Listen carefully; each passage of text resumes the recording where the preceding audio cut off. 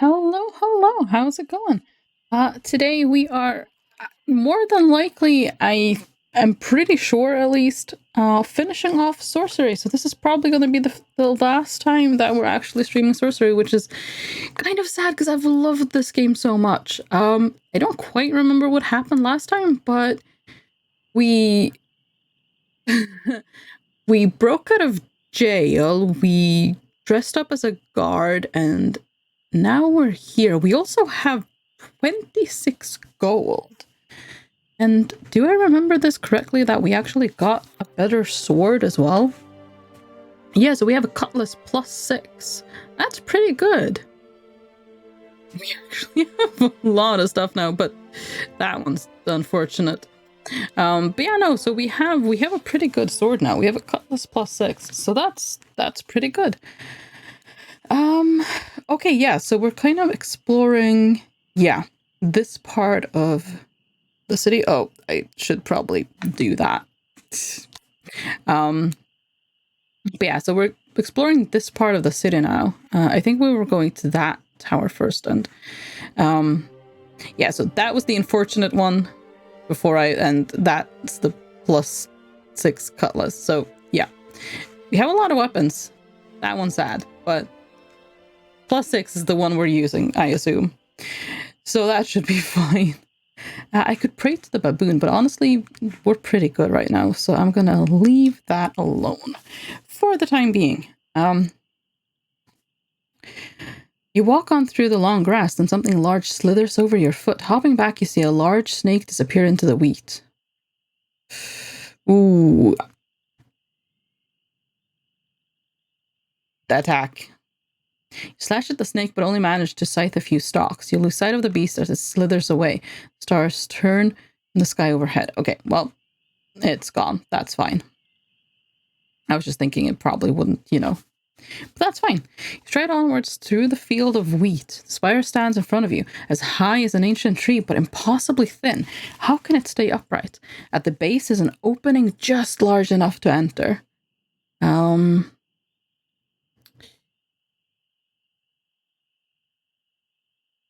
Look up at the spire. The spire is built from tiny stacked stones into a low pointed tower. It is clearly old and somewhat poorly maintained. There's a low door at its base, though it hardly seems large enough for a person to enter. You could venture inside the dim space. Within the narrow spire, it should provide a safe place to sleep. I mean, so that's probably a good idea. We have no rations. Let's go inside the spire. It is a circle, though, so it probably is, evil somehow.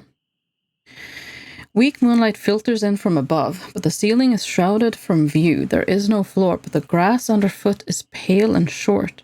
At the center of the room is a small shrine, a cut stump of wood on which stands a tiny clay idol. Approach the shrine.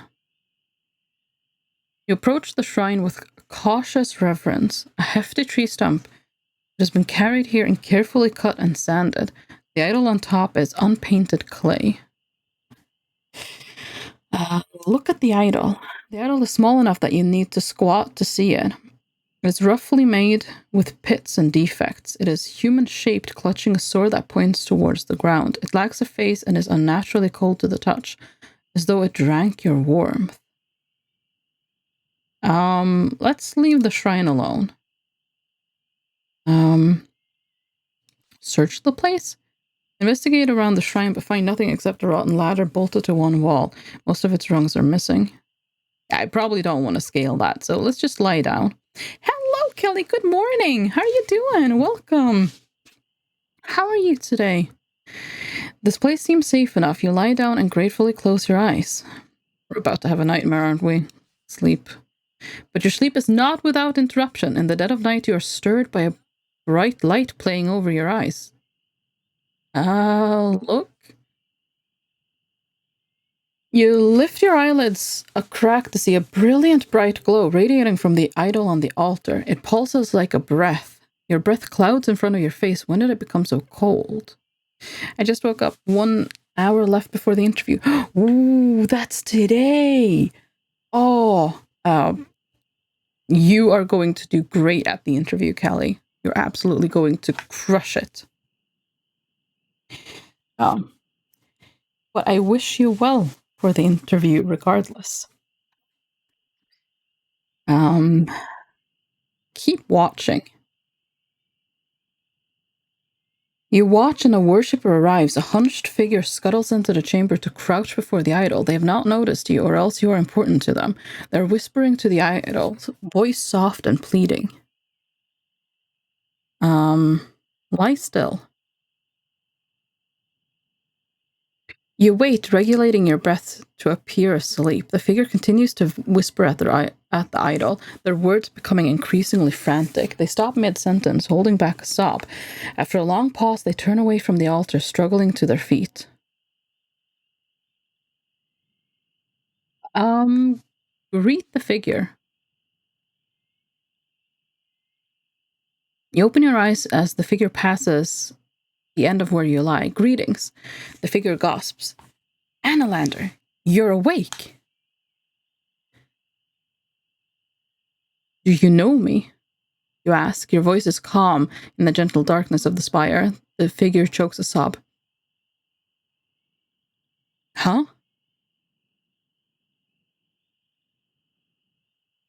I've always loved you. How could I not recognize you now? Does the figure lie? You cannot see the eyes below the cowl.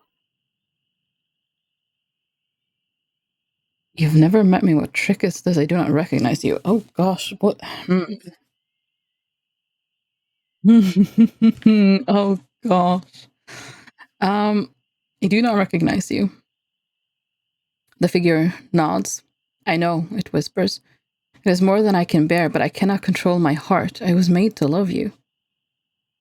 What? Made by whom?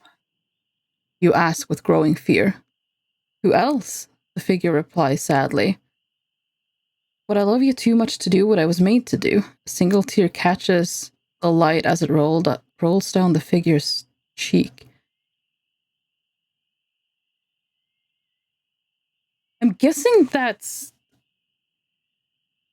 hinting that the Archmage? But what?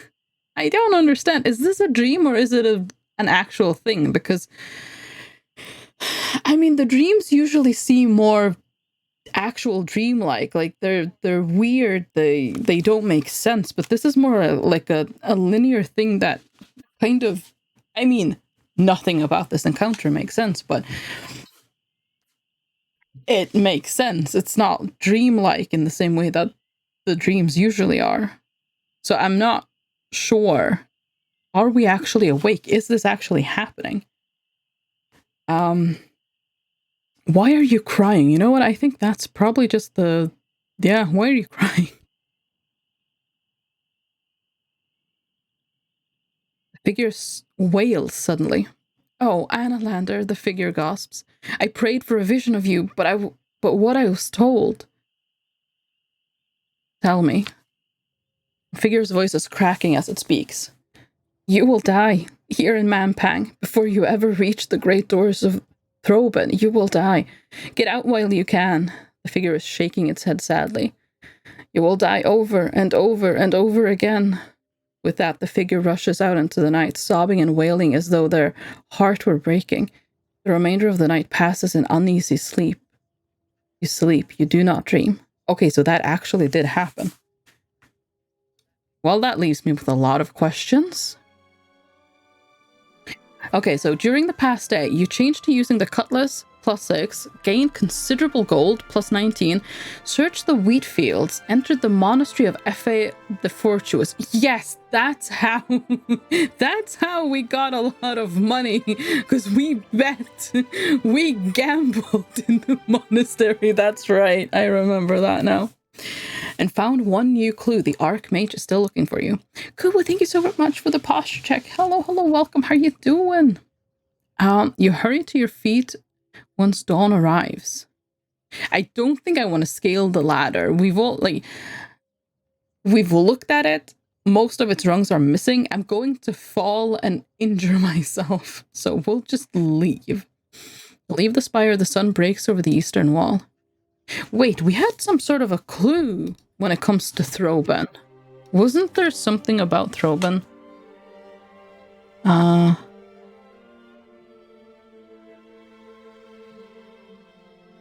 guess not, no, but I don't...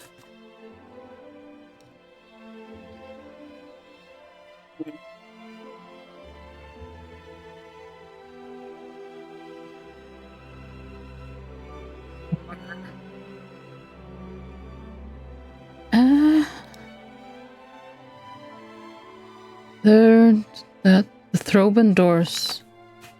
This. Okay, right. So there is something. Oh, right. That's the thing. So the blood candle. In the dark chamber of night, do not light your way with the blood candle. That is something we need to still. Yeah. Inner college area has been abandoned for as long as I can remember. Okay. I feel like we've heard of Throben before as well, but I can't quite recall. Oh wow. You pace on through the tall swaying stems. The stalks nearby shiver, and then the snake you saw earlier bursts up. You twist away as it rears up and goes for your neck, and your blade is out before it can disappear again, and you track it with steady paces. But you have fought larger serpents than this one. That is true. A lot of them. Just fight it. How much do we... Oh, okay, 10. Yeah, that's a lot better than what we used to have. Let's see. So a 5.6 should...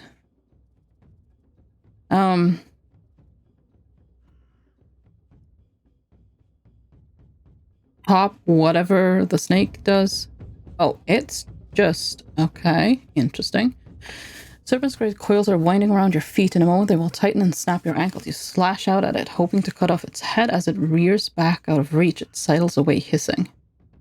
Okay, it might do more this time, but I think anything above a 5 will do more than whatever the snake is doing. Serpent is retreating. You give chase. Launching off your heels, you lunge for the beast's neck, catching it unguarded. The terrible creature can barely hold up its neck. It snaps and bites at the air between you. I mean, it's used some stamina as well, so this should injure it. Yeah, there we go. Serpent is now afraid. Swinging up from a low crouch, you aim to sever its head. It slips away from beneath your blade. The serpent's movements have become sluggish and pained. I think the snake went all out on that one as well, so I'm gonna do... Yeah, there we go. Go all out. Serpent turns, but you won't let it escape. You cut a side blow with a great cloud of dust. The head of the serpent crashes to the ground, and the light in its eyes goes forever dark. Okay. Stalks break and crack around you as you walk. The early morning sun makes the air glow. Okay, let's just go back to the wall. Throben gates. I feel like, oh gosh, I can't remember. It's been so long. So we now know there is, or, I mean, can we trust that person? Because we have no idea who it was, and apparently they were made to love us, and because they love us, they can't do what they were made to do, which makes me think that, well, also who else? It does sound like it's, the Archmage. I don't know. I don't know if I trust that person, but if we do trust them, there is apparently a premonition that we will die. Wait, that's already happened though, hasn't it? We died at one point, and we got... Wait, no, did we? I think we did, yeah. Didn't we? And we got sent back to, like, that Z spell? Wasn't that a thing that happened? Oh, gosh, I don't remember. It's been too long. You move onwards through the long grass. You stand in the shadow of the inner wall by a heavy metal door. The door is closed. Open the door. You try the door, expecting it to be locked, but it is merely stiff. Wait, we've gone through the door. Why would we expect it to be locked now? Slip through the door. The door is open just wide enough for you to slide yourself through. The door closes behind you. The air moves a little around you, still icy but fresh. There's no time to waste. Okay, so we gotta go north because we need to explore this part of the city. Continue along the road. You pass a side street leading off into a maze of smaller streets and alleys. So the question is, what could help us? I mean, I feel like we can go around that way. That's a possibility. Let's go in the side street. We are dressed as a guard right now. You skulk down a narrow street lined by low warehouses. You catch the scent of grain as you pass one. A few clouds move across the sky. As you turn a slight corner, you spy 3 guards walking towards you, one dressed in the finery of a captain. Distracted by conversation, they have yet to spot you. Okay, do I gamble on the fact that I'm dressed as a guard and that they will just assume I'm a guard and not make a big deal? Or do I assume that bad things could potentially happen and turn around? I mean, we have...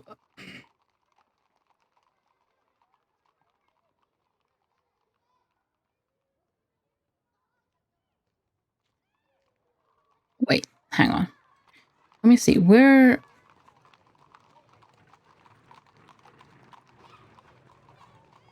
Yeah, so we were captured. Something happened. We were captured.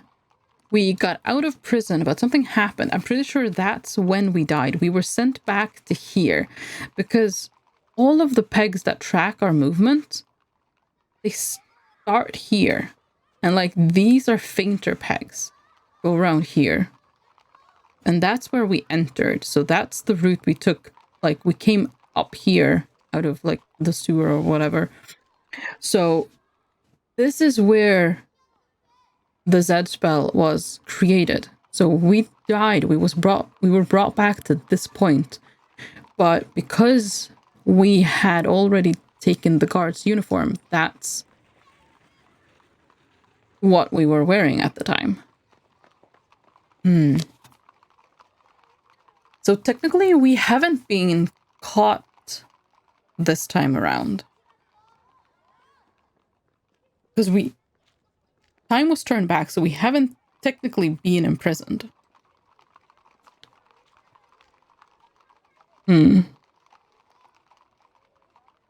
So the guards wouldn't really know what to look for. Right? I'm gonna keep walking. You continue walking towards them, your pace steady and breath ragged. Nearing the 3, you can make out snatches of talk. But how do you manage it? One asks. If I said the word, could I do it? No, the captain replies. You need to know how to say it, using your will to channel the light, not just a matter of spouting off a word or two. The guards nod to you as they pass by, but pay you no more notice. You continue along the short alley. I'm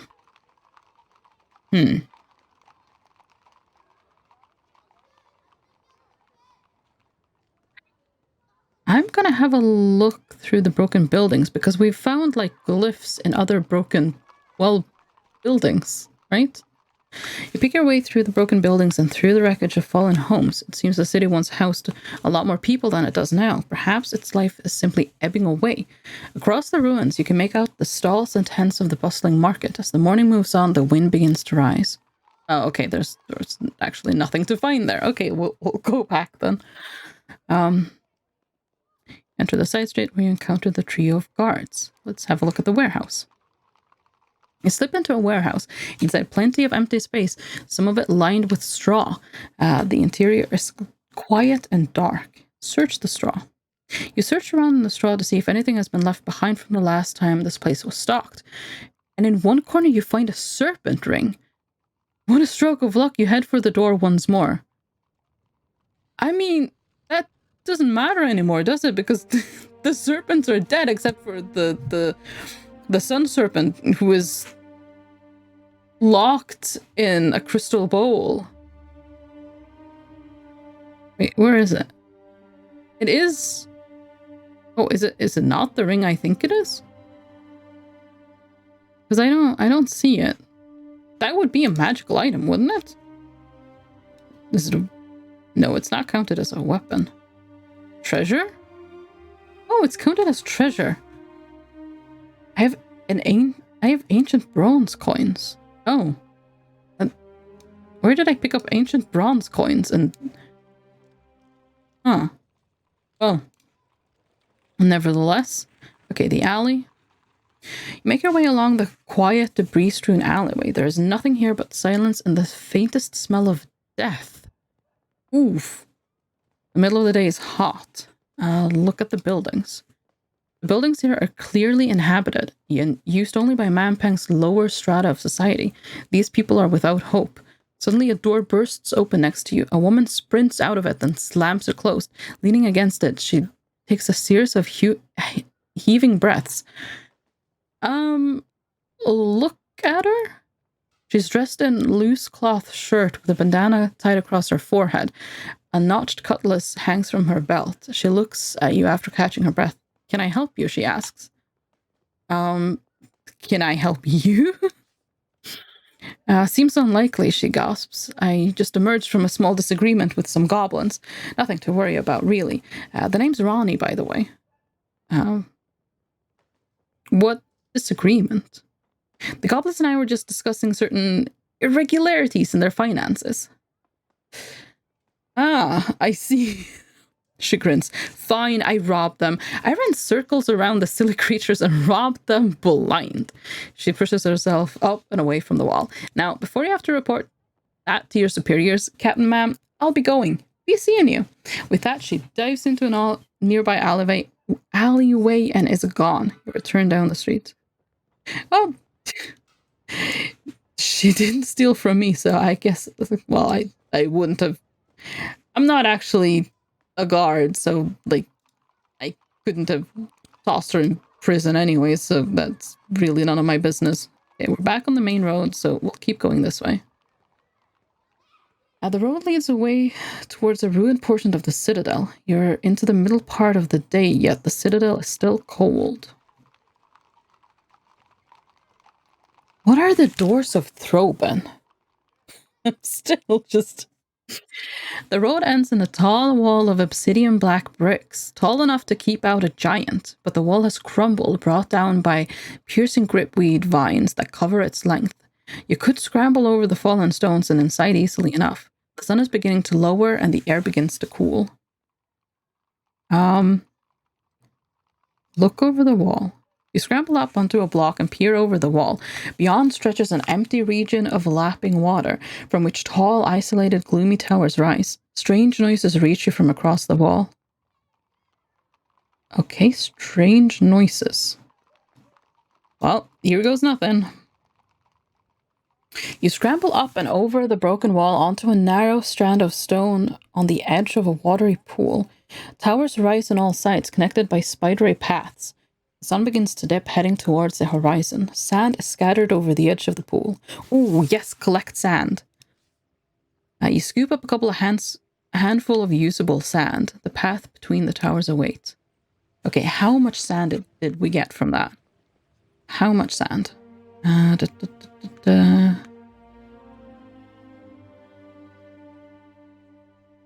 don't see the sand. Stone dust is something else. I mean, sand is... Oh, 3 quantities of sand. There it is. Okay. Okay. I don't remember what spell that was for. Ah, yes, mud. Okay. We can cast mud now. Wait, does mud have a... Yes, counters FOF. Okay. That is good. That is potentially good. Okay. You leave the shade of the wall and follow the stepping stones out across the water. Everywhere the signs of ruin abound. Weeds crack the stones, turret roofs and buttresses have collapsed into heaps. Why has the Archmage allowed such ruin? Surely the rumors of his death cannot be true. You cannot help but shiver. You're back amongst the haunted, powerful towers of the inner college. The path splits here, with the shortest way leading up to an arched doorway in the nearby tower. Okay, yeah, look at the nearby tower. Yeah, look at the nearby tower. It is squat and ugly with a low, slightly squalid archway leading inside. But you must keep moving.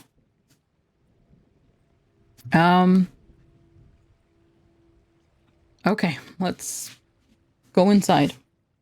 You cross the waters and push your way inside the crumbling tower without knowing what you might find. Once inside, you immediately break out into a smile.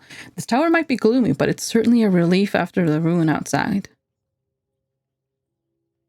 Why?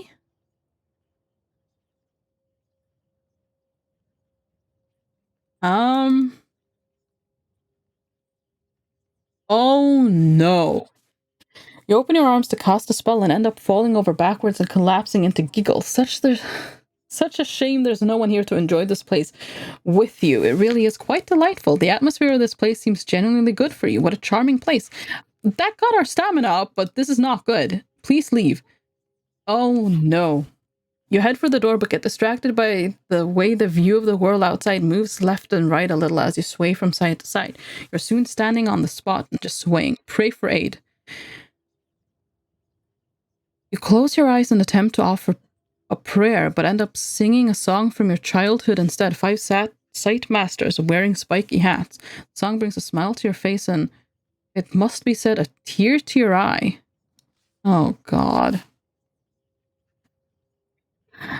You have a quick peek around the room, this way and that. It is curiously dark. You pay special attention to the corners, hoping to find something interesting. A colorful spider, maybe, or some nice juicy moss. You don't see anything, and after a while, start to feel a bit let down. Okay, leave immediately. Why would you leave? The empty chamber is fascinating. You turn around on the spot a few times and get a full view and fall over. Please leave. You have another try for the far door. Stepping out into the open, you feel a slight headache coming on, as though you had drunk too much ale. Okay,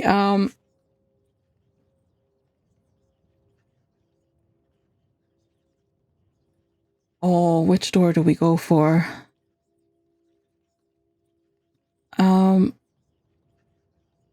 There was another path to go this way. I'm gonna just leave where I came from. You step back out onto the path and follow it a short way. The wind picks up as the evening draws on. Soon it will be dark once more. The path splits here. The wind picks up a little spray from the water and splashes it into your face. It stings where it touches you. Look into the water. You lean over the path and look into the water. It is black, reflectionless, as though infinitely deep. I don't want to drop a stone into the water because I only have one pebble. And that is useful, so I'm just going to move on. The air seems to fizz and crackle with secret energy. Which way now? So I'm guessing we don't want to go in the water. Okay, try the west path. That tower is, I don't know, weird. A path of stepping stones run across the dark water and seems quite unsafe.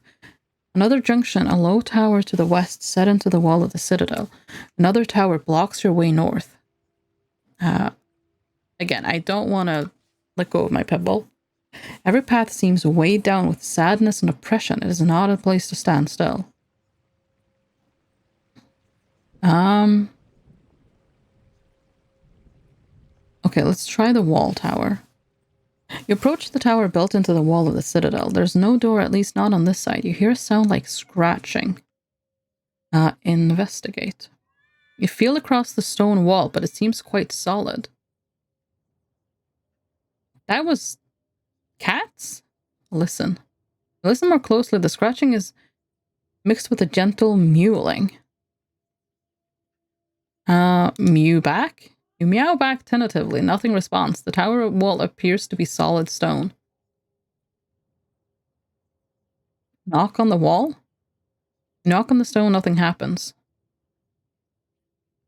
Cast a spell. I heard cats again. I'm pretty sure that's not from outside or something. Oh, do I have... I do have... Oh. Pulling out the green wig, you put it on and cast the spell. For a moment, you seem to hear a voice... A pleading voice calling, join us, join us, join us. Then the voice fade, replaced by just a scratching noise once more. You take off the wig. I do not think I want to join them. We're gonna move on. You'll leave the tower behind. It's probably purely aesthetic. No. There were cats in there. Yeah, asking us to join them. I don't think that's a good idea.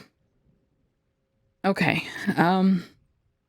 So this time we'll go to the North Tower. I mean, there has to be something useful in one of these. The path across the water ends outside the next tower, and despite there being a door, you cannot go further. It's surrounded by a curious shimmering shield. Peer through the shield. Peering through the shimmering force field, you make out some kind of a room beyond. There's a table and what appears to be a small pile of yellow sand. So I'm guessing that's Foff.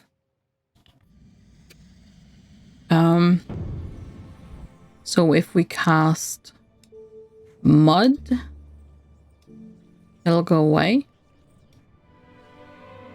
You gather the stars into your design around you, scattering sand at the base of the tower, but no whirlpool forms. Rather, the force field begins to shimmer and then to steam and smoke, and finally it disappears. The tower is now open for you to explore. A Foff spell then, successfully countered by your enchantment. Well, let's step inside. There's now nothing to stop you from going inside the tower. What was it that was being so fiercely protected? Probably something that's going to try to kill me. But we need to search for clues, so... The inside of the tower is Spartan. In the middle of a table on which a piece of paper lies, a pile of yellow sand is scattered around the table's feet. Look at the paper. Paper is littered with scrawled notes, a few simple star geometries, as any acolyte of magic might learn at the beginning of a technical discussion of counter magic. Continue reading. Paper continues with sketchy detail, though an interesting conclusion. Counter magic is a fact of the universe, thoroughly proven. There is no magic, no matter how strong, which cannot be countermanded if correctly identified. Even the great artifact itself, once thoroughly understood, can be overcome. Okay, scoop up some sand. There's plenty of sand here, more than you can carry. You scoop up several handfuls. Presumably it was kept here so that whoever was working in the tower could leave. Time to move on. Okay, so how much did I get? I'm just curious. Magical items. I now have 6 quantities. Perfect. Okay. I used 1 quantity of sand and still doubled the amount. That is pretty good. Okay, let's go to the North Tower. The sun is now in the lowest quarter of the sky. It'll be dark soon. You enter the next tower nervously. The room you find is filled of statues, frozen in various poses. An icy hush fills the air. This is a gallery of some sort. I feel like those aren't, or let me rephrase, those weren't at some point actually statues. Those are people, aren't they? So further into the room, there is no furniture, and from the dust it seems no one has been here in a while. Statues make the room hard to navigate. They cluster and clutter the floor. Okay, cast a spell. I'd like to suss that if I could. I can't. Okay. Well, that's fine then. Look around the room. Slip this way and that between the statues. The detail on them is extraordinary. Their bodies are exquisitely, prosaically posed. Their faces seem soft enough to stroke. Whoever sculpted them was a rare talent. Yeah. I still do not believe they are... Well, I don't believe they were sculpted. Look for doors. Oh god, okay. Yep. You make your way across the room looking for a way forwards, and there is one, but a statue blocks it neatly. It has been posed as through racing for the door. The eyes of the statue seem to follow you as you move.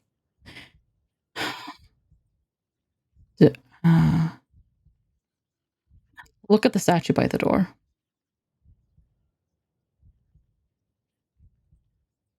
The statue in the doorway is of a middle-aged woman. One hand is raised in the air and her face tilts upward as though she was holding up and examining an object that is no longer there. The statue is exquisitely done, including fine details such as eyelashes and a lined face. Someone must have labored long on this.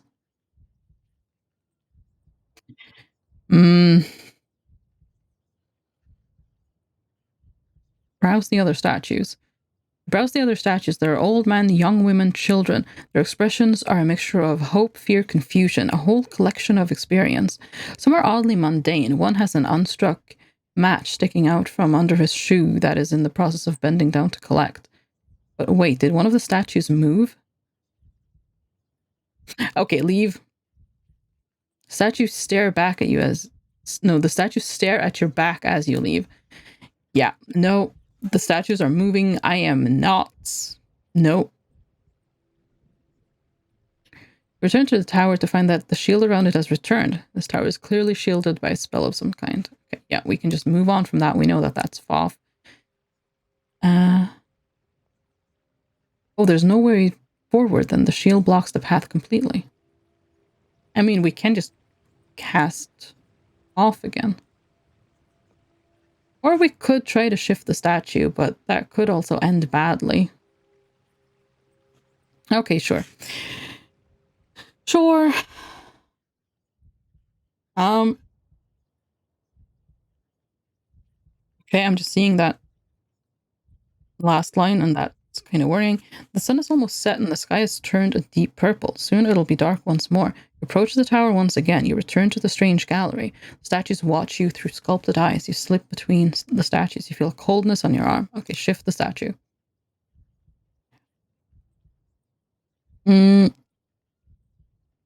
Grasp the statue and heave, but it does not budge. After a few moments of strain, you step back. Okay, try again. Try again to push the statue, placing your shoulder against it, but you cannot get it to budge. Your fingers are feeling quite stiff. Okay, leave. Yeah. Okay, we're just gonna go Foff, because me feeling... Yeah, no, that doesn't sound good. Okay, just, yeah. Mud. We have 5 more quantities of sand after we've done this, so yeah. We're gonna... Yup. We'll probably need to...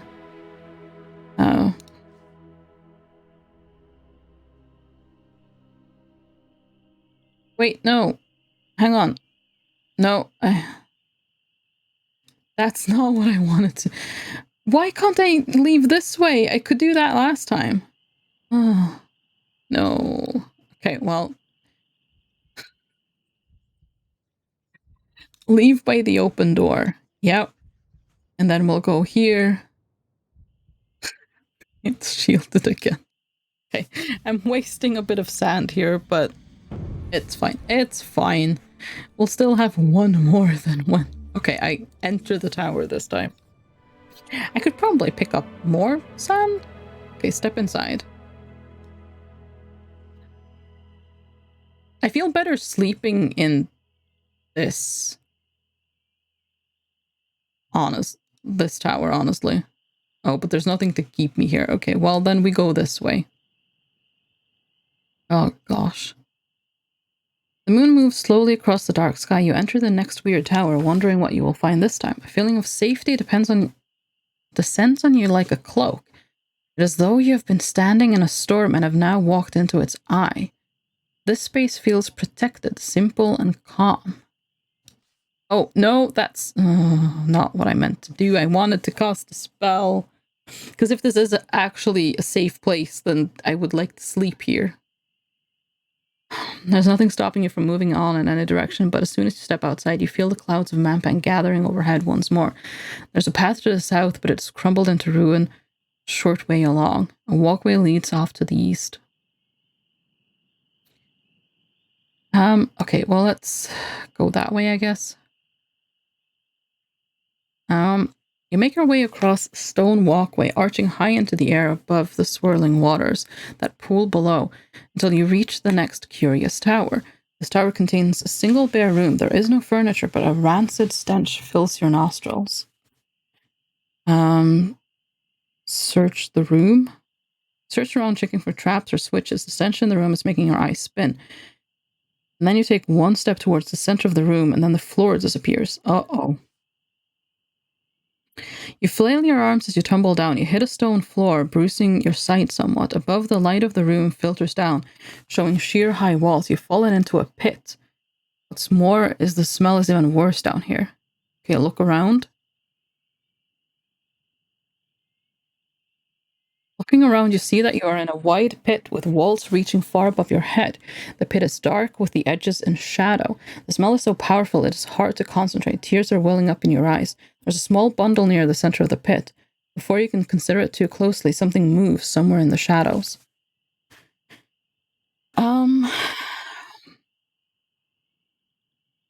Gosh.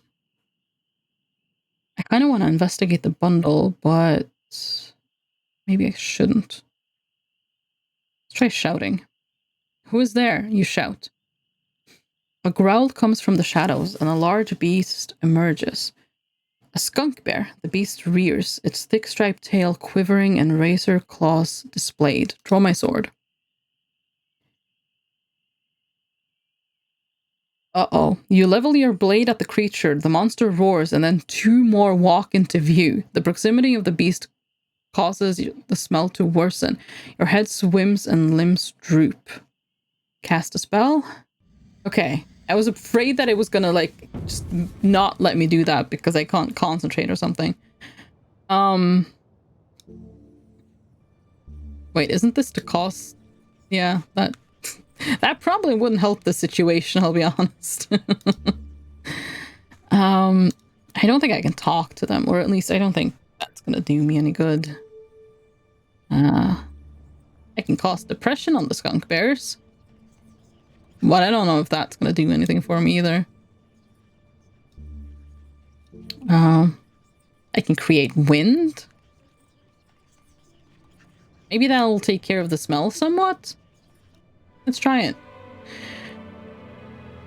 You spin the constellations into shape around you, placing your lips to the horn. No wind appears, but the smell lifts.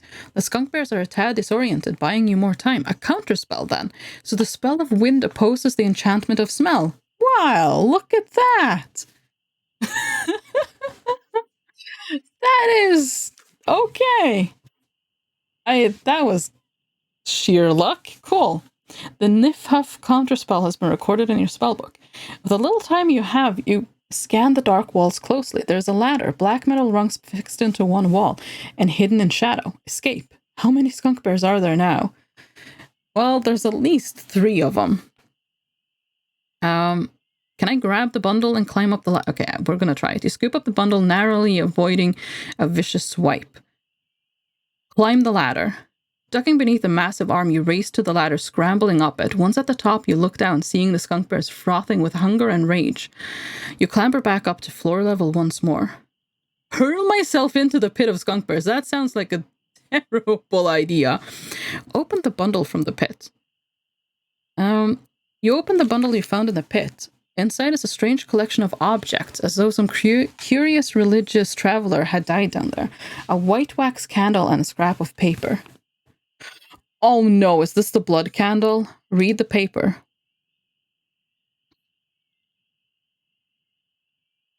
You cast your eyes over the scrawled poem. The first is of fire, the second of stone. The third is unseeable, the fourth is unknown. Wait, is that the towers? Because, like, the second tower we found was the one with the statues, and that's all stone. Third is unseeable. Wait, no, that wouldn't be the... That would be... We went through the fourth one, so that would... No. Huh. Unless... Unless the order isn't necessarily the order in which we encounter them. The order is something else. The first is of fire, the second of stone, the third is unseeable, the fourth is unknown. I still find it hilarious that that's an option. We're not going to do that. Edge around the pit. Thankfully, you have enough space around the outside of the pit to carefully edge around. This would make no kind of place to sleep after all. Yeah, no, it really wouldn't.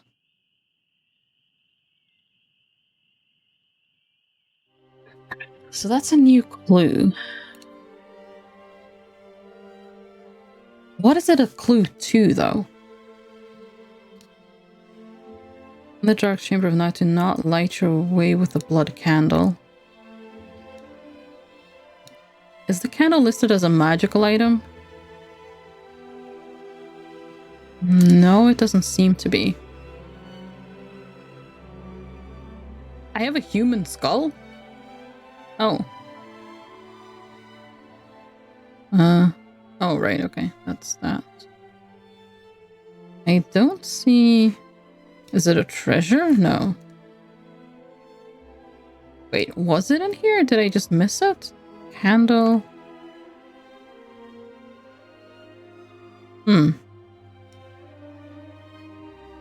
Okay, well, I assume I have the candle somehow. Okay, let's go east. You stand outside another tower, path snaking this way and that around you. You know what? No, the water is weird.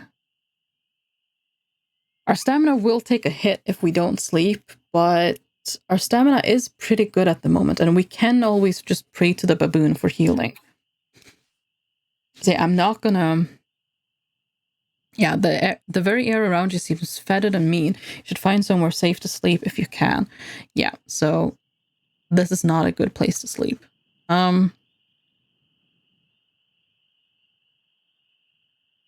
Northeast. Let's try that. The path winds between crumbling towers and dagger-like buttresses. It's the middle of the night. Well, let's go inside. You approach the next tower uncertainly. A gloomy silence descends. This tower seems quiet and empty. The only curious feature is a crack that splits the floor in half. That's between you and the other side. Look at the crack. The crack is perfectly straight and more like a cut than a crack, as though someone had split the tower in two across its middle and slid the two halves apart.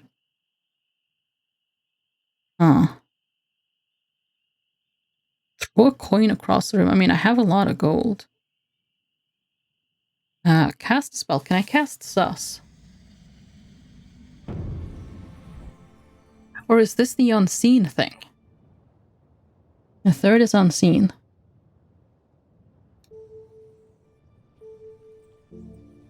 I can summon a goblin.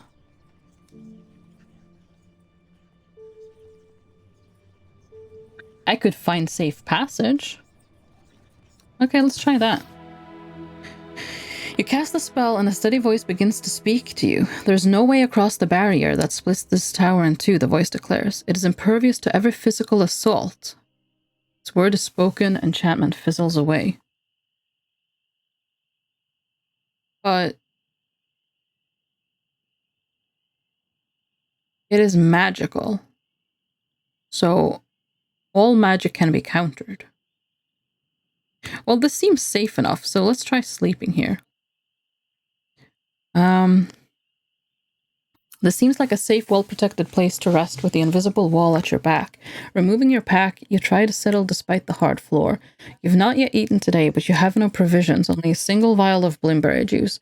Blimberry potion is also healing, not just food. So, since we're sleeping, I don't think we'll take damage. We just won't gain any stamina. I'm not going to drink it. I'm going to hold on to that until I've lost more stamina. You get comfortable and rest. You feel quite safe here and you do not dream. Okay. During the past day, you found one new clue. The Archmage is still waiting for you. Get to your feet once more.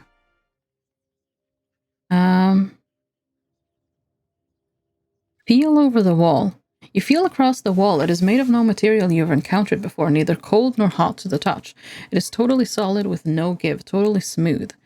It is like nothing so much as a bone, but bone rendered strangely flat. Well, I mean, the tower otherwise seems empty, so I probably don't need to go through the tower. There seems to be no way through the invisible wall. I don't know what spell that might counter that. You step out onto the path. Okay, east path. You stand outside another tower, path snaking this way and that around you. Move on. Place feels like an open coffin, as though you were an ant exploring the contours of its ruffled velvet lighting. Which route will you choose? That's not menacing at all. The air stirs a little. Still cold but fresh. You cross the waters and push your way inside the next tower. The room contains a large table surrounded by chairs. Enter. You approach the table only to pause as you notice a creature sitting so still you had not previously spotted them. They're fiddling with an assortment of tools, murmuring quietly. And moreover, the creature has 2 heads. I mean, there's no proof that this creature is dangerous to us, so greet it? You stride over to the creature, offering a greeting. The creature's right head bobs in reply while the left breaks into a disturbingly wide smile. Oh boy. Welcome, the left head says. You've come right at just at the right time. I were disagreeing about the nature of universals, weren't I? Universals? The left head nods while the right head shakes vigorously. No, the right head snaps. I meant particulars. There's no universals besides extension. I said the universals because that's what I'm disagreeing about, the left responds.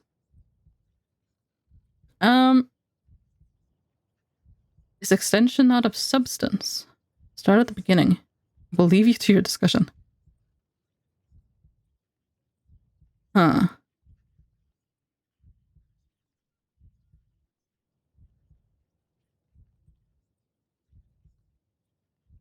I'm thinking maybe I could get some information here. Start at the beginning.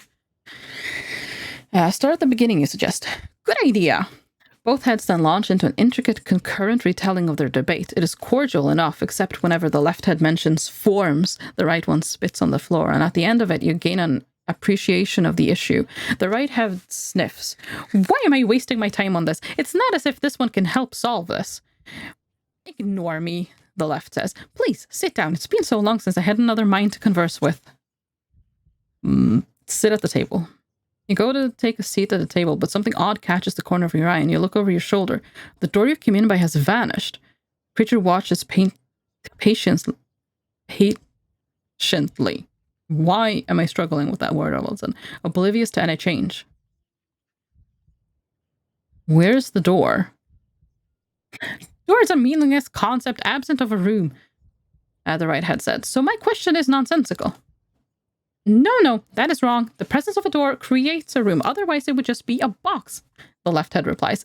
I am an idiot, the right retorts. If that were true, gated fields would be rooms. In the middle of the table... No, wait. In the middle of a table is a candle of blood red wax. Oh, no.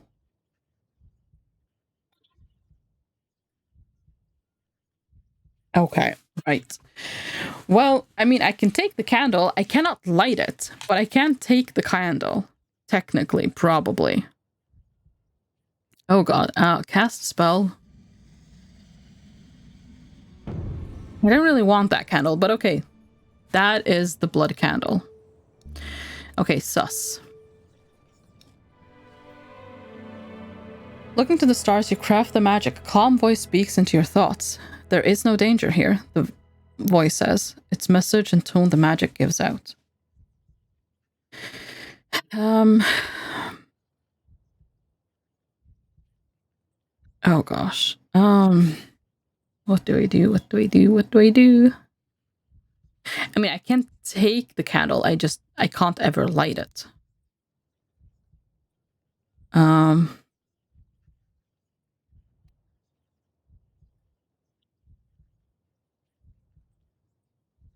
But where is the door, you demand? The two heads answer simultaneously. Why over there, they both said, pointing in two different directions. Neither to your eyes presents a door.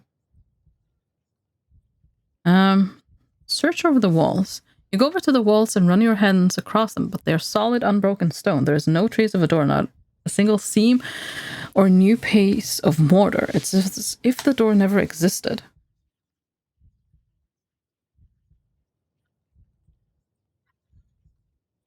Okay, what exactly does the... Yeah. In the dark chamber of night, do not light your way with a blood candle. Time for fireball. Yeah, that might be the only way we have out. Hello, Peter. Welcome. How are you doing? Hello, hello. Okay, I'm taking the candle. You pick up the blood candle. The nature nods in passing. That was useful in previous discussion, it observes. I was questioning if an inanimate object could be inherently evil. Okay, converse with the creature. You take a seat at the table and open your mouth, but are interrupted before you can speak. Finally, someone willing to be educated, the left head says, banging his fist on the table and making a pile of tools jump. Was that a comment about me? The right retorts. I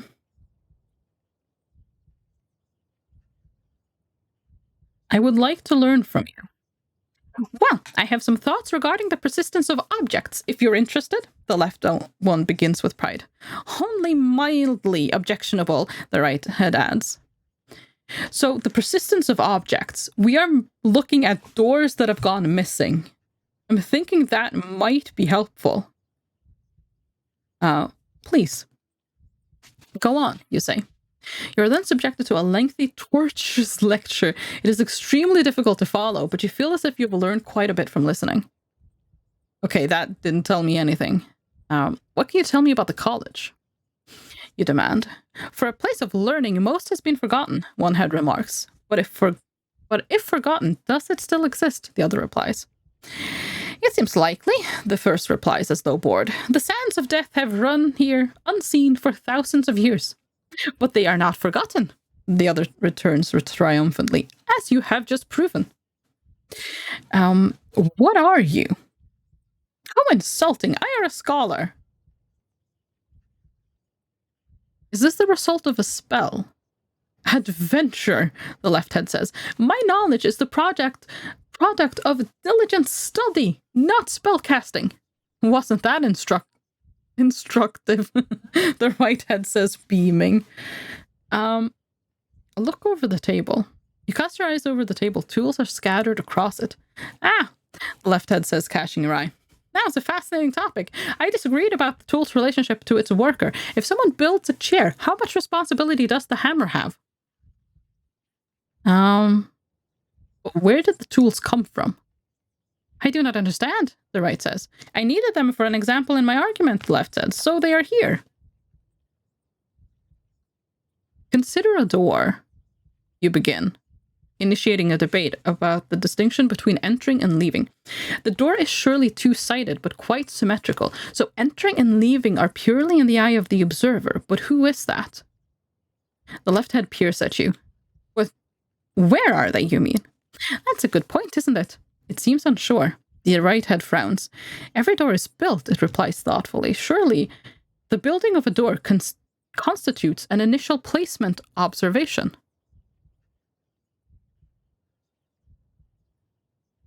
But can one build an empty doorway? If it can be conceived, it can be built, the right head says quickly. But we conceive of much as negative space and must build the container, replies the left. In the case of a doorway, look at the walls. You sneak a glimpse over your shoulder. The dim outline of a door has formed either side of the room. Let them argue. You let them continue to argue, and the doors in the walls grow solid and firm. Then you race for the exit, leaving the heads of the creature too busy arguing to notice. Perfect. Okay, so basically, we have to think the door into existence. Cool. Well, let's go this way. Okay. Oh, light the blood candle. No, that's not what we're doing. I don't know why I took the candle. I probably should have just left it. Okay, what was the new clue? The sands of death flow in the inner college. Oh, that was all. Okay. Okay.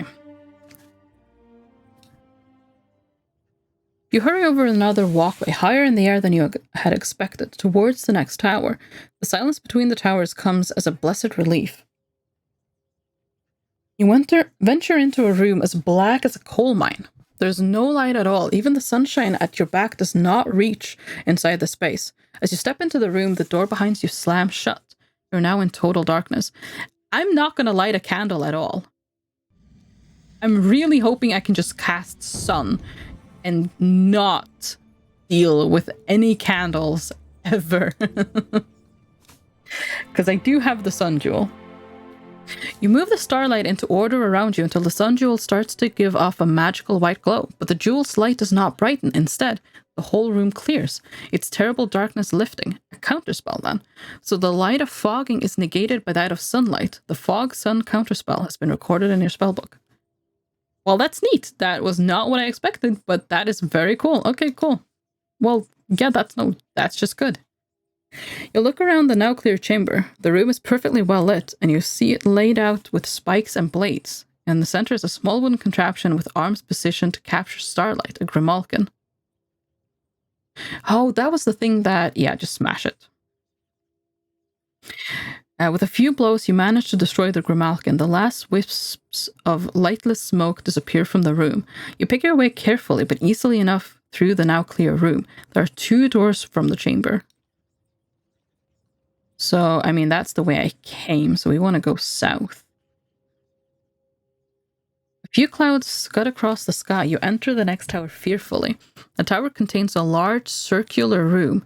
A few steps in, however, you begin to lose your bearings. Oh, no. Okay, look around. Though the tower itself is a simple, clear space, there's something disorienting about it. Perhaps because there's so many doors. Between 20 and 30 at a rough guess. Worryingly, in the middle of the floor lies a skeleton. Okay, cast a spell. There's some kind of a spell going on here. What could it be? Actually, wait, no. Spellbook. Okay, so hang on. Okay, so. Zap, not hot. Not fuff, not. Oh, invisible wall. That's the spell, but I don't know how to counter that. But that's the spell that was in that other tower. It was a wall. Law. Dumb. That's the SSS spell, but that won't help me right now. Big. No. Walk.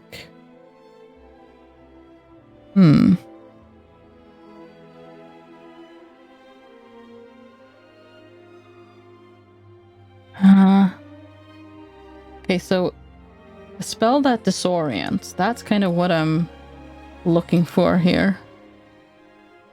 Creates multiple images of the caster.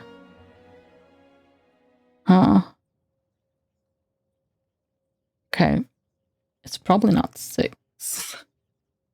Goblin's Tooth, Giant's Cove, Snanacat Tooth, Pile of Glue. I don't think that's anything. I mean, potentially.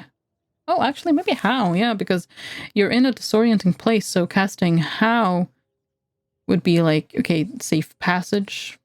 So that's possibly it. That's slowing. That is illusion of treasure.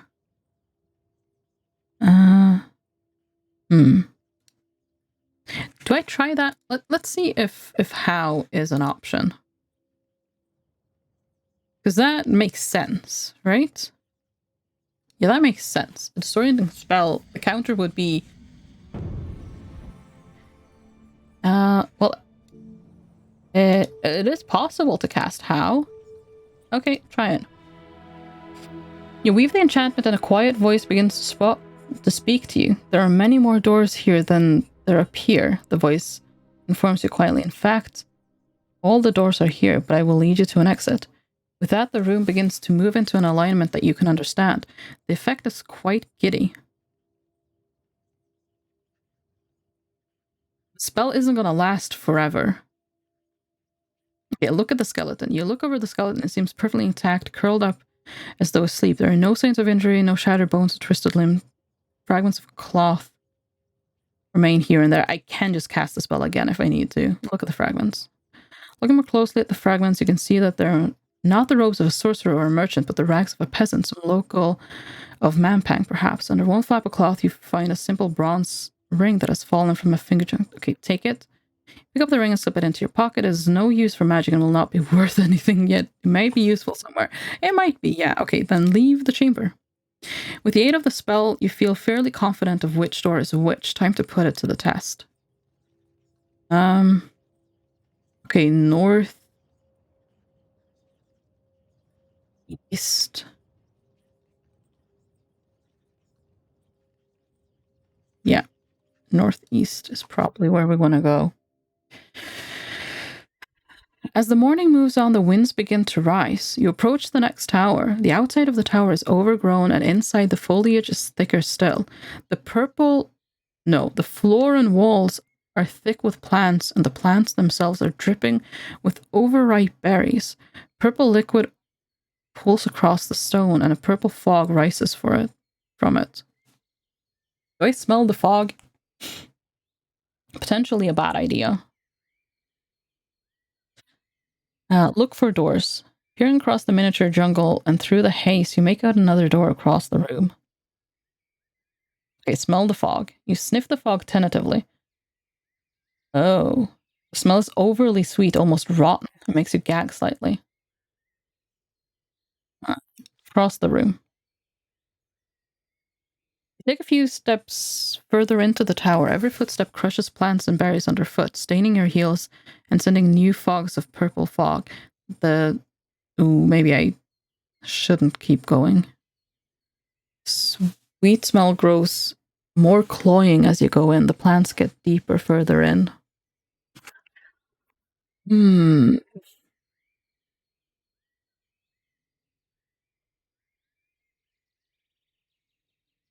I don't know what's... I feel like all of these towers can be countered with a spell, but I don't know what spell this is. Okay, turn back. The room is almost certainly a trap. You turn back for the entrance you came by. Yeah, it's definitely a trap. Okay.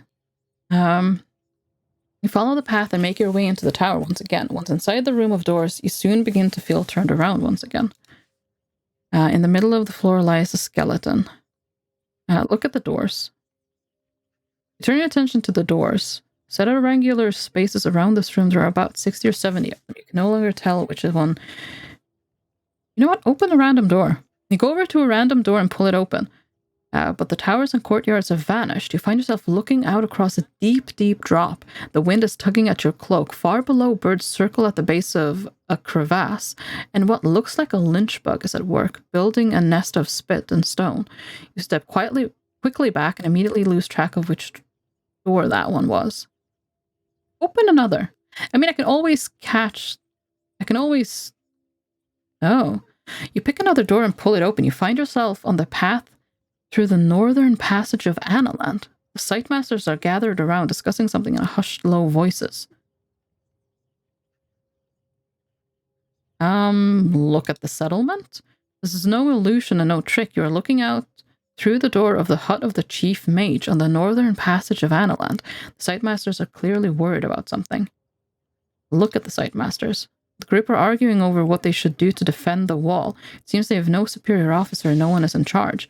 You cannot help noticing how empty the settlement is, as though everyone has retreated. I don't think I should approach them, because what if I can't get back? I'm going to close the door. If this truly is a door to Analand, you cannot afford to step through it. You move back before you lose the way to return, and the door is lost among the others. Let's try another one. You pick another door and pull it open. You find yourself at the bottom of a deep rocky cavern. The chamber writhes with hissing, snapping snakes. They're feasting on the corpse of some creature. Shaggy fur covers the floor in tufts, and a scorpion sting is discarded to one side. That sounds like a manticore. I'm gonna step back. You lean away before you lose the way to return and lose track of which door was which. Okay, cast a spell. We're gonna go with how again. Although I'm gonna have to go through this door again. It's fine though. I mean, I can pray to the baboon, and I do have the Bloomberry as well. Okay, so now we can leave again. And we can go east this time. But the path passes the base of another tower set into the side of Central Monument Peak itself.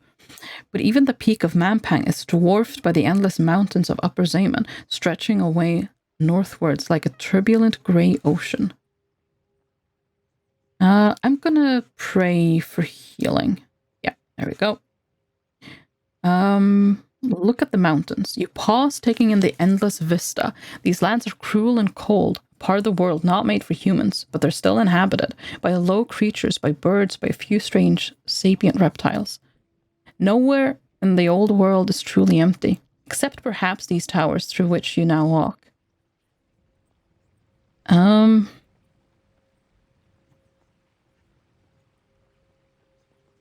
Okay, let's try the tower. The sun bakes the flagstones. You enter the next tower warily. The interior of the tower is quite empty except for a brass sphere in the center capped with a black cloth.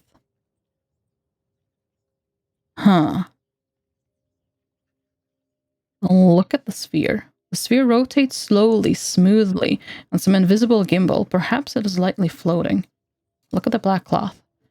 Black cloth is draped over the top of the gently rotating sphere. There is nothing remarkable about it. Can I cast sus? Because I'm kind of suspicious of this.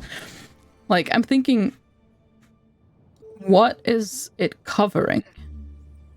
And how will it hurt me if I take away the thing? You bind the stars into a pattern around you, and a calm voice begins to speak to you. There's a magic at work here, declares the voice, though it is not one you can feel happening, and not one that will do you any harm. Its words delivered, the voice fades. Oh. Remove the cloth from the spear. You whip the black cloth away from the brass sphere. Nothing happens except you uncover a dull grey-white circle set into the sphere. It is as though the whole ball encases whatever this thing is. Look at the white circle. You run your finger over the white circle. There's definitely something buried inside the sphere. Something that feels dry, like wood or too warm stone. It takes a moment to place. It is bone. Bone. Knock the sphere. Cast. What other spells can I cast? It's not one that will cause me harm. Oh, I can't. I don't have a crystal orb. I believe I had one at some point, but, well, things happened. Oh. Zob is unknown.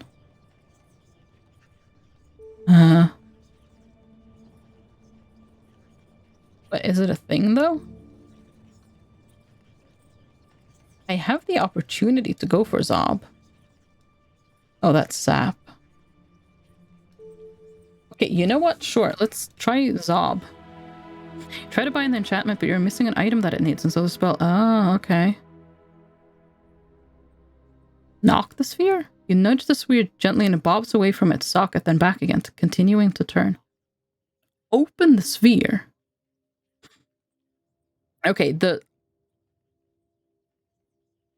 voice, when I did sus, said that this wouldn't... Well, the magic at work here wouldn't harm me. But... Okay, go for it.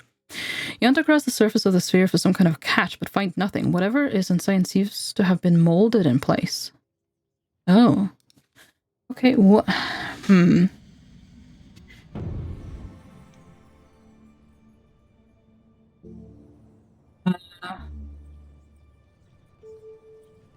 Oh, wait, there is bone inside. No. No, surely that can't be it. Let's sharpen blade.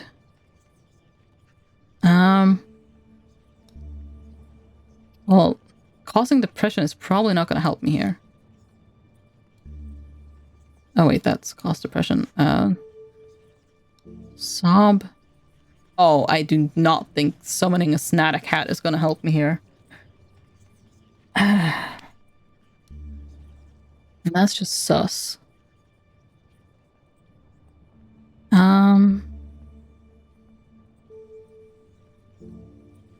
Summon a giant, probably also not gonna... Is there an animal to talk to? Taken away from a... No, there are no creatures to talk to, so the spell has no effect.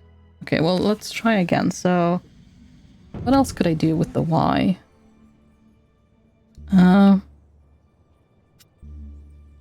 Yaz. I don't have a pearl ring, so I can't cause invisibility. Do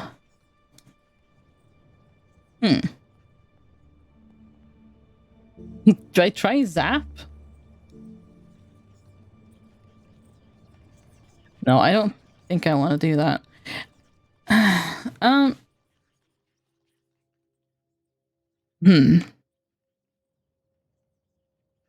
I was away from its socket, then back again, continuing to turn.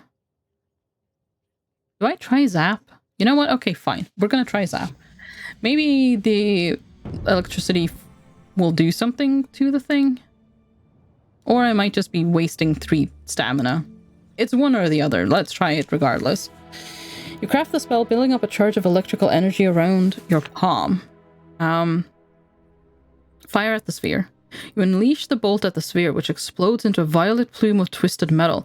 For a moment, you seem to see a face of bone spiraling upward into the air, but then it is turned to ash.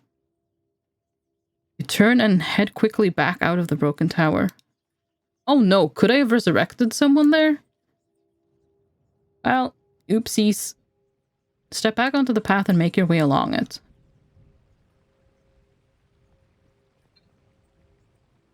I probably should have used resurrection there, shouldn't I? Oh, gosh. What would have happened if I did that? I can't turn back. Oh, I kind of regret not trying resurrection there, but I was just... That's not going to do anything. But it probably would have, wouldn't it? Oh, sugar. Well, I guess we'll never know. Oh, well. Okay, cast a spell. We already know we need to cast how to get out of this one. So let's just do it. There we go. Oh, I'm so sad. I should have tried it. Why did I try? Wait, what? No. Just leave. I don't need to cast a second spell. Oh wait. Northwest or west?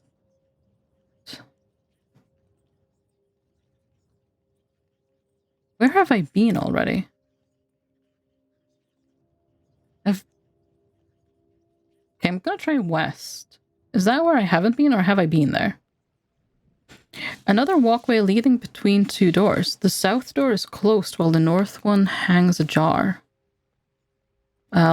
Look at the south tower door. You approach the tower door. It is well preserved and quite intact. Open the door. Grasp the cool handle and push open the door. Nothing jumps out. Look over the door. You inspect the door but find no hidden latches or secrets. Unlike most of the doors you have seen in the college so far, this one is in good condition. With a few splinters or nicks, a thick layer of dust clings to it. Cast a spell? I really regret Zap, but oh well. Okay, sus. Wind constellations into alignment around you, but you feel no sense of danger. You're safe for now, but is that because I'm outside? Okay, just enter. You step through the doorway. only to find yourself back outside the door, closed once more. Listen at it? You press your ear to the door but hear nothing. Look under the door. You lie on your stomach, receiving through a coating of dust. Huh? Receiving a thorough coating of dust? Is that what that's supposed to be? I don't know. Peering through the gap in the door, you spy the legs of a chair and what appears to be a small table next to it. You see nothing else, no feet or furniture. The room appears quite small. Open the door. You turn the handle again and the door swings open. Enter. Step through the doorway a second time. But once again, you are suddenly faced with a closed door. What is going on here? Kick the door. You kick the door with all your might. The thud echoes in the small hallway and the door flies open once more. Sure, enter it again. Step through the doorway again and reappear outside once more. Whatever is inside this tower, it is extremely well guarded. Open the door. You turn the handle again, the door easily opens once more. Cast a spell. Is there... How can I counter this? What spell would this be?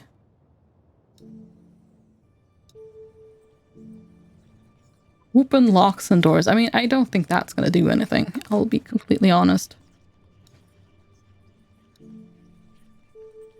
Oh, maybe how? Let's try that.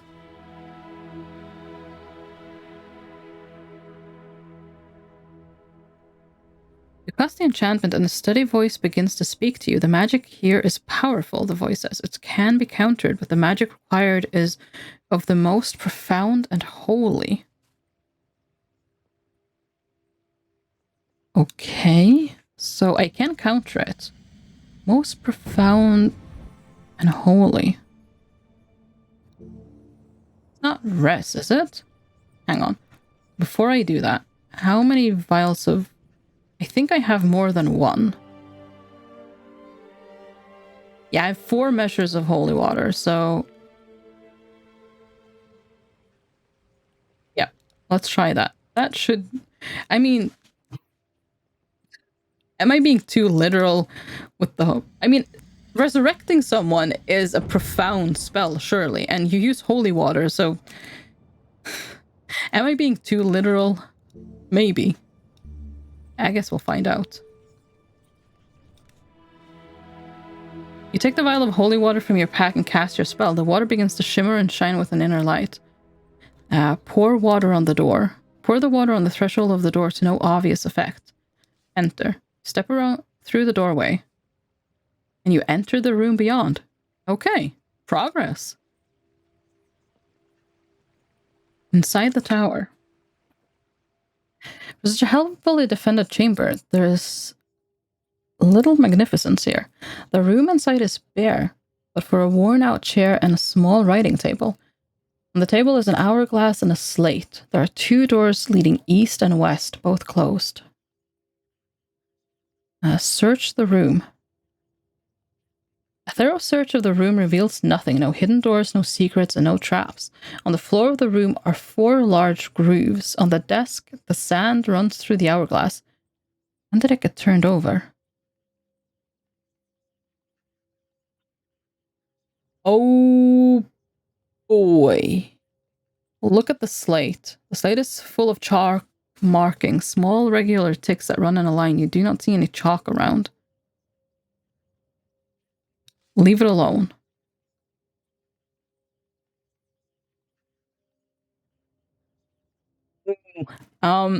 So the sand of death runs in the college, or something to that effect was the clue we found earlier.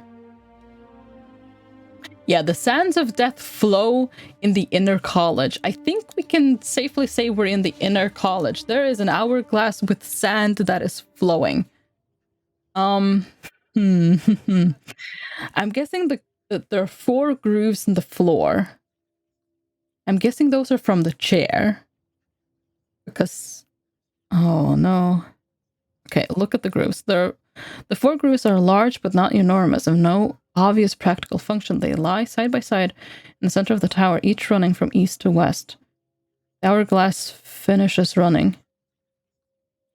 Turn the hourglass? I don't know. You pick up the hourglass, examining it in the light of the door. It is a well-made instrument with brass fittings and fine sand within. Turn it over. Oh no. You turn over the hourglass and watch the sand run down for a time. Time intones the hourglass. Look at the hourglass. Peering into the bulb of the hourglass, you spy a million grains of sand tumbling from the top well to the bottom. Each grain glimmers for a moment as it passes through the neck, as though for an instant it was the most important thing in the universe, and then it is gone, replaced by another and another. All are important until the glass is turned again. One end of the glass is different from the other, however. One end unscrews. Look closely at the sand. You peer more closely at the sand. Each grain contains a tiny world. Each grain contains an action. There are thousands, one upon the other upon the next. Do I unscrew the top of the glass? Oh, I'm so about to die, aren't I? You begin to turn the top of the hourglass. It screws easily enough. All that is done can be undone, intones the voice, even that which cannot be done. The top of the hourglass is now open.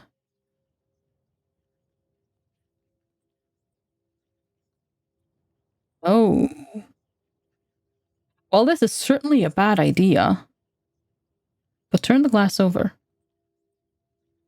You go to turn the glass over when something gives you pause. Clearly wrapped up inside this hourglass is some terrible, powerful magic. Perhaps if you do not know what it is, you should not invoke it. I'm pretty sure it's the sands of death. So I think I know what it is. But okay, screw the lid back. Screw the lid back before the sand can be lost. You feel yourself gasping slightly. Who's there? You call out, but there's no reply. I kind of figured. Tell me what this hourglass is. You call out. Every grain of sand falls, and then can fall again, intones the hourglass. You have the hourglass curse upon you. Okay.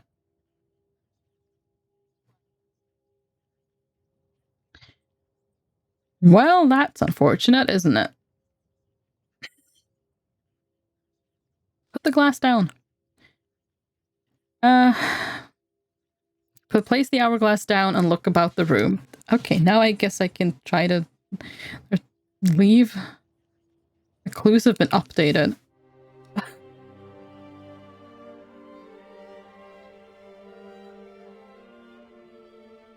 Huh? The Tower of Time? Wait, what? Isn't... I'm really confused, but okay. Cross the walkway once more. Move along the walkway. You back away from the railings and consider the towers instead. Try the south door. You race over to the next tower before the wind can pluck you from the walkway. The sun is beginning to lower and the air begins to cool. An archway leads into the tower, ending in a heavy wooden door. Try a key? Knock. You knock on the door. The sound is met by a wild, gibbering scream from within. Okay, open the door. You turn on the door, but it's locked. Try a key. You have a key. You try it on the door. The silver key you took from the goblin in the Shankar Mines turns. It would seem the goblins only manufacture a limited number of keys. Open the door. You pull open the door. Two goblins escape the room via the open door and disappear into the shadow of the towers. Look inside the room. The sight that meets your eyes is truly foul. The room within the tower is crowded with goblins, both living and dead. It seems they have been trapped here for some time. The walls and floor are slick with gore, layers and layers of it. The goblins themselves do not seem to have yet noticed you. They're too busy rolling this way and that, fighting.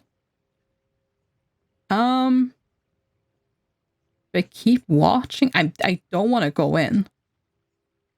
Okay, let's see what they do. As you watch, a new goblin pops into existence quite from nowhere. She whips her head around in confusion for a second, before being tackled to the ground by 3 others.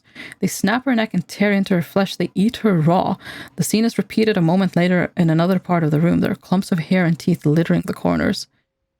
Right, okay, yeah, no, we're leaving that. Nope. You back away from the horrific scene. It can only be moments until the other goblins notice you, and more importantly, the open doorway. I think I just slip away. Yeah. You hurry away as fast as you can go. Maybe this way they can actually get out of there and stop the horrifying whatever that was. Move along the walkway. From the tower behind you, you hear a sudden gibbering cry. A horde of ravenous goblins pour from the now open door and scatter in all directions. You've not seen a horde like it since the gates of Kare. Watch them. You stand back and watch, as some hurl themselves off the walkway into the water while others scale the tower.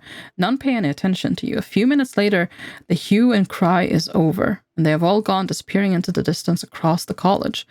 With luck, you will not meet any of them again. You approach the tower door. The door on this side is exactly the same as the door on the other, except for a sign.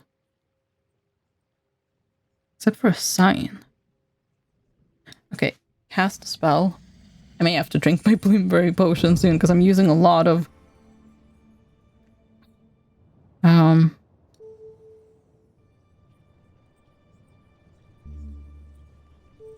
stamina.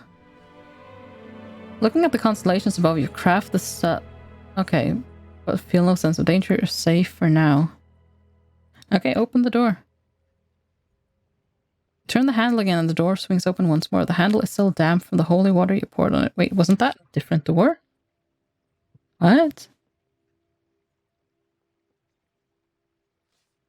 You step through only to reappear outside once more. It seems your counterspell is worn off and reappear outside once more. Okay, leave the door alone. Look up at the north tower.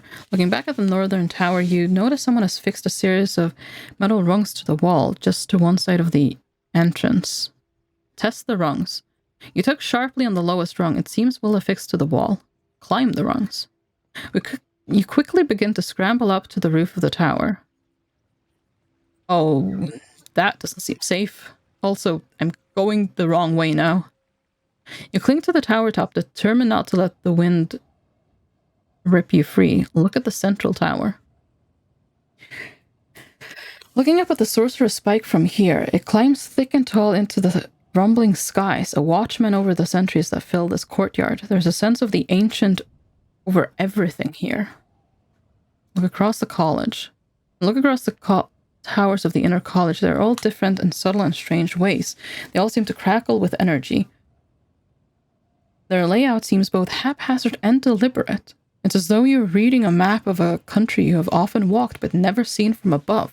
Looking down on the other side of the tower, there are no further rungs. You will have to slither and drop down as best as you can.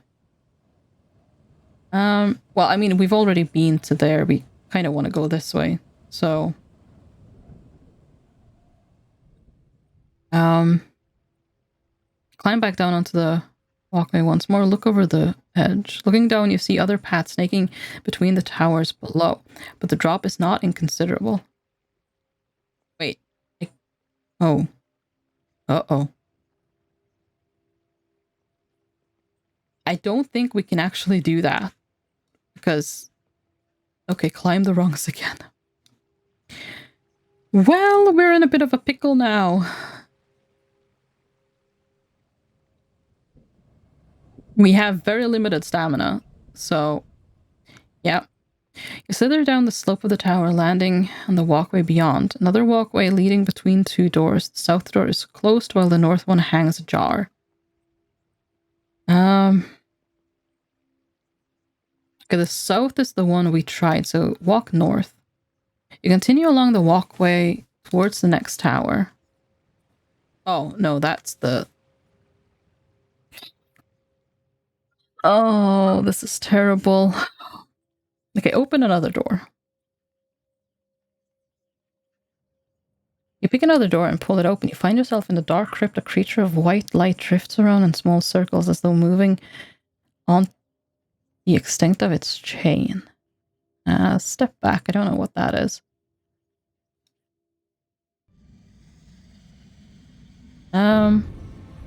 Okay, so let's just get out of here, I guess. But we're going the wrong way now, and I don't know how to get back to going the right way, which is kind of problematic.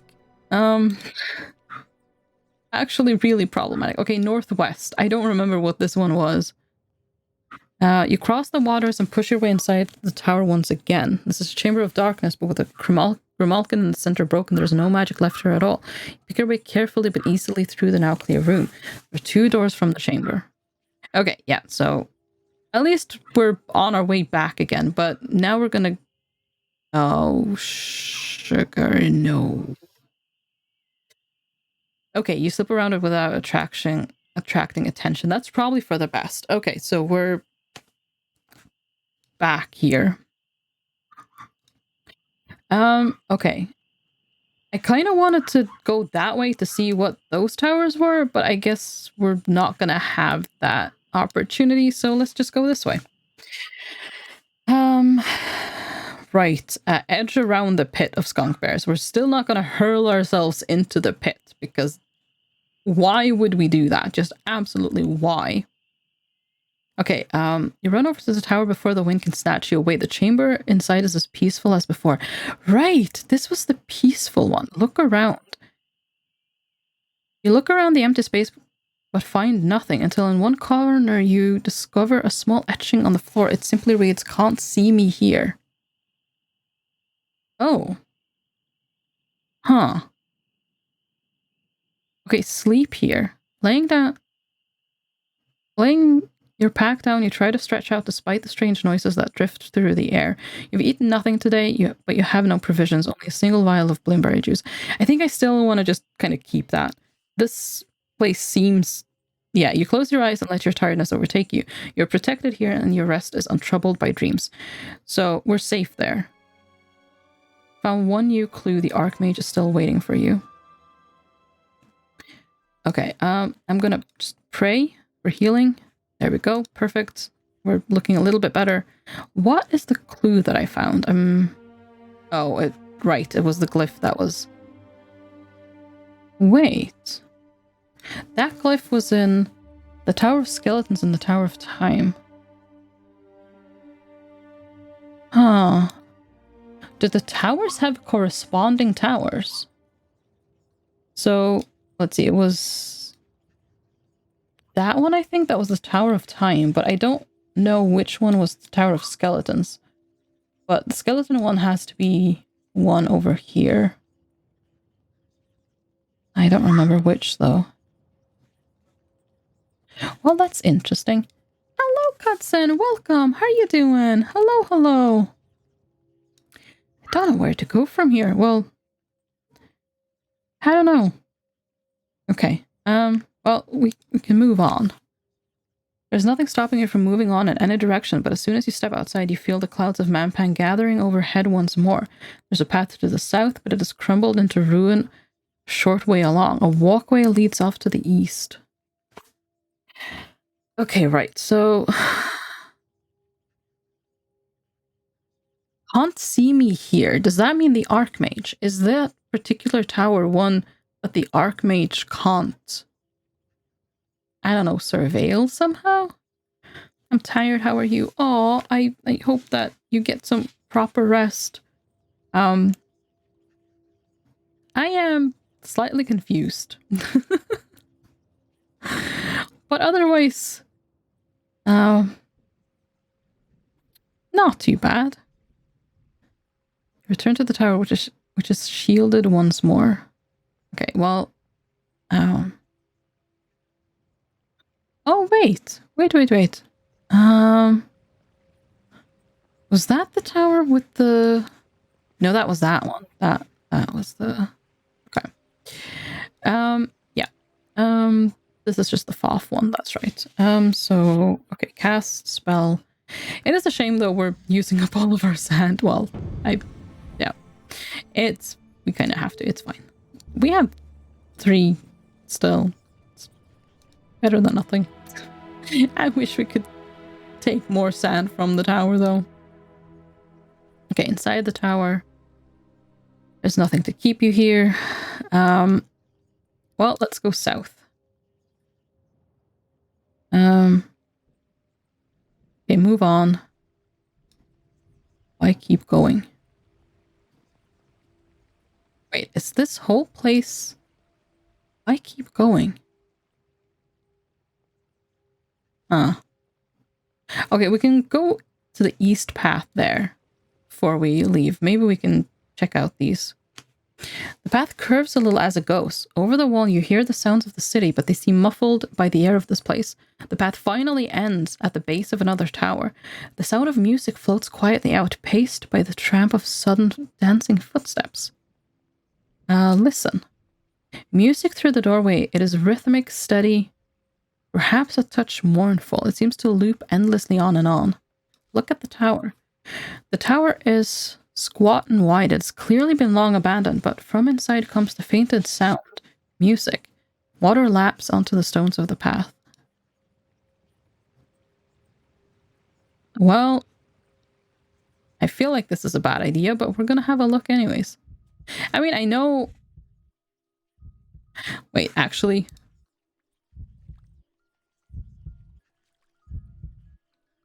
Why? Why are there heartbeats? Okay, so I'm guessing if there's a spell here, it's Jig. Counters Dumb. And Dumb, do I have... Yeah, that just takes 3 stamina, so I can cast that if I need to. So if this is Jig and I need to counter it, then Dumb. Yep. As the morning moves on, the winds begin to rise. You approach the next tower. A long entrance hallway turns a sharp corner, widening gradually. A patch in the ceiling drips water. You hear the echo of music, soft and rhythmic. Press on. The hallway opens without a door into a large place, a ballroom. The gilded ceiling is collapsing in places and the furnishings are long rotten, but still a melancholic tune is playing from somewhere in the walls, and on the polished wooden floor, dancers turn and wheel in slow arcs.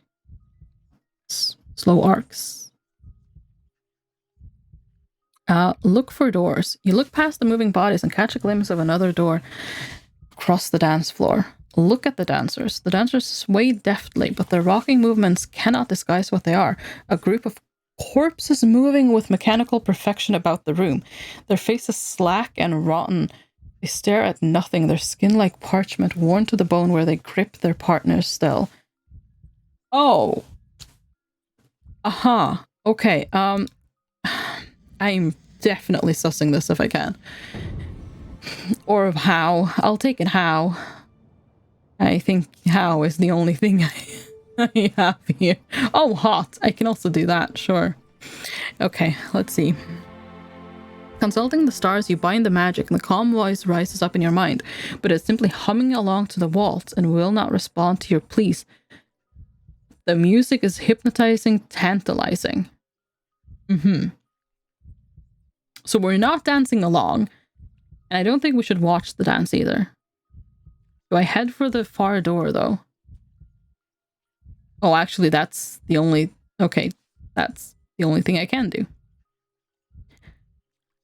You step across the room, heading for the far door, but in the middle you find yourself distracted by the music, turning and turning about. The tune is simple and yet compelling, the rhythm quite hypnotic. You feel yourself driven to keep time. Your pace carries you back to the doorway you came in by, and there, thankfully, the sensation fades.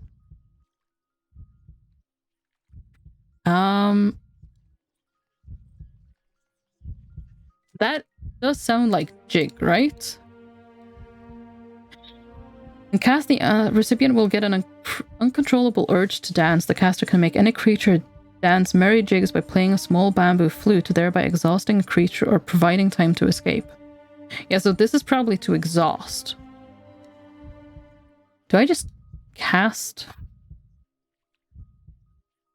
Do I have anything to plug my ears with? You dig through your pack. Ooh. Oh, I don't think I want to do that, actually. Wait, how much beeswax do I have? Because that is useful. Okay, I have 2 quantities, and I don't really have a choice anymore. I should have cast a spell. Oh well, okay, use beeswax. You divide a piece of beeswax into 2 and plug one ear then the next. The room falls into an eerie silence, though the figures almost create a beat with their movement. Whatever power the room holds is swiftly dispelled. You walk out into the room without any ill effects. Search the room. You search the corners of the room, which are thick with dust, which has been swept from the floor by the constant circling, but you find nothing of interest within. Okay, leave. You cross the room, dancers parting on either side of you, not unstopping your ears until you are clear of the floor.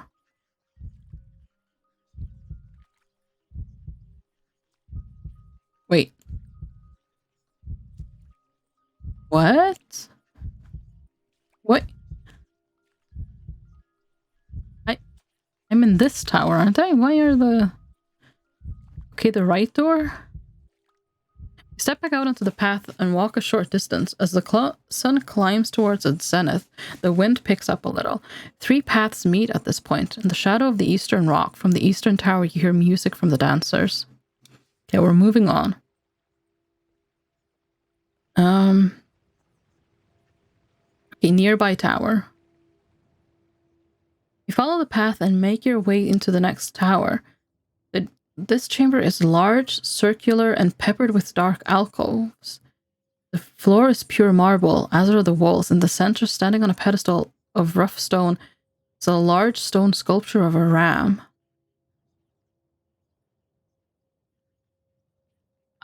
Wait. We have a clue about a ram.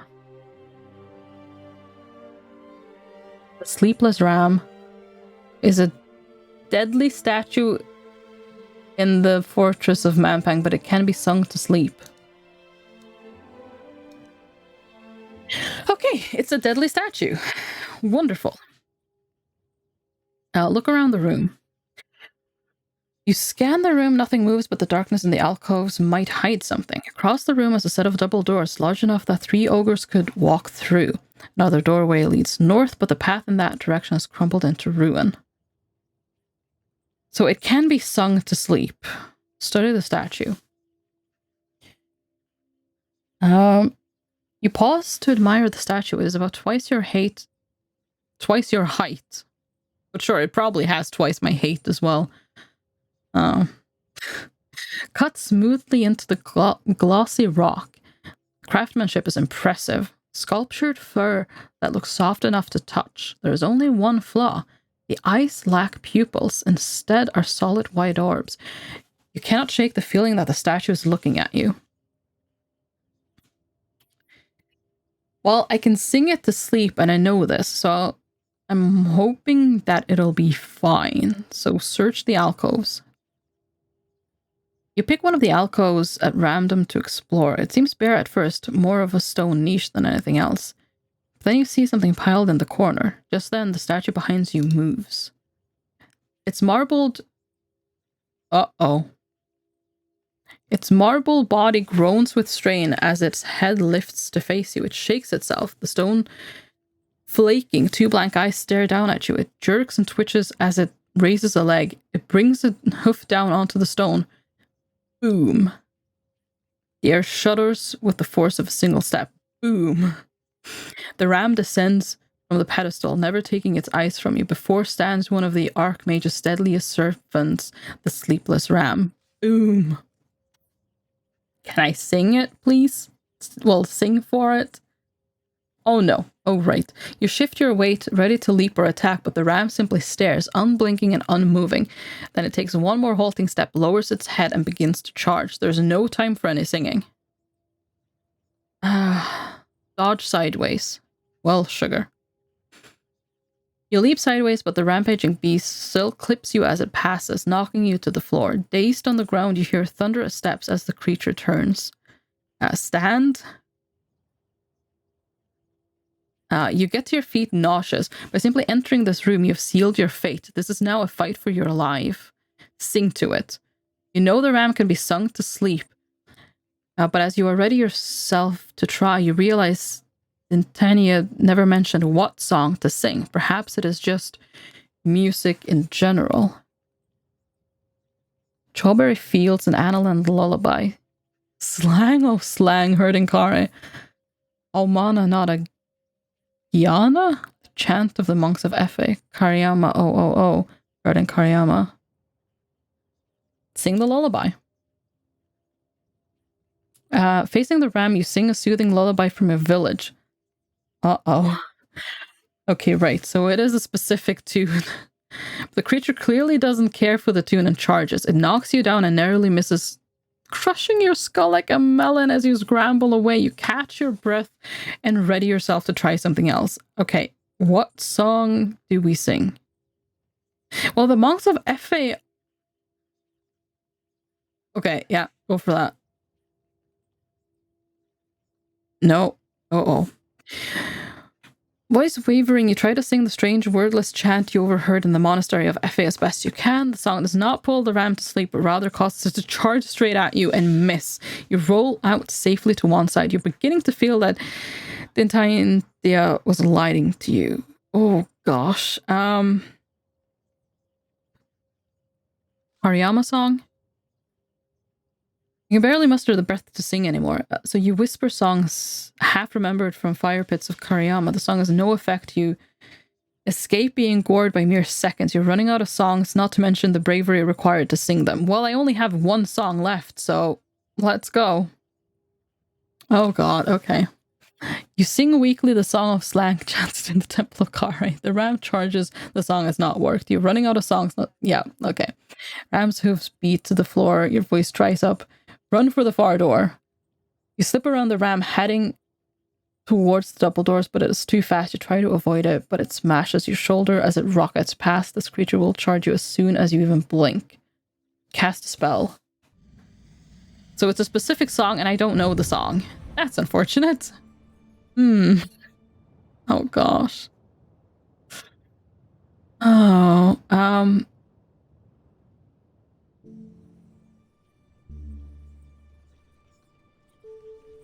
also clumsiness, I don't think that's gonna help.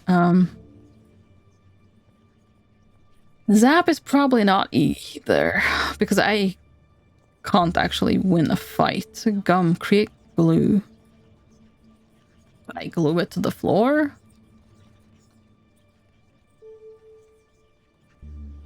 Oh, I could do wall. No, I can't. It requires 3 stamina. Oh my god. I shouldn't have tried all the songs. That was a terrible idea. I can't do zap. That also requires 3. DAWs cost slowness. No, that just opens. Maybe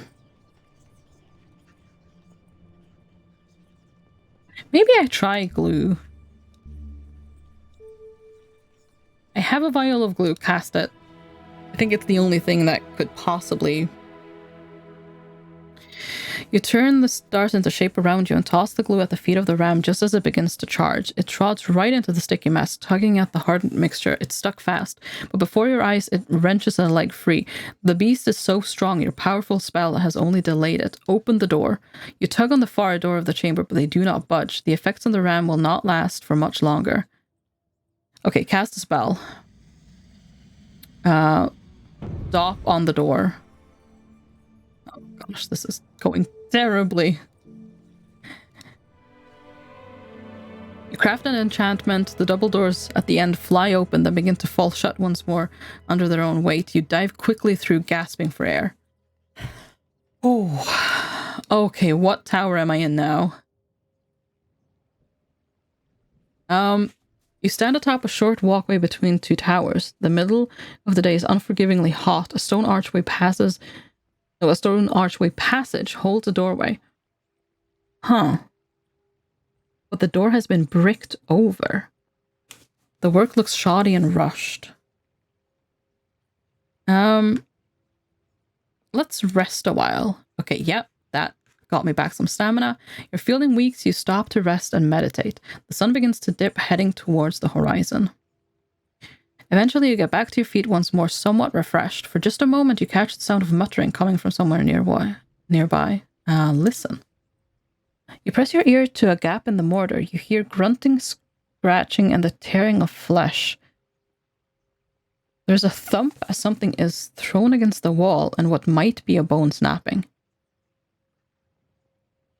Well, I don't like this. Can I pray to the baboon as well? No, I cannot. Kick the wall? Kick the wall. It bows with the blow, mortar crumbling away. It is weakened. Kick the wall again. Kick again, the weakened wall does not crumble, but you do hurt your foot. Okay, yeah. Use something from my pack. You open your pack and pull out the chopping knife and begin to scrape away at the dusty mortar between the bricks. It comes away quickly in lumps. Charge at the wall. You push against the weakened spot in the wall where you scraped away the mortar, and it gives away. The bricks crumble inward, leaving a choking cloud of dust. Inside the tower, only corpses remain. Both doors are open. I'm gonna regret this, but search the corpses. Rifle a few of the goblin carcasses, but to no avail. These must have been sorry creatures. Normal goblins would rather die than live without a few gold pieces in their pockets. These ones do not even have teeth in their mouth, perhaps a result of whatever magic conjured them here. Oh god. Search the room. Search the corner of the room, finding clumps of hair and scraps of bones. The remains of the endless cycle of goblins have occupied the space. There are still no teeth.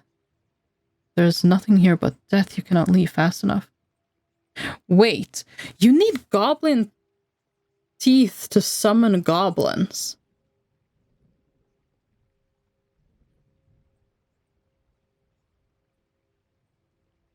I feel like there's some sort of a logic there, but it's making my head hurt because why?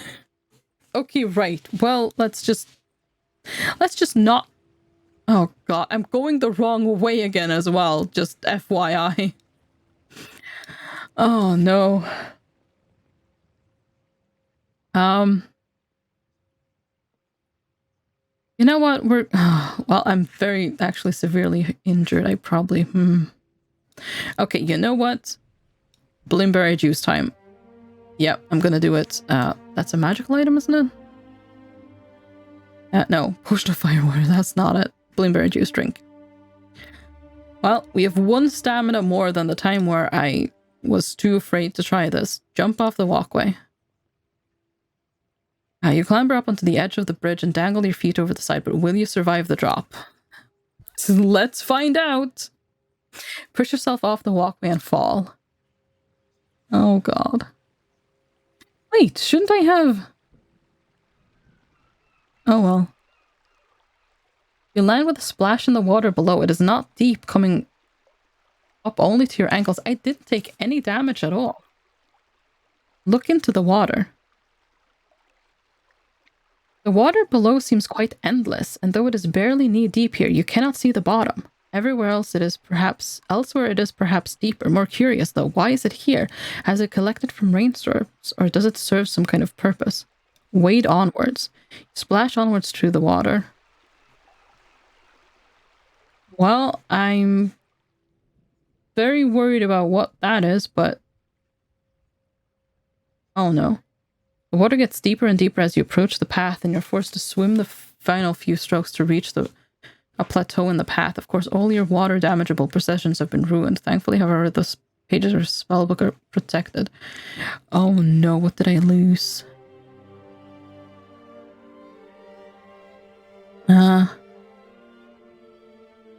Yeah, so I used to have a note, but I have the clue to that still. Not that. Wait, I do have it, right? Oh no. No, that wasn't it. Oh no. Oh, I actually don't have the clue anymore.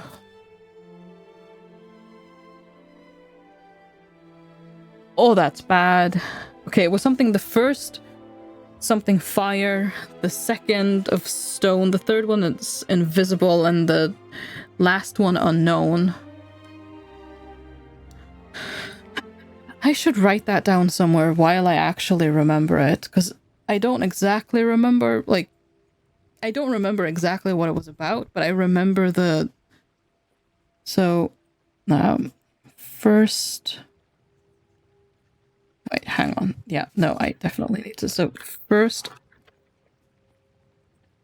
was fire, second of stone, third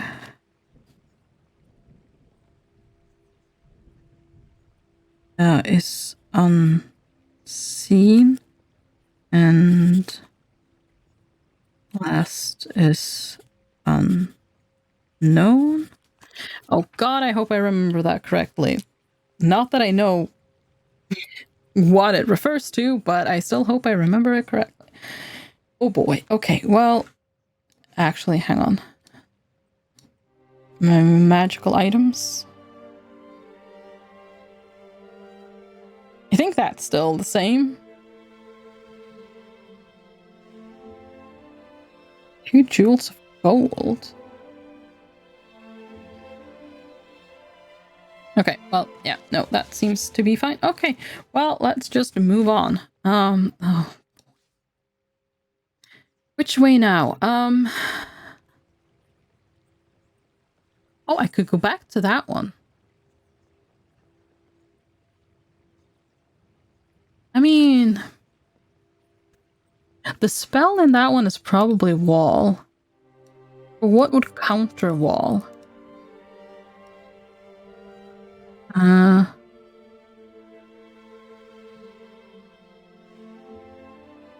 What would counter wall? Maybe pop.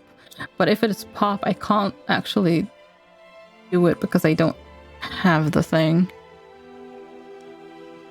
Well, I only have one.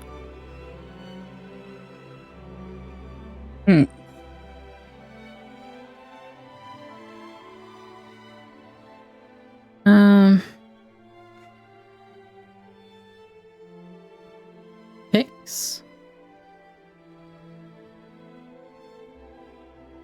I don't know.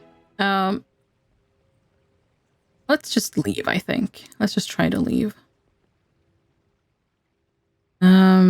Return to the path and make your way along to it. The sun's now sinking soon. It'll be dark once more. You stop in the shadow of a large tower to the north. This tower is slightly taller than the others. Over the doorway is carved a short message. Guard yourself. Have we not been to this tower? You could explore the tower or...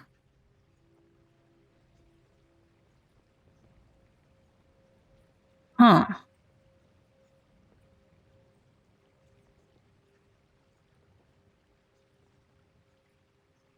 I'm trying to remember. I think that... Or is it that one? One of these towers... I haven't seen that message before. Oh. I haven't seen that message before. Okay, let's go explore the tower. You step into the tower and sense the presence of magic immediately. A moment later, you begin to feel giddy. Something is happening. Okay, retreat. I don't know what that is. You turn for the door, but you are already too late. Whatever trap lies on this room has already been activated. The door has shrunk to about half the size of your body and is still getting smaller. Not only that, but the ceiling is bearing down on your head. The whole room is tightening up like a rat. No, tightening up like a net. The room isn't getting bigger. Smaller. I'm getting bigger. Check myself. You check yourself over. You appear to be fine, but the tower is not. There seems to be no escape. The shrinking stops just in time for you to still fit, but there's no way you'll be able to escape through the door.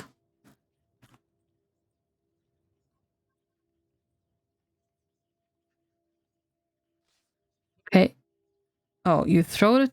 Oh, you try to throw your arms wide to cast a spell, but the room has shrunk Far enough that there isn't a space enough to catch the starlight. Is this the end?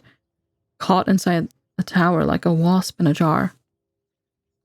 I mean, I'm not using the Blessed Spear for combat, so sure, prop the ceiling with the Blessed Spear. You ready the spear to prop the ceiling and the shrinking seems to slow. Then the spear starts to bend just a fraction. There's a terrible moment of tension as the two forces strain against each other. Cover my head. You cover your head expecting an explosion, and one comes, but it's not the spear that shatters. Rather, the walls of the tower collapse. You pick up your spear once more. The tower is reduced to a mere arch of stone. Then you slip outside. You feel the magic on you fading as you leave the tower. Either the world expands once more, or more likely you shrink to your normal size. Oh. Well, I'm going further away from where I actually want to be, but sure. The dirt of the tower has been smashed to bits from the inside. The stones of... Wait. Oh, right. Stone the size of treasure chests lie scattered about. Oh, that tower has actually kind of been removed now. Do I try to solve this tower?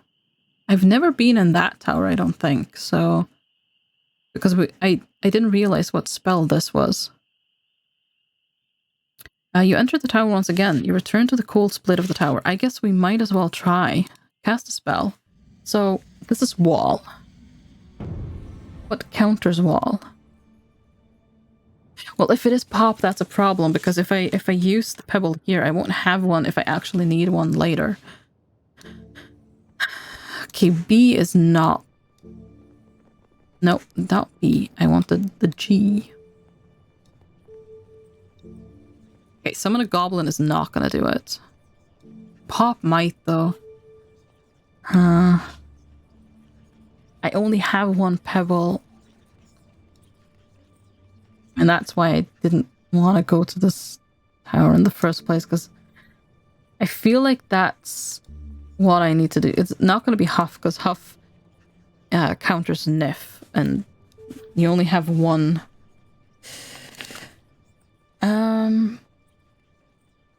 Well, we already did How, and that's how... Well, did we? I think so, yeah. I think it has to be Pop. But if I do Pop, I won't have a pebble anymore. Okay, let's hope it's worth it. Okay, yep. Reaching up to the constellations overhead, you create the spell, but as soon as the pebble begins to glow, something quite strange happens. The pebble disintegrates and the crack in the tower disappears. The tower suddenly looks quite whole. A counterspell then. So the magic of the barrier counters the pattern of explosion. The wall pop counterspell has been recorded in your spellbook. Look for the crack. You look across the floor for any trace of the crack, but it has disappeared entirely, leaving nothing behind. But if you're going to cross, you should do so quickly. You could turn back or cross to the far door. Well, the other problem is I can't do that again. So will this just get me stuck on the other side? Well, I'll probably be able to go back that way, I guess. Okay, well, let's go. Sure. Let's see what's in this tower. We've come this far. You see the cracks shimmer back into place as you leave. You continue over the next bridge to the tower beyond. Night has fallen. You need to rest. As you enter the tower, 5 other figures step in from identical-looking doors placed evenly around the walls. Right.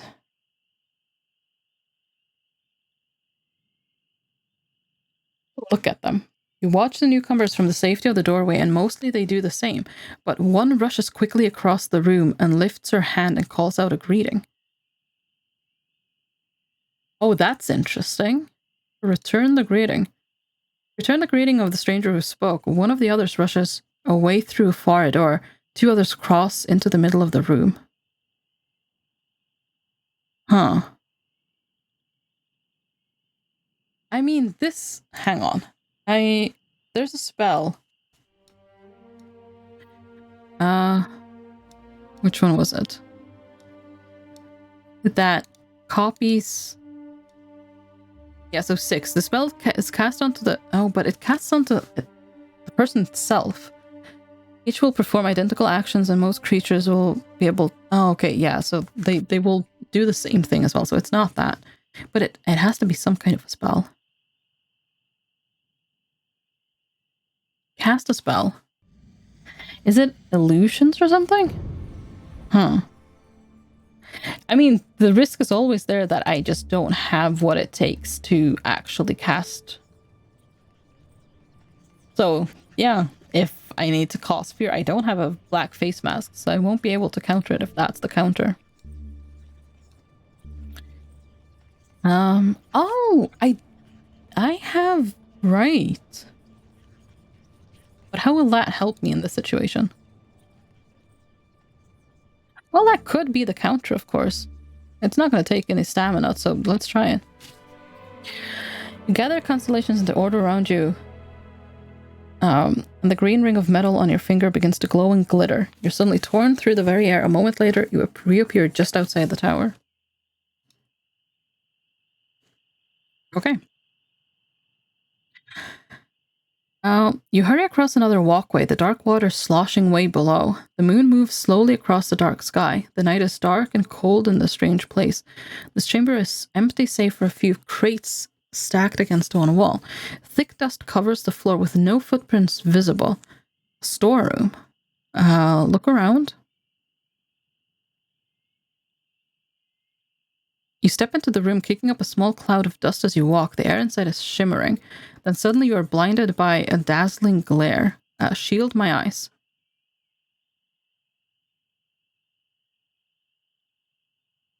You shield your eyes, fearing attack, but instead a calm voice declares, "Do not fear me. You have nothing to fear. You are welcome." The voice is lilting, beautiful, calm, familiar. "My friend," continues the voice, "surely you know me."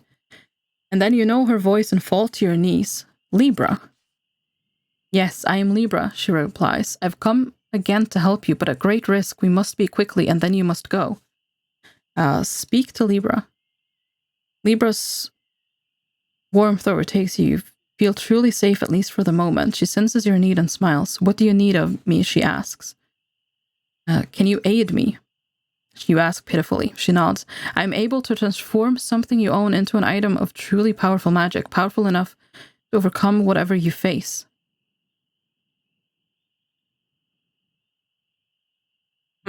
Is this a trick? It feels like it might be a trick. Is such a thing possible? You mortals seek to dissect magic, but there is far more to it than you could ever learn.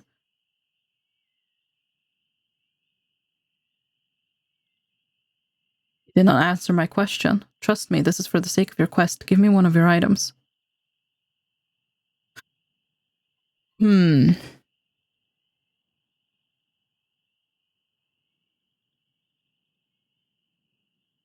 mean, will I be able to choose the item? Very well.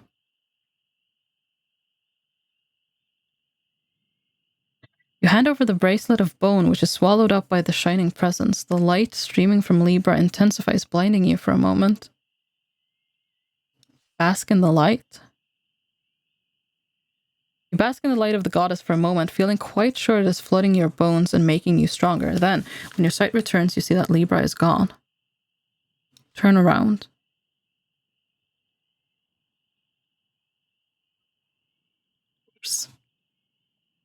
Of course.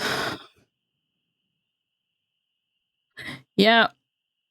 I should have said no. I am an idiot. You turn around in time to see a goblin dashing out the door. A blonde wig has slipped to the floor. Take the wig and turn it over in your hands. It's a simple, rather scraggy blonde wig. It has none of the luster and wonder of Libra's own hair. Put it on. Nothing magical results. Indeed, the wig is supremely unflattering. Go after him. You race out of the door behind him, but he has disappeared. Oh god. Well, what could I do with the bone bracelet? It doesn't feel like the most awful thing to lose at this point. While wearing a bracelet of bone, the caster of the spell can concentrate on a particular illusion, and this illusion will become real to others. However, affected creatures must be intelligent, and the caster must not act counter to the illusion. Okay, yeah, I don't know in what situation I would actually use that, so that's probably fine.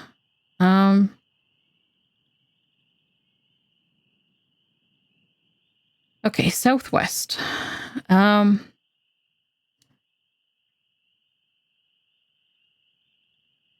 Oh, actually, no, that's no good because then I... okay, yeah, no. This is fine. We'll just have to how again. Yeah. Cast a spell.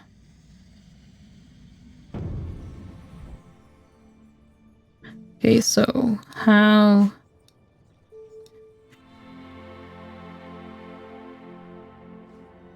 How have we come to just be stuck here forever and ever? I'm not quite sure. Okay. So we go west. Oh, yeah. Okay, junction. Move on. I don't think we want to sleep outside. So, northwest. Step back out into the path and make your way along it. It's now the dead of night. You stop just by the ruined entrance of the tower to the east. Move on. South tower. Cold night lingers on. You enter the tower once more. You return to the strange gallery. The statues watch you through sculpted eyes. You slip between the statues.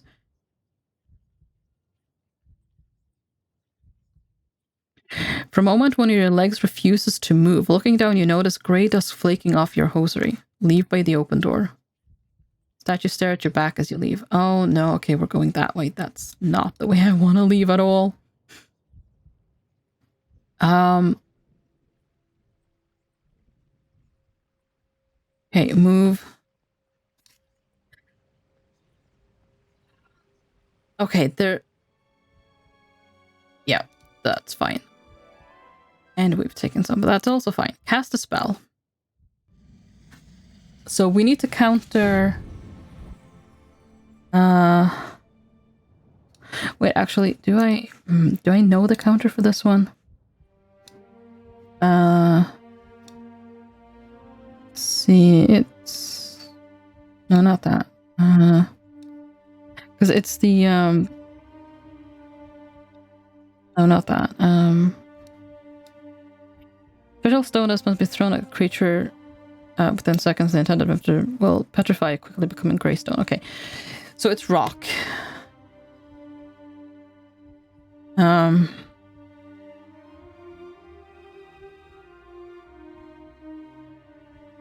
It's rock. Pep could potentially be the counter to that.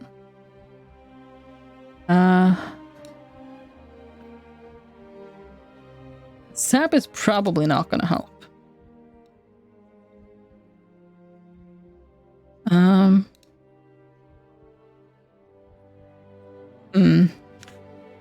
Okay, so it's probably rock. Well, no, it's definitely rock. I'm going to pray. It's definitely rock. So, cast a spell. What is...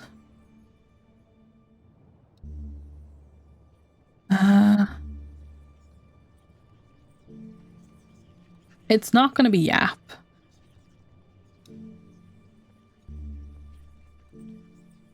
Pep is one of the options. I only have one fire water.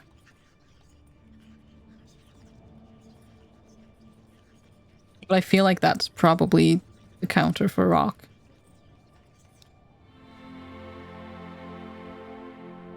No, it's not. Oh. You drink your potion while casting the spell. The effects are instant, like having a fire burning through your arms and legs. You suddenly feel incredibly strong. Shift the statue. With your enhanced strength, you easily move the statue, placing it down away from the door. The other exit is now clear. Well, I mean, that didn't do exactly what I intended, but... Well, that works. I never touched the shield. You run your hands over the smooth force field. It's definitely magical in nature, as the subtle give and deep strength of a force field bubble. But how is it so large? And has it lasted for so long? And who is casting it? Who knows? Then we're now going to be down one more sand. I swear I'm stuck in a loop of never getting out of this place. Okay, step inside. Okay. I really wish I could. No, see, a pile of yellow sand is scattered around the table's feet. Why don't we take some more of it? Okay, now we leave. And now we just absolutely leave. Because it's east.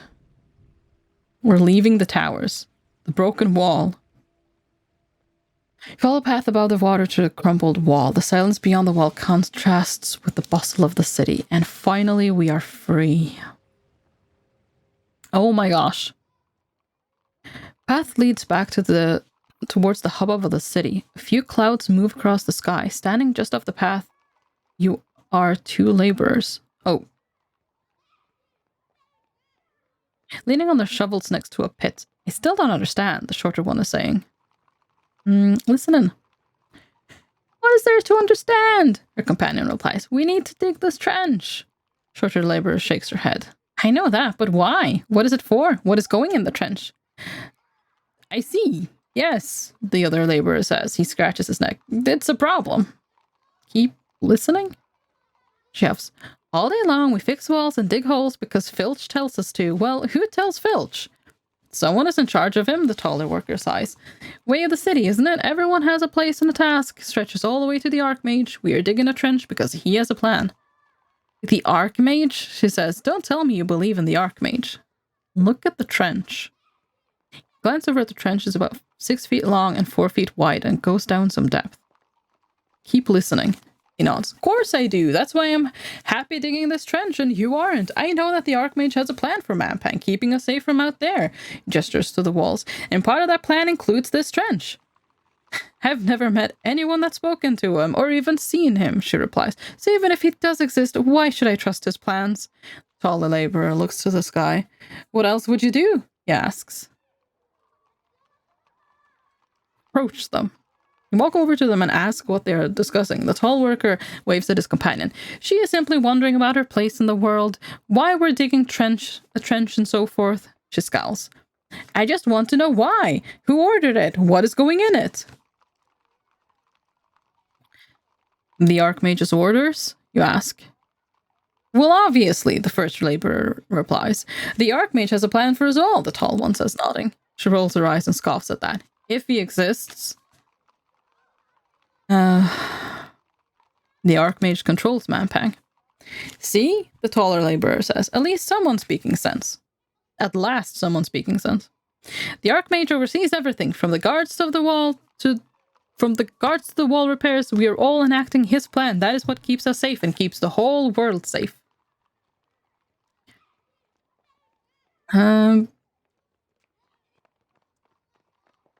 There's more to the world than Manpang. He shrugs. Perhaps. I'm not sure what I believe. The mountains exist, surely, for they block the sun. But what is beyond them? Some guards tell stories of long-dead civilizations rising from sand and whole cities that float on water. Just as believable as an Archmage who whittles decades away in sleep, says his companion. He shrugs again. But at least with him we can trust our eyes and ears, can we not? We see what needs to be done, even if we don't understand it. I'm gonna leave you. I must go, you tell them. The tall man nods, the woman spits into the ground. Archmage or not, we'd better dig this trench. There's the money, after all. With that, they bid you farewell and continue digging. That was weird, but okay. And continue along the road. As the morning moves on, the wind begins to rise. You pass a side street leading off into a maze of smaller streets and alleys. I mean, I could double into the market, but there wasn't any food there, was there?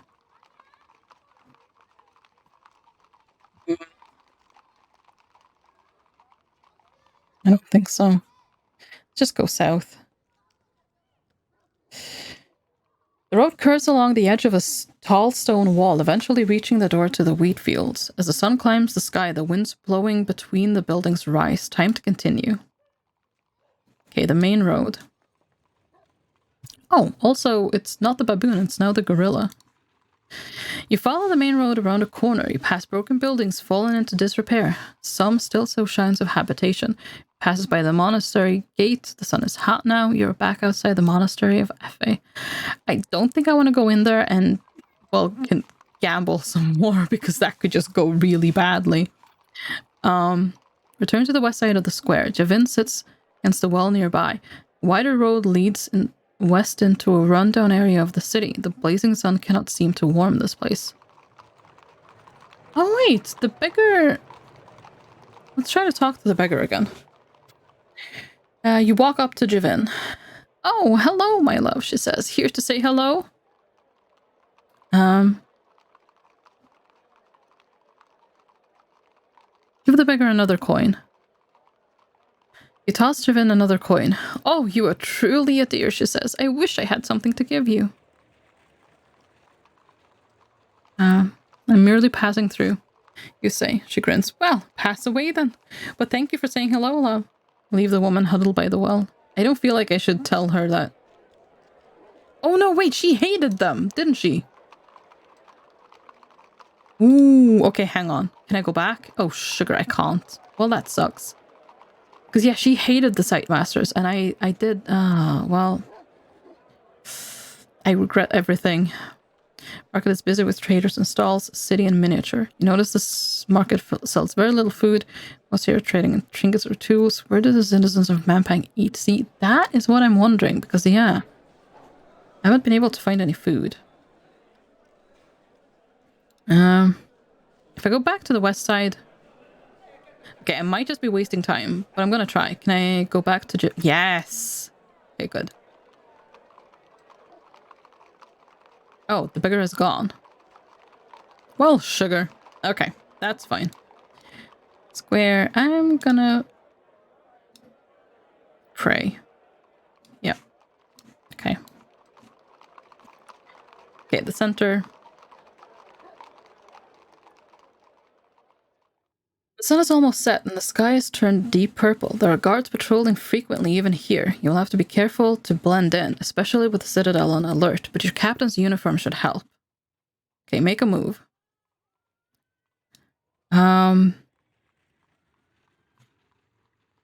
Might be a bad plan, but I am dressed as a captain. Or a guard, at least. So I'm gonna try to just walk up. The section is dominated by a wide road that leads upward towards the Sorcerer's Spike. Guards flank the way, scowling at anyone who gets too close. Nearby, you also spy a pillory with a lone prisoner shackled in. The bustling market is in full swing further north. Darkness closes in. You should try to find somewhere safe to sleep, especially on an empty stomach. Ooh. I kind of want to have a look at... Yeah, okay, I'm going this way. You walk over to the pillory. Behind it, a gallows loom. Noose swaying in the breeze. The moon rises. The stocks are empty. It seems prisoners are returned to the cells overnight. Look at the stocks. Now look over the stocks. They're firmly built from wood, black with tarring of some kind. The lock seems simple enough, however. Surely in a fortress of sorcerers, such a thing could not hold anyone for long. You could head out into the square or cut across the guarded road that heads uphill from here. Yeah, I'm gonna... Yep. A few yards from the square, a group of guards blocks the road. They stand sharp and to attention, sheltering in the shade of a nearby hut. Two of them hold snarling dogs on chains. Look at the guards. Take a moment to watch the guards. They stand in a huddle, watching the road to the south. You might be able to slip around the hut and take the road beyond without being seen. Well then, yeah, let's do that. I'll have to move. If you stand here too long, you will attract attention. Slip around the hut. You sidle around the edge of the building. The road onwards is now within reach. Look at the road ahead. You size up the road ahead. The guard post is well placed. A long, clear stretch of roads lead in both directions before turning around the slope to the north. Wait. You wait, watching. The guards haven't noticed you and are mostly concentrating on the road to the square rather than the road behind them. Okay, slip northwards. Slip back onto the road north of the guard post. Walk slowly. You walk slowly up the road, trying to draw no attention, but you've barely gone 5 steps before there is a shout from behind. I mean, I am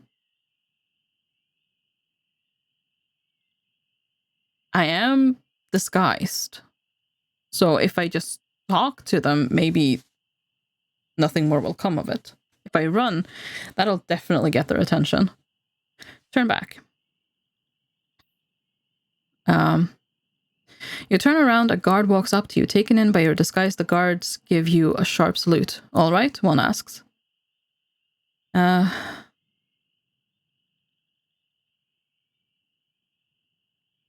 Long shift? Yes, been here for hours. Nothing going on, of course. Looking forward to watching the fights at the mess hall. Ma'am. I need to go through. The guard shakes her head. Normally I will let you through, but we're supposed to be tightening security. We shouldn't let anyone through without express business. Very good, you tell her. It is clear the alarm has been raised after all.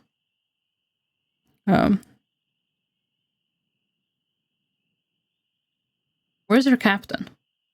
At this post? Haven't got one. Most captains are running around like chickens, barring yourself, of course, trying to get everyone tidied up. But with the new generals coming in, I suppose we will get absorbed into the army once they start marching.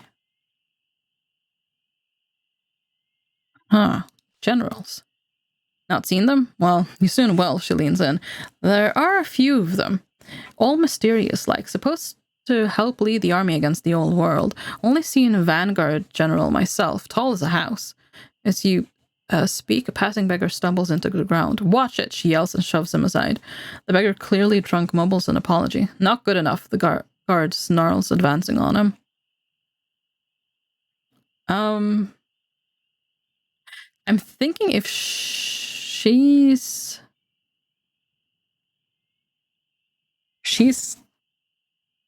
distracted by this beggar. Do nothing. You stand back and do nothing to draw attention to yourself. The guard draws her sword and... Oh, that wasn't entirely what I... Okay. Slices the man's legs from behind. He cries and collapses as he tries to rise. You won't be running from anything for a while now, the guard says. The beggar crawls away howling. Well, okay, that didn't work as intended at all, but I shouldn't accost her, I don't think, because this is probably normal behavior for the guards here, so clap her on the shoulder. Well, you're an all right sort, the guard remarks, still chortling to herself. Go on, go through, and if I see you in the mess hall, we'll down a flagon or two. Okay, that wasn't exactly what I planned, but I guess it worked, so sure. You continue climbing up the north road. Move on. Keep climbing, there's no turning back. Top of the road. The road ends in a small wooden door, built into a wooden palisade. The door appears unguarded. Open the door. I'm not going to look back. I don't think that's going to do anything. Do I open the door or climb the palisade? Whatever that is. Open the door. Tug on the door, it is locked. Okay, climb. You haul yourself up using the rivets in the wood to climb. After a short haul, you're at the top and drop easily down onto the other side. Oh boy. You pick yourself up and you stand in a narrow alleyway. The walls high on both sides. The feel is suddenly that of a fortress, tightly managed and harsh, growing like a fungus on the outside of the central tower. There will be no way back now. Look about. You notice there are fewer people here. Mampang is home to many, but as you draw closer to the Archmage's inner sanctum, there will be fewer citizens and far more guards. The casual cruelty of this place will only grow worse. You're entering the hornet's nest now. Enter. The alleyway runs to the right, but on the left is a low iron doorway. The door down to the city is locked. Move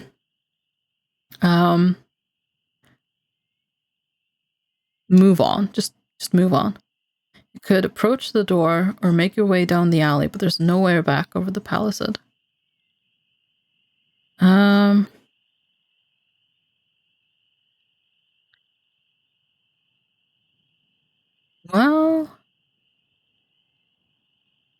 I mean, I kind of need to go this way, but I also need to try to stay unnoticed as I do so. Maybe there's a way to do that from here? I'm going to try it. Let's see. You stand by a solid metal door set into stone wall. You don't fancy your chances of breaking it down. Open the door. Try the door, it is locked. Knock on the door. You knock on the door, which bangs loudly. What? Comes a muffled response from through the tiny iron grill. From the guard. Oh, finally! I hope you have someone new for me. It's been rather boring lately. Remember to stay to the left. You hear the grinding of machinery, then a click as the door swings forward on its own accord. Short, wide corridors in front of you, but there's no sign of any guards. Okay, we need to stay on to the left. Walk forward. You make your way cautiously forward. The middle of the room seems very exposed, but the walls might be set with a number of hidden traps. Right, so right wall, down the middle, or the left wall. Stay to the left. As you walk down the corridor, you hug the left wall as you were told to. Halfway down, a huge flail swings down from a hidden chain, filling the rest of the corridor. You hear a resounding laugh echoing from a chamber through a low arch at the far end. Okay. You duck through an archway, nearly gagged from the stench. Dried blood paints the walls and floors, and scattered around the room are grisly instruments of torture. Standing in the middle of the room is a bowed, ugly ogre with a huge grin and dozen scars. He wears a ragged black hood and carries a whip. Enjoy my surprise? He asks, voice lisping. No. I'm just gonna go for no. Ha! He beams with evident satisfaction. Gosh. This is a flying place you have here. The ogre beams a toothy grin. Shanks! The ogre jabs a friendly finger at you. What you want, anyways?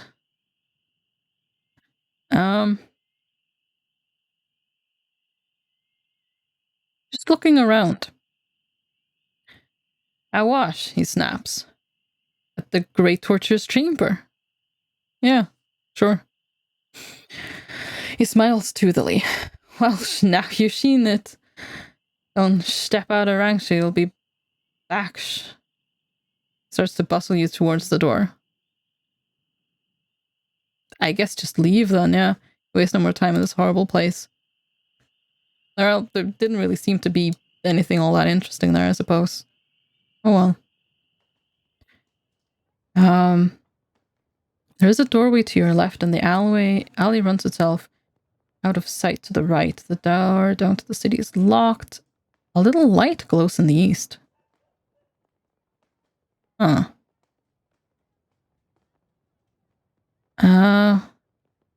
Little light glows in the east. Well, we just have to go down this way anyways.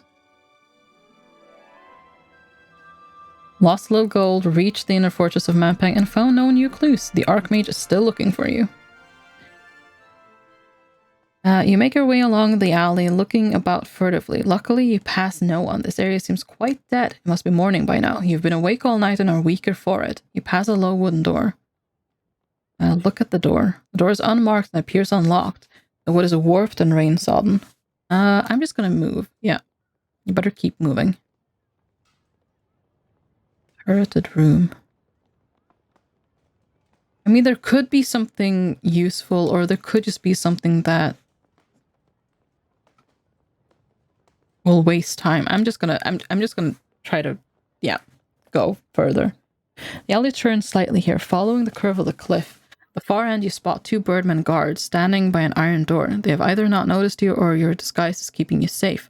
Another narrow door is on the right, a little further along the alley. Somewhere beyond the walls, the sun breaks over the eastern wall. It would be a good idea not to stand around too long in case your disguise does not hold up. Well, let's go inwards.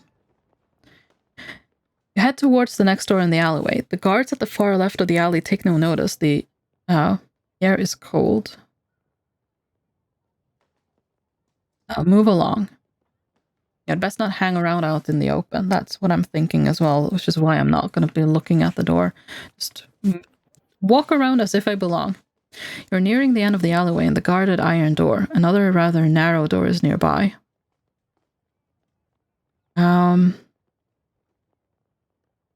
Size up the guards. You cast a sidelong glance at the guards by the far door, sizing them up. They're birdmen, tall, strong, with savage clawed talons and beaks like pickaxes. One is missing a wing. They have seen you, but do not approach or call out, instead holding to their post. It is most unnerving. Move on. From here you could slip into the narrow doorway or approach the guards. Do I go into the low room? Maybe?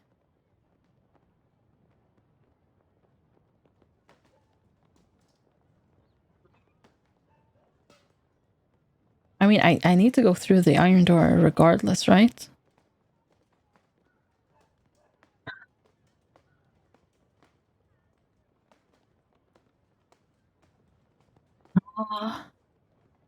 Let's just try the iron door. You approach the iron door at the alley's end. The two birdmen guards stiffen at your approach, gripping their halberds more tightly. Greet them. Greetings, you say. What do you want? Birdmaid says, clipping her words.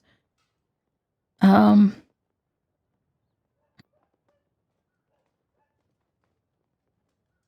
need to pass. The birdman snorts. You're on official business, are you? I'm the ambassador from Kari. I have a message for the Archmage.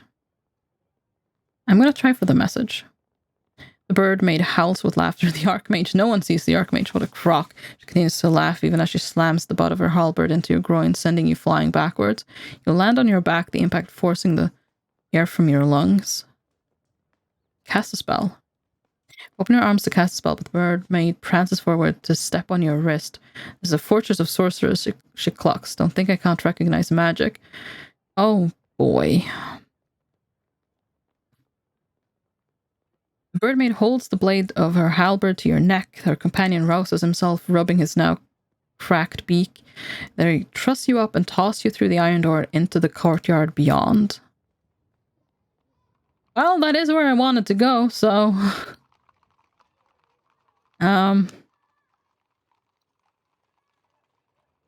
Just gonna go ahead and cheekily do that. Once again, you are bound and hauled up the slope into the inner fortress. Eventually, you're dragged into the office of the commander of the guard. Well, I know how to get out of that. I just don't know how to get... The room is windowless but lit by a half-dozen lamps scattered about. Khartoum, commander of the guards of Mampang, sits behind a covered... yeah, so... Look at Khartoum, somewhat surprised to see that he is human. Right. Yeah, I kind of remember this from last time.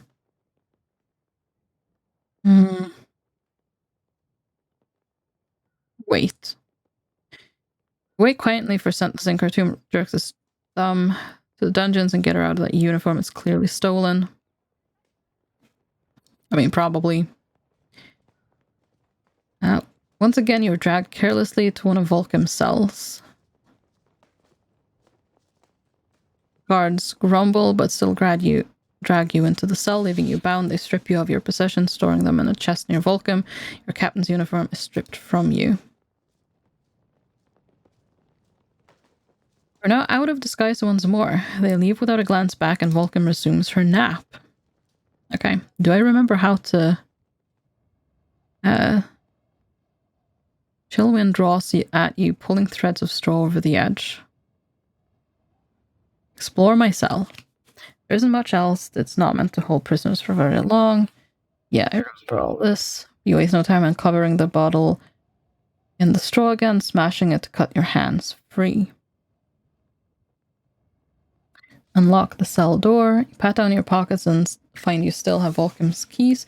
You quickly unlock the cell door. Leave the cell. Head quickly for the door. Actually, I should have looked into the thing, shouldn't I? Oh well. Too late now. Creep down the hallway until you are near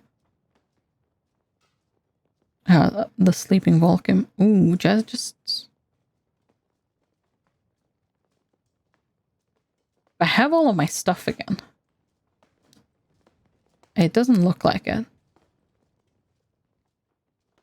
I'm so sorry, Volcom, but yeah. You grab a sword from a nearby and run her through before she can fully wake. You exhale with a relief. A few prisoners look up as you pass.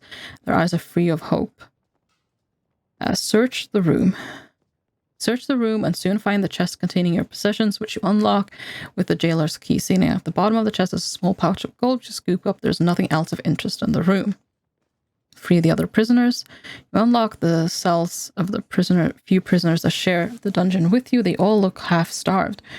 Most flee immediately with barely a glance back. One man stops to shake your hand before disappearing. He has the look of a hardened killer about his miserable eyes. Leave. You want to waste no more time here, but follow the prisoner up the steps. Volcom's room. You ascend the steps cautiously but meet no resistance. The prisoner have left the far door hanging wide open. You escape the dungeon, but that may soon be discovered, and the fortress denizens will be wary of you now. If you're captured again, you may not receive such indifferent treatment. I have more gold, though, which is interesting. I keep getting more gold. Search the desk. You search over the commander's desk, but most of the papers are requisite. Oh, right. Yeah, and I remember that stuff. Look in the wardrobes. Okay, put on the captain's uniform.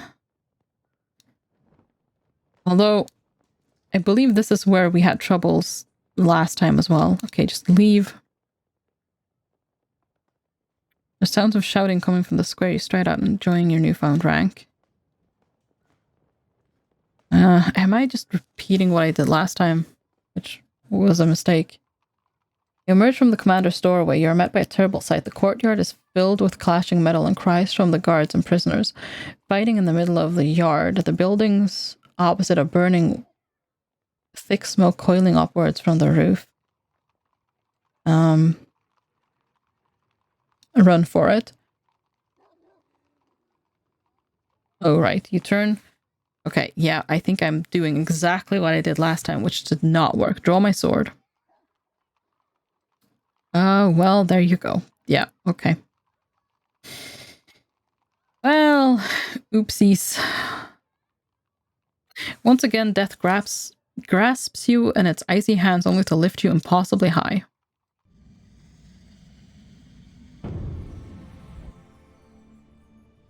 Well, not much else I can do here. The spell finishes in a blinding net of starlight that winds around your body like a sheet. The narrow alleyway.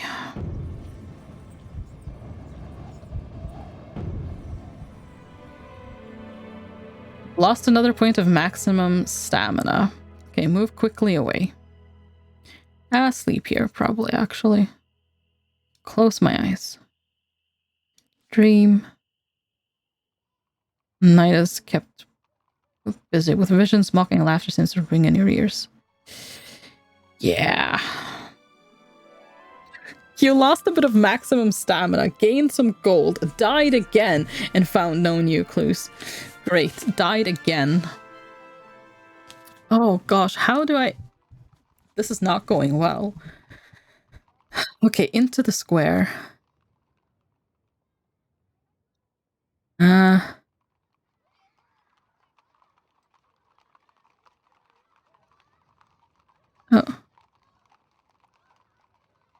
Into the square. air stirs a little. Still cold but fresh. You stride out into the middle of the public square where the Mampang's inhabitants go about their business. In the center is a huge statue of a faceless man holding a crown aloft the Archmage. Look around. Many people are simply passing through, but several are browsing the market on the west side. You also spot several guards to the north clustered around a road that leads upwards. Make a move.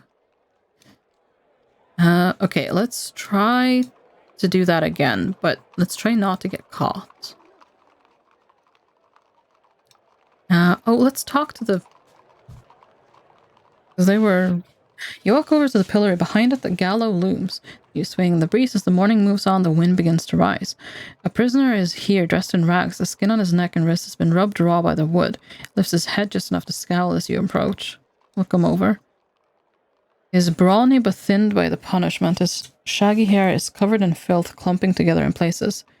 Taunt or beat me all you will, he says. You will teach me no lesson that a week in and out of this bane-cursed pillory has not taught me already. Unless you wish to feed me, be off. He's surprisingly lucid for someone who has spent a week in the stocks. Ooh. Offer to free him. I could free you. He looks at your disguise and shrugs. Of course you could. Any of you could, but you won't, will you? In return for information, perhaps. Whatever I can tell you, I will. He has his back, but quickly before someone notices. Pull at the wood. Tug at the wood, but it is firm. Smash the lock. You bash at the lock with the handle of your sword, but it does nothing. The padlock holds. Okay, cast a spell. Although I've spent a lot of time doing this, so someone probably will notice, won't they? Oh, well. Oh, well. Let's try it anyways. You gather the stars in your design around you. The spell is formed, but the lock itself refuses to budge. The lock is infused with minimite blood.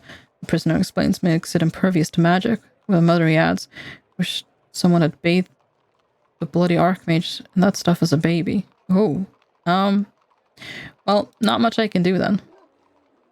You wipe the sweat from your brows and grimace. Will not budge, you say. Useless. He moans. Did your comrade put you up to this cheap trick? You could at least spare me some food. I'm starving. Well, I don't have any food. So, deciding the poor creature is best left alone, you say nothing and walk away. He curses your back as you leave. You could head out into the square or cut across the guarded road that leads uphill. Okay. I'm gonna try to go back. Make a move.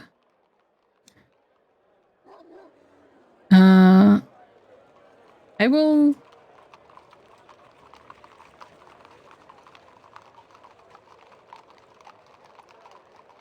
Okay, approach the guards, I guess. Long shift. I'm just going to try to do exactly what I did last time. Very good. Where's your captain? Generals. Do nothing. Clap her on the shoulder. And then I can go past. Okay, so, I mean, that works. I'll move on.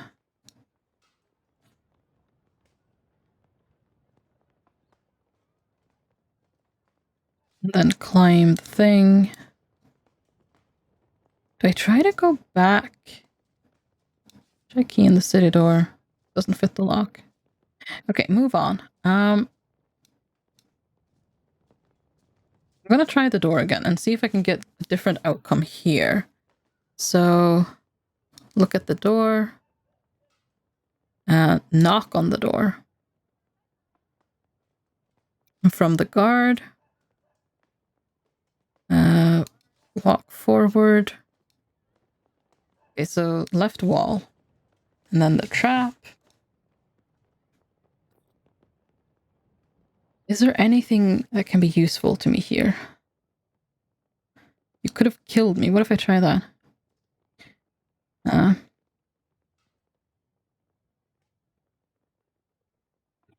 No, he replies. Wishful, really. Should be more careful. You reply, enjoying the role your uniform affords. The guard commander doesn't take kindly to recklessness. Looks annoyed by your reply. Everyone's a critic, he grumbles. The ogre stamps closer to you. What you want, anyways? I'm here to release your prisoners. Prisoners? I don't have any prisoners. This isn't a jail. Looks offended by the mistakes. Oh. And then I'm in the wrong place. You reply quickly. He grumbles a little about being busy, but directs you to the door. The usher path, he declares. Don't waste my time. He starts to bustle you towards the door. Yeah, just leave. I don't think asking about how to reach the Archmage will do anything. If anything, I think that'll just raise suspicion against me and, yeah, something. Okay, move on. Continue. The alley. Make a move. Okay, let's see what's in this room. Didn't go in last time, but I might as well. The door opens easily and you step inside. The stone walls form a cool, quiet space. Look around. There was clearly someone's quarters once, but they have long since cleared out, leaving nothing behind but a dent in the straw that lines the wall. Look in the straw. You hunt through the straw a little, then pull your hand back sharply as something bites you. You look down at your fingers and see 2 large red welts growing on your forearm. If that's a rat bite, then so be it, but if it's a spider, it could be quite serious. Stab the straw with my sword. You stab the straw a few times, and after a moment, a yellow striped snake slithers out and darts across the stones and under the door. So I should drink the snake bite antidote, probably. You drain the vial of snakebite antidote. The welts in your thumb begin to fade after a moment. Time to move on. Wonderful. Well, okay. Snakebite antidote is now gone. Make a move. Yeah. Inwards. Move along. Okay. I'm going to enter this room this time around. Move on. I don't think I should listen at the door. I should just walk in. Oh. Oopsies. And close the door behind you, glad to be away from the guard's prying eyes. The chamber you enter is rough, as though carved from spur of rock. The ceiling is open in the sky, but as you enter, 3 birdmen look up from their dice game, staring at you intently. You're reminded of an Analand phrase, hiding from snatticats in a strangle bush. Greet them. Greetings. The birdmen continue to stare dumbfounded. Ask for directions to the guard commander. Yes. Forgive my intrusion, you begin. Which way is the commander's office? And why would you need to know that? The birdman replies, curiously clacking a towel against the table. I am a spy reporting back. Let's try it. No, you aren't, the birdman replies sharply. No spy announces he's a spy, just as no freedom fighter advertises his fight. Birdman leans forward to stare you down. Her hand on her sword. Why are you here? You know what? Sure. Exploring. Exploring what, and how did you pass the Northern Road guards? Well, this is a terrible idea. I am the Analander. Perhaps you've heard of me. They all jump back in some surprise.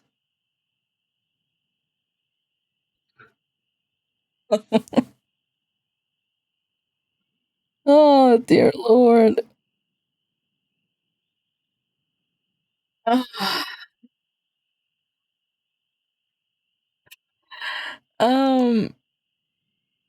Okay, draw my sword. I think that's probably, yeah. You have to draw your sword, but the birdman reaches out a claw and rests lightly on your arm. The other birdman bow. Oh! We are no ordinary birdmen, the stalking one said. My name is Pewit, this is Zetra and Felwhip. We are the Samaritans of Shin. It is a pleasure to meet the Analander. Samaritans? We're a group of birdmen dedicated to overthrowing the Archmage. Ours has been a very long road. What assistance can you give me?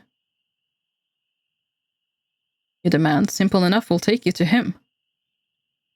How? Poet laughs and rustles his feathers. How do you suppose we'll go up? Creature stretches his wings and half flaps, half leaps onto the crossbeam below the open roof. Will you come with me? He lowers his lower claws for you to stand beneath. I mean, we've come this far. I've made terrible decisions before. Yeah, place my shoulders. You place your shoulders beneath his claws and close your eyes, waiting for the talons to sink into your flesh. And they do, but with staggering delicacy, lifting you like a fragile petal through the hole in the ceiling and into the air. There's nothing to do but hold tight to the creature's legs and pray. Well, I guess that's one way to do it. Okay. Oh, oopsies. Yeah, no, I just wanted to take the scenic route, obviously. The birdman slowly lowers you near to a stained glass window. Below you is nothing but an infinite drop. This will take you straight to him, the creature calls. Finish him. Thank you. You call. The creature laughs. Don't thank me yet, it replies, before rising and then falling to smash you bodily into the glass. You land inside the tower in a rain of shards. With a wheeling cry, the birdman circles the turret once and then flies away. Well, we're here. Pick yourself to your feet and brush off the shards of broken glass. This is the highest tower in Zaman. This is the garret of the Archmage himself. You're mere footsteps from your goal. Outside night has fallen. Pray for luck. You pause a moment to close your eyes and whisper a silent prayer to the gorilla. There is no reply, not here, but you still feel calmer for it. Then you reach out and try the handle of the door. It turns. The door is not enchanted nor cursed. It isn't even locked. After so many miles, so much hardship and pain, the final door is well awaited and requires nothing more than the gentlest of pushes to swing open. That was somehow way easier than I would have thought. I have a bad feeling about this. You climb the stairs to the garret. It is a tiny stone room, the walls plastered with astrological charts, some ancient and some so fresh that the ink still gleams. In the center of the space is a desk, and sitting behind it, behind the desk is a wizened old man with long shocks of black hair. He holds a quill pen and looks curiously as you enter. Yes, can I help you? I have come for the crown. The man frowns with evident puzzlement. Then he seems to understand. You must be the Analander. My serpent told me you were coming. I do hope you didn't think that disguise would fool me. Please take it off. Welcome. The man before you is a pale shadow of the Archmage you encountered in your dream outside the city walls, and he has no crown.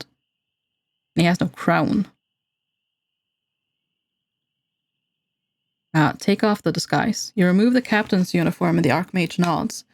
I knew you would come, of course, he says, though I had to at least try to stop you. Prophecy is like that, highly circular. The man looks back at you sadly, silent for a moment. Doubt begins to creep into your heart. Can this truly be the cruel Archmage of High Zaman? He seems tired, even shy. I see you've traveled a long way, he remarks. You must be tired. Please, sit. You may talk as equals for a moment. He gestures to a chair. This is a trap. Walls are coated with Minimite blood. No magic can function here. You're quite safe. Try if you do not believe me. Reaching across his desk, he lifts the stopper on a decanter and pours out a glass of thick red wine. I know better than to offer you one, he remarks as he sips his own. I'm not going to pour myself a glass. Because how do I know that there's not some kind of a poison in there that he's, made himself impervious to or whatever, or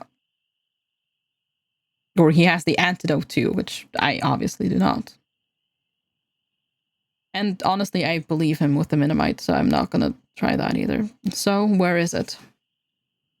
You demand, unwilling to be swayed from your task. The crown of kings, he gestures at his head, not wearing it, as you can see. Tell me where it is. The Archmage nods. He seems to be chewing over something. Do you know, Analander, what it is the crown does? Do you understand its powers?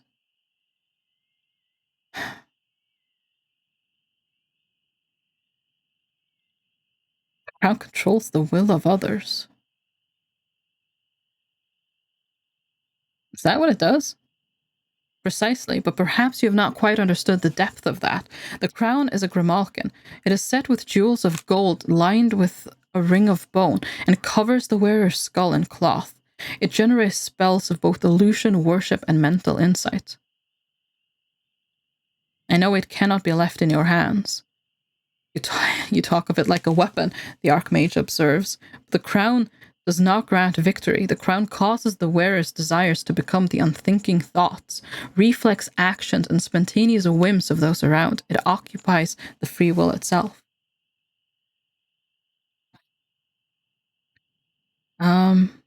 You're stalling for time, you declare, but it will not sway me. No, I fear I will not sway you from your task, the Archmage replies thoughtfully. You've come a long way for this crown, I see that. You think me evil, a tyrant. But I must explain this to you. I am none of those things. I am the Archmage of the Fortress of Sorcerers, a fading but noble institution, and I spend my days trying to repair the terrible destruction wrought on the lands in my care by your ignorant, reckless use of the beacons of past light. You placed those beacons yourself. I did, and left untouched, they would have protected the land for 10,000 years. Did you not notice the towers were all sealed? Past light burns with the power of the sun. It must be filtered, measured, but you opened 6 beacons wide and threw them over my land, over my people. He bangs the desk as he speaks, almost shouting. There's a tear in the corner of his eye.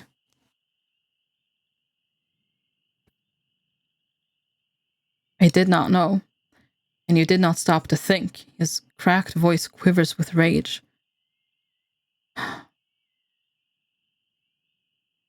Give me the crown and end this. Annalander, I cannot do that, even if I wanted you to have it, because I do not have the crown, and I never did. Oh, I don't believe that. He is putting on an act. You lie. Do I? It was stolen by your birdman. He leans forward. Was it? Did you see them? Did they pluck it from the head of your king while he sat in court? He points with a bony hand. I'm so sorry. I know how hard it will be to accept what has been done to you, but can you not, on some level, feel it? Do you not sense that you are not in control of yourself? Wait, what? What are you talking about? You've been under a spell for some time. I can imagine how it began. Most likely, there was a day in Analand, perhaps near the wall, when you woke up and your will was not your own. And since then you have been compelled to march here to do me harm. Nothing has been done to me. Are you so sure? Consider this. Do you even know what this crown looks like? This object that you've traveled so far, so single-mindedly to find. You might have been lying on a table in the first village you passed through, and you would not have known, am I correct?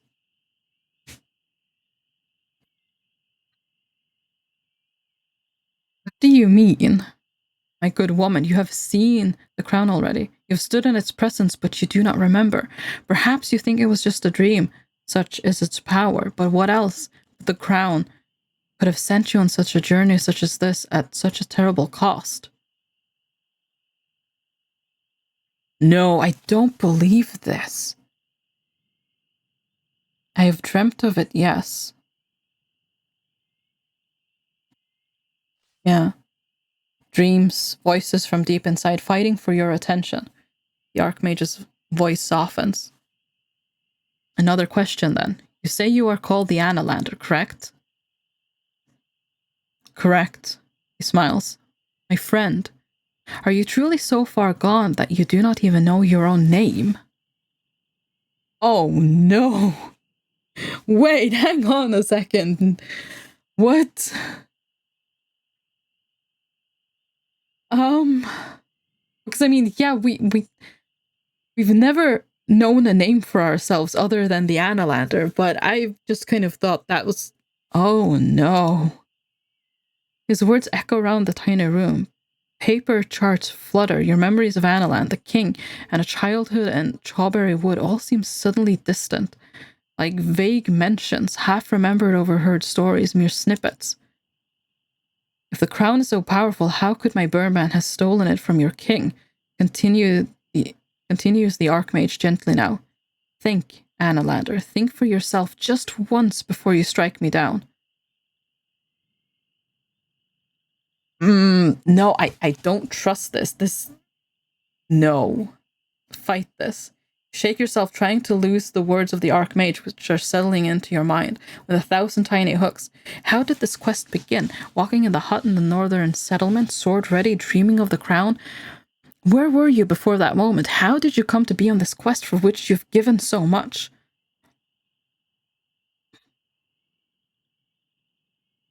I remember everything, you declare stubbornly. Answer me this. How many sisters do you have? What color are your mother's eyes? How old are you? You shouldn't need to think to answer. No, draw my sword. This has to be a trick. No, I don't believe. No. Enough of this, you growl, sword springing into your hand. The Archmage begins to talk more quickly, evidently afraid. I imagine your king sent you to simply kill me. Your king has the crown, and he knows that we in Mampang Fortress are the ones capable of countering its power.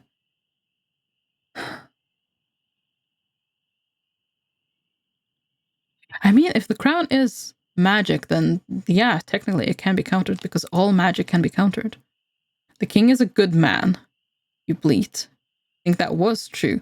I think when he began to use the crown, his intentions were good, but now he looks to the depravity of Kare, the goblins overrunning the Shamatanti Hills, and he feels there must be leadership. The Archmage sighs. I'm sorry, Annalander, or whoever you truly are. Your whole quest has been a lie. The crown is in Annaland, and you are nothing but an assassin. Oh, God. Oh, look for guidance from my God. Does this man tell the truth? How can you tell? You look upwards, hoping to catch the movement of the gorilla in the corner of your eye, but there is nothing. You're quite alone. We'll find you a chamber here in the tower, far away from the hustle and bustle below, the Archmage continues. Then, when you're somewhat recovered, you will discover what you want to do.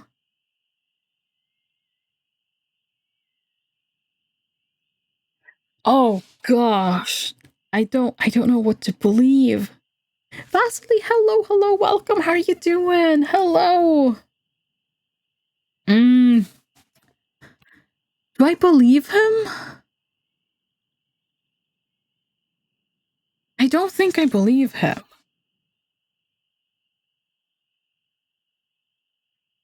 I mean, why would he send serpents to kill me? He could have done anything else if... I mean... Okay, yeah, so self-defense is one thing, but he has been actively trying to kill me. And now he's doing this.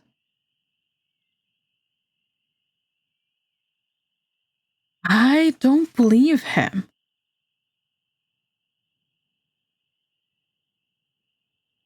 Guess what, Natalie? Ooh, what? Demand the crown. Enough of this. You step forward, intent on demanding the crown's return, then you pause. Where did that demand for action come from? What power put the thought of demands into your mind? Surely the Archmage is right. What compelled you to cause so much harm on your journey? You do not move. Oh, no. I graduated yesterday. Oh, Vasily, congrats. That is fantastic. Congratulations. That is awesome. I hope you are taking some time to celebrate that and just, I guess you can take a moment to relax now.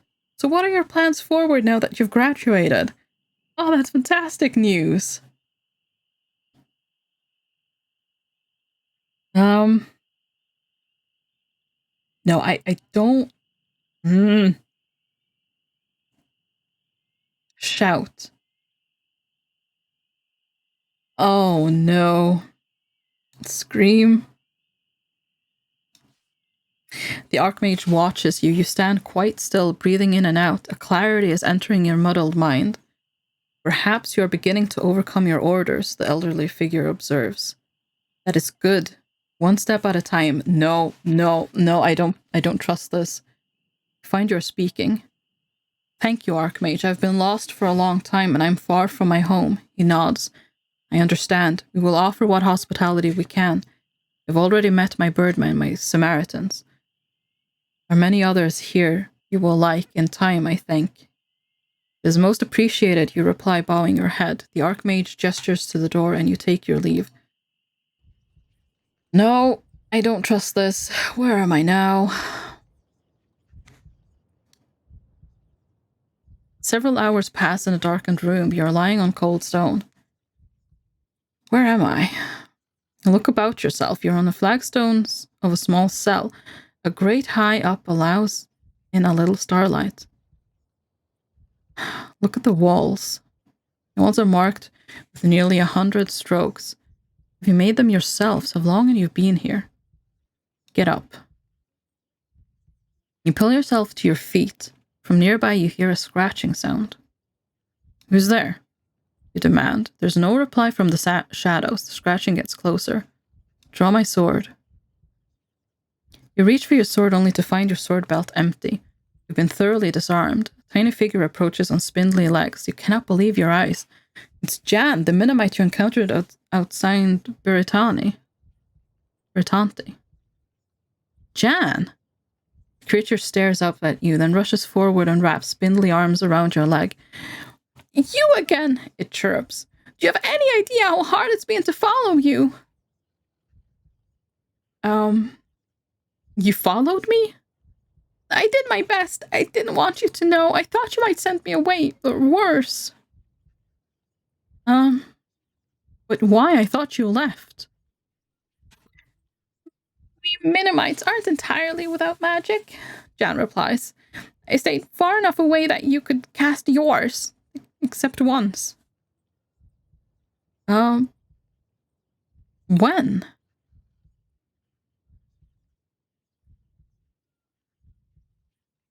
You don't remember? Jan giggles. Well, I'll leave you to remember for yourself, maybe. I'm sorry, you won't be able to cast anything now, and I can't escape. I clipped my wings. Jan turns around and shows you the ruin of his back. Deep scars pucker the skin between bony shoulder blades. Oh, no. Oh,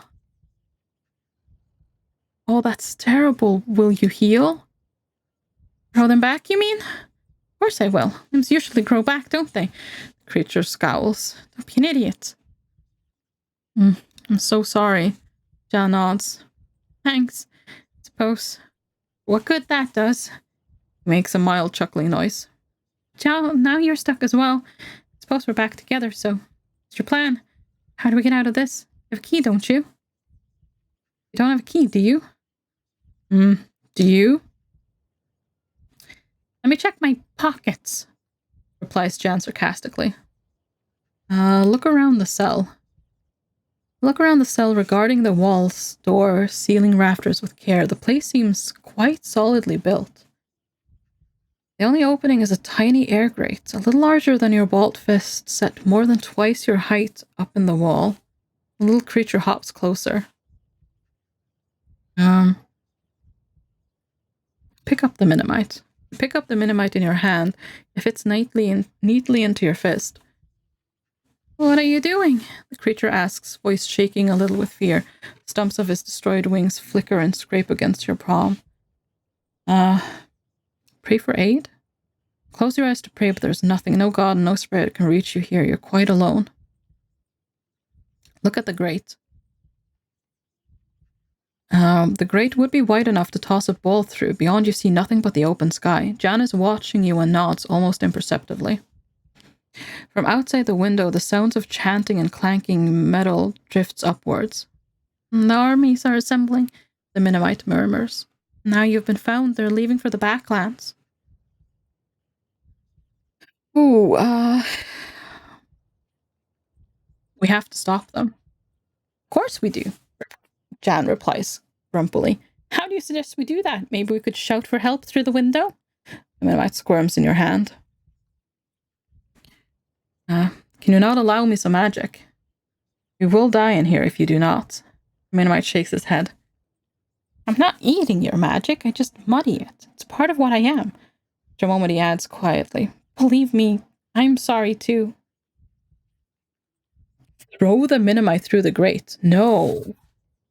Cast a spell. It's not going to do anything, but I don't want to throw him. Oh,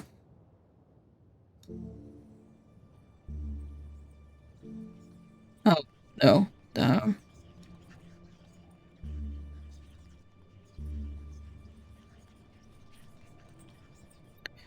Well, it's not going to do anything, but... You open your arms to cast your spell and feel the energy of the starlight pass through you, but nothing happens. The Minimat looks at you with tired eyes. I suppose it was worth trying, sighs. Something passes over Jan's face. In the hills, he remarks. Saved my life, I think. I think, yeah, with the woman, the elderly lady. I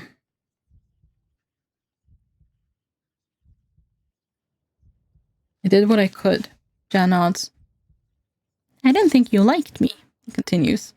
But you could have gotten rid of me. You didn't. You left quickly enough all the same. I did, Jan replies. You saw the trouble I was causing you. Just I am causing you now. Creature sighs. What?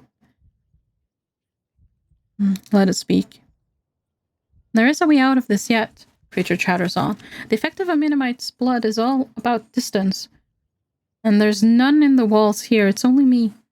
How high up would you say we were?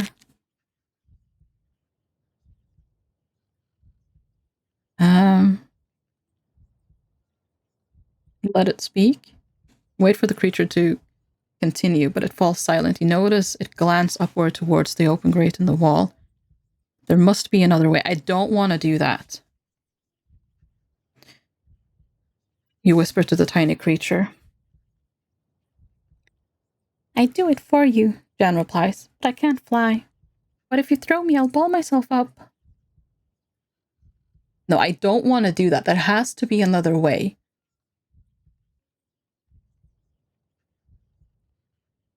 No, I don't want to do that. I won't do it, you reply. Then you'll starve to death in here, Jan replies. You can only shrug at that. The Minimite slips to the floor once more. The situation is hopeless. You sink down against the wall. Oh no.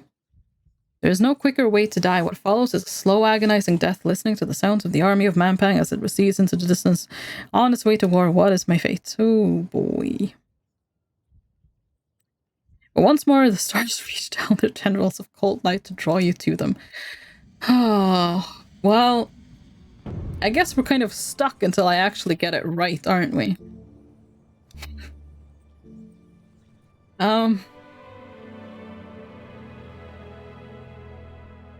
Do I actually have to throw him? The Archmage's army is gone. The Sorcerer's spike stands firm once more. You have another chance, but how can you overcome the Archmage? He knew you were coming. He was waiting for you. How can you possibly hope to defeat the terrible power of the crown? There must be another way. Must be another way to reach him, a quieter way, a way to steal inside the tower without the Archmage's knowledge. He's the greatest seer that has ever lived. You will need to shield yourself in magic more powerful even than his. Find a way into his tower that he cannot guard against. You need to find an unseen way into the Sorcerer's spike. You turn your cloak up and move quickly away. The narrow alley mouth opens into the square. This is now the dead of night. Well, sleep here, I guess. Close my eyes. Dream. Mocking laughter. Yeah, that seems about right.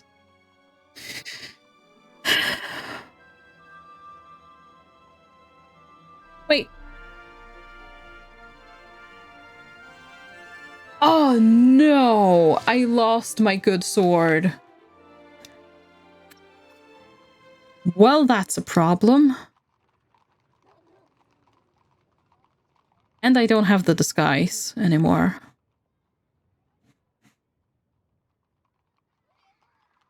Well, that was unfortunate. I probably should have thrown Jan, but I didn't want to. Oh. I don't really know where to go from here, I'm gonna be honest. There was that one tower where it said that you couldn't see or something. beggar. Greet her. Let's see. Give her a coin. So... Oh, right, that thing.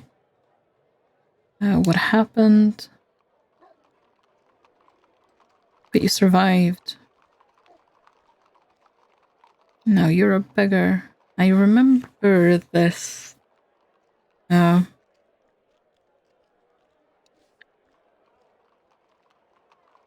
Right. Yeah. I hate the site masters. Of course. Were you born in Mampang?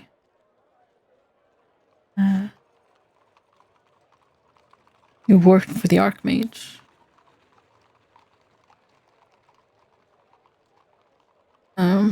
I have killed the site master. Appears at you. Oh wait, but haven't I? Oh no, wait, the time has reset since then. I'm pretty sure I did it, or maybe I didn't. I don't really know. Honestly.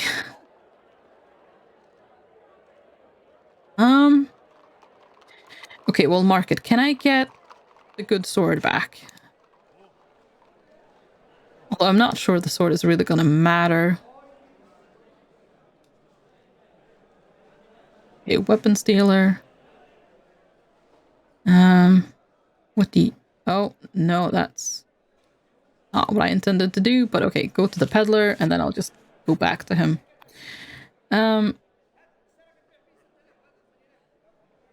Look at the stock. Glue Blimberry potion. Okay, leave.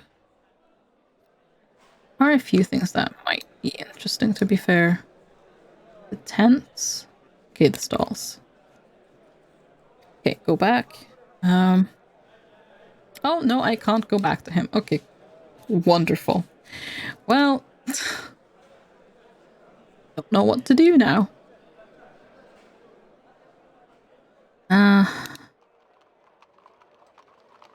Road.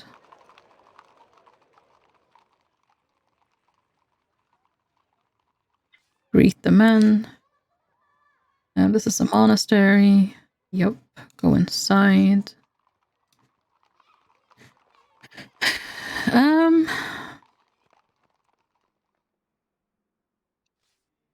I shouldn't gamble. I'm not good at this game. But I could get more money. But I don't even know if I need more money at the moment. I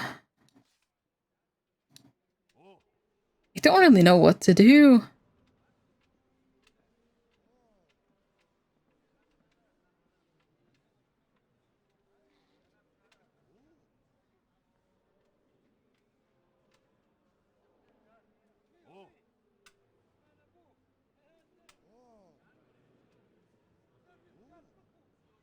Okay, if I go back to the market, I've been completely away from that area. Can I go back to the weapons dealer? Because I kind of want the good sword. If it's possible. Oh, it's... You know what? Sure, sleep under a stall.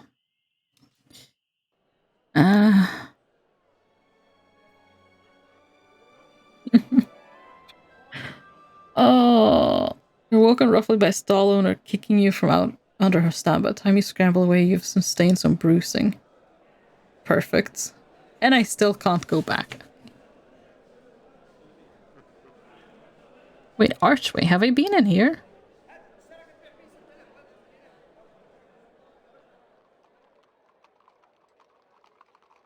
You walk through the area. You walk through the arch when a guard leaps out from a room to the side of the passageway and blocks your path. No vagabonds, she cries. This area is off limits to peasantry.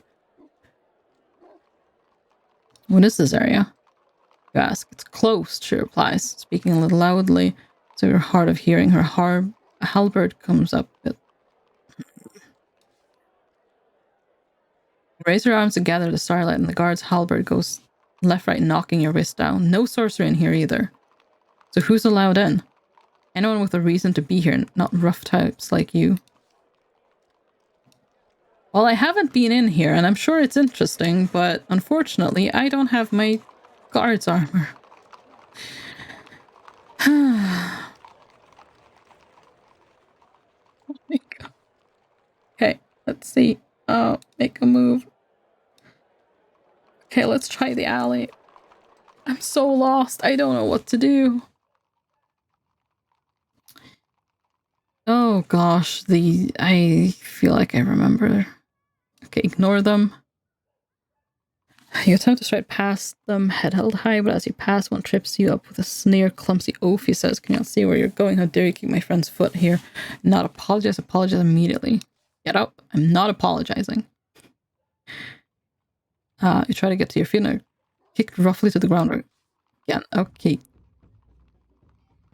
Well, this is awful because I have a... Oh, God.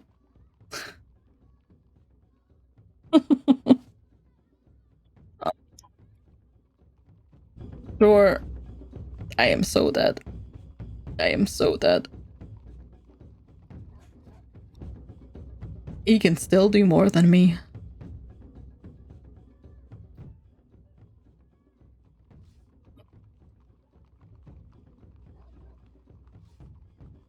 I need to wait until he does a big...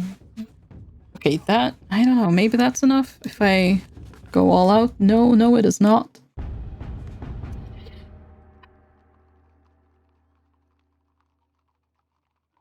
I mean, I don't think I can actually win this fight. Because even when he uses all of his, he can still beat me when he goes all out. I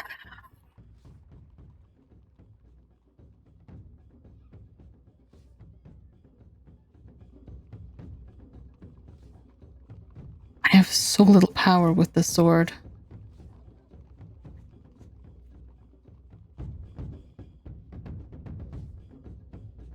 Well, that's something. Yeah. Okay, try again. So I defend. And I defend again. And he usually does a small one here. So if I do a little one, like that, and then I do a more powerful one. Yeah. And then I defend.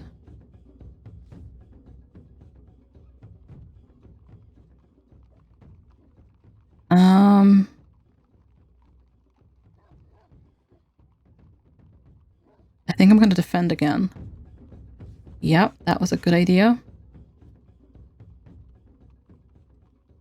Small one? Yep. If I go all out here... Okay. That, yeah, continue. That's probably as good as I can do.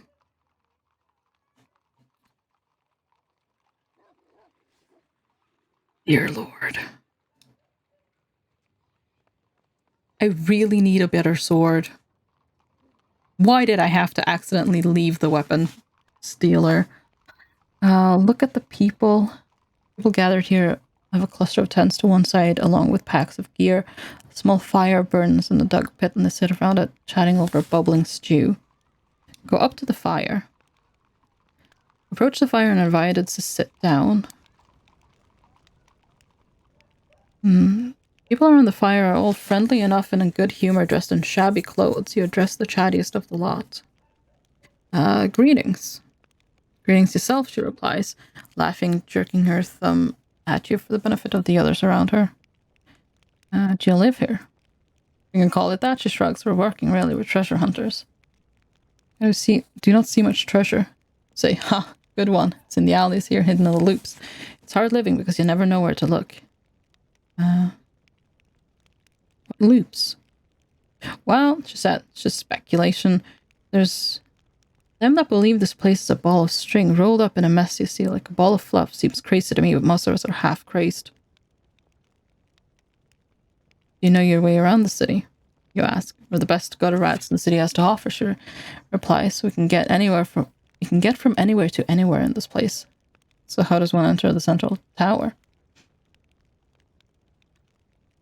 Oh, she laughs. You just stroll up and knock on the door. The guards will let you in. You're joking.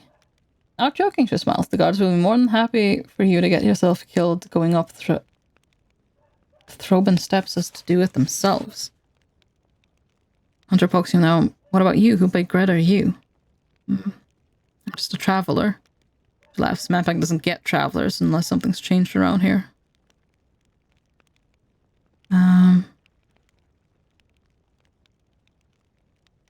So those are the steps of Throben. Is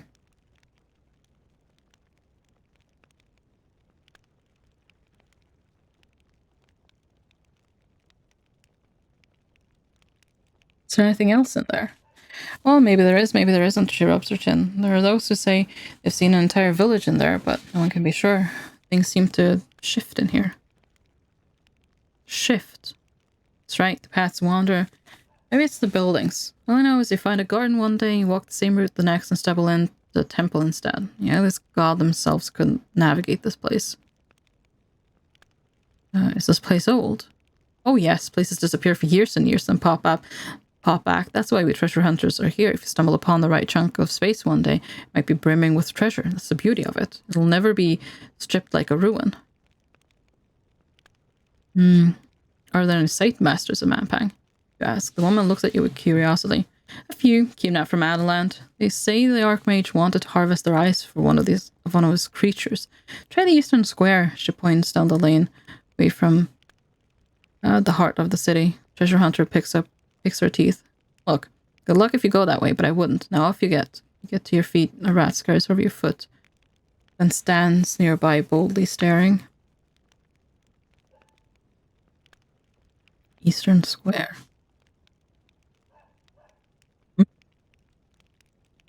Slice up the scavengers. Now look over the group around the fire. They're poor and half-starved. There are at least 30 of them. You cannot hope to overpower them all. If you were to attack, you would most likely be surrounded and stabbed in the back. Well, I mean, there's no reason to do that. Found one new clue.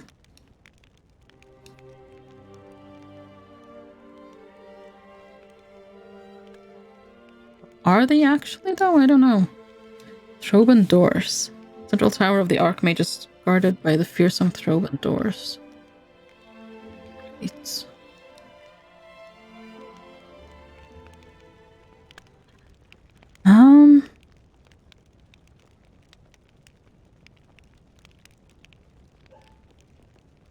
East Road. Pass by the alleys and follow the road as it heads toward the rising wall of Manpang. After a while, the path opens out into a stony clearing. Guards walk this way and that across the space. Look at the square. Across the square is a low wall set with a door. The guards do not seem to be guarding it, but none are going anywhere near it either. Look at the flagstones. The flagstones of this square are smoothed and worn as though by torrential rain. People in the square are moving this way and that, seemingly without purpose. They all seem quite concerned and busy, however. You elbow your way through the strange crowds filling the space. I honestly have no idea where to go from here. I'm gonna pray for some healing. Across the middle of the square, guards move this way and that.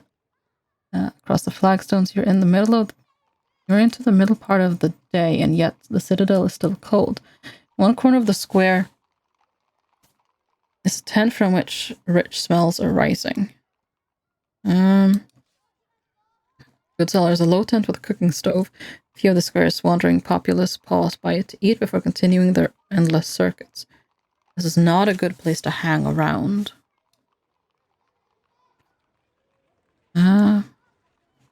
Yeah, the food tent. The sun is beginning to lower and the air begins to cool. You approach a small kitchen. To one side, a long table is crowded with people eating their meals. The chef bustles through the kitchen. Hungry, he says. Talk to the food seller. You attract the attention of the chef. Yes, he demands. You want to eat? What is this part of the city? Eastern Square, he replies, but it's more like a holding pen. What are the people here all doing? Here? Eating? Out in the square, you mean? They're waiting. Waiting for what? To be needed. If you watch long enough, you'll see them being called away. It lies beyond the east wall. Chef seems to shiver. Magic, and lots of it. It's wading from the shallows into a lake. Don't go. You ask a lot of questions, the chef observes through narrowed eyes. Must make you hungry. He waves a hand at a stove. Something to eat? It's only 8 gold pieces. Look at the food. Seems the cook is serving vegetable pie. The crust is golden and flaky. Ask about the food. Ask about the vegetable pie. It smells extraordinary. I had some devotee of the rabbit in my kitchen the other day, trying to convince me to convert to his god. All I had to do was give up eating meat. Ridiculous. I chased him away with my cutting knife. But as he was fleeing, he bolted out this recipe. Not bad, as it turns out. Honestly, I might as well. At least I'll have eaten something. You pay taking your meal to the table. You slurp it up. The meal is disgusting. Well, wonderful. Clearing your dishes, you move on.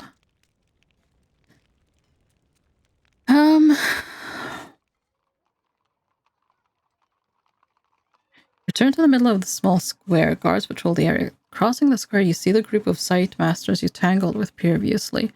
Duck out of sight. Duck quickly into cover behind the meandering peasants. The sight masters have exceptional vision, but you have a gift of remembering which way they will look. You dart left and right across the square, and the sight masters move away. It's not a good place to hang around. Well, I might as well go this way, I guess, but I don't really... You make your way to the far wall into which is set a low door. You turn to see that the guards in the square have noticed you. One stomps over to you. State your business. I am a traveler. There's no place for travelers in Mampang, the guard replies. There is nowhere to go. With that, he shoves you into walking around the square. You begin to sense something in the air, powerful magic emanating from the east.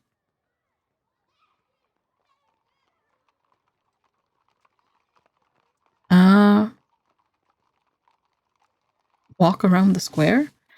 You quietly turn and walk with your head bowed and a circuit in the far edge. You return to the crossroads near tangled alleyways. I'll move on. The smaller alleyways are surely too dangerous to wander around in.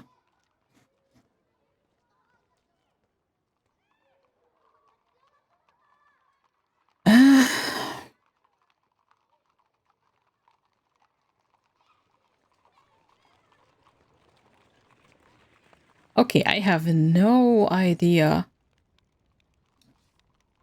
where to go.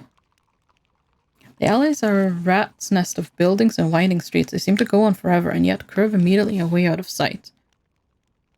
Explore the alleys. Or... yeah, okay.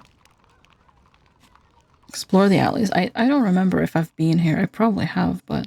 You head into the alleys cautiously, trying to follow the vague hints that you've been given about the route. Clouds rumble as they roll across the dimming sky. The paths turn this way and that until you reach a fork. Look left. Look down one of the alleys. It seems no different than the one you followed here. Indeed, it looks exactly the same. Look right. Second alley looks all but identical to the first. Go right. Your instincts suggest the right road. You will have to keep moving. You must simply be reaching the edge of the alleyways by now. You've walked a considerable distance. To your surprise, the alleyway merges suddenly into the crossroads with the fire pit where you started. Okay.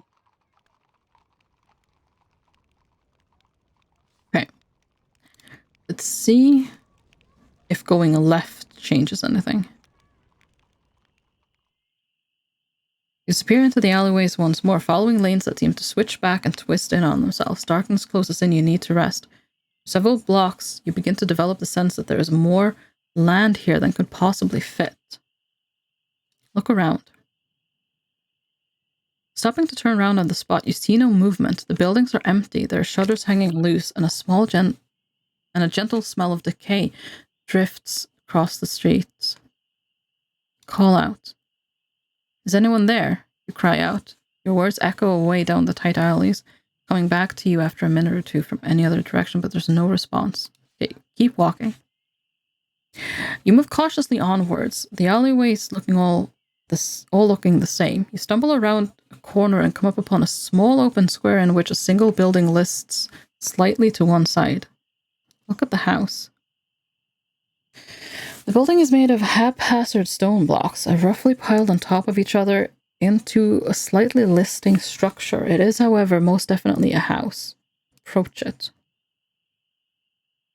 Curious, you approach this building. Is this place the cause of the strange disturbance to this area? Huh. The house is over here. You approach the house, a narrow two-story affair that, like most of Mampang's buildings, is showing signs of tumble and decay. As you approach, you notice the front door is hanging ajar. Listen at the door. You put your ear to the open door. There are no sounds coming from within. Peek in a window. Peek in a side window, glimpsing a kitchen. A few embers in the hearth, but no one is cooking. Walk inside. You walk inside, wincing at your own impropriety. Front hall is sparse but cared for.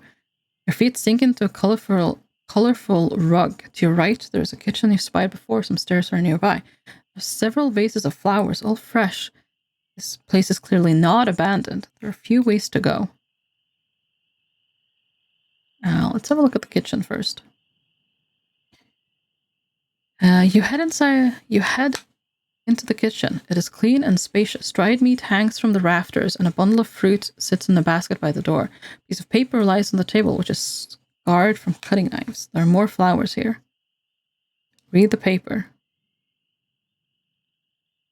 Pick up the piece of paper as a series of directions beginning from the crossroads, turn left, second right, third left, first right, and so forth. A guide to the alleys, perhaps. Take it. Put it into your pack. Hopefully, whoever wrote these directions down has now memorized them.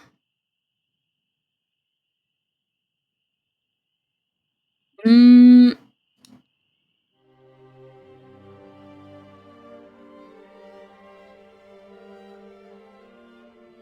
were given advice to not eat from the larder of Throg. Okay, I think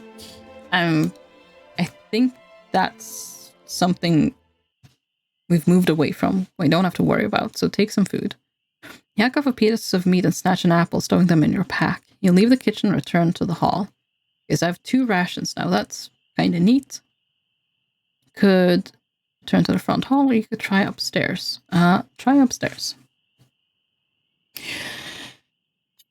You head upstairs. The upper floor is one large room. 2 double beds sit at opposite sides with trunks at the foot of each. The rug is in the center with a few toys scattered about. Small table sits by one wall with a small box on top of it. Flowers here have been chosen to match the paint on the walls and furniture.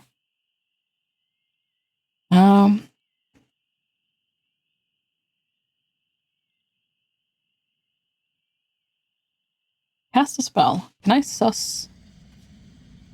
Am I in danger? I cannot suss. I can... How?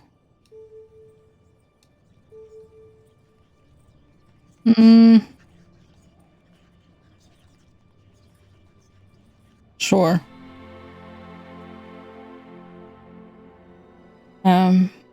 You gather the stars into your design around you, and a steady voice begins to speak to you. Just be kind to her, the voice urges. She's no threat to you.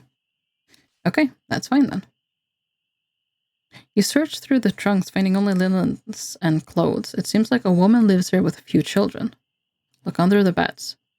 Under the beds is nothing but dust. That's when you hear the door open downstairs. A muffled woman's voice comes from below. Forgot to lock it again. Those children.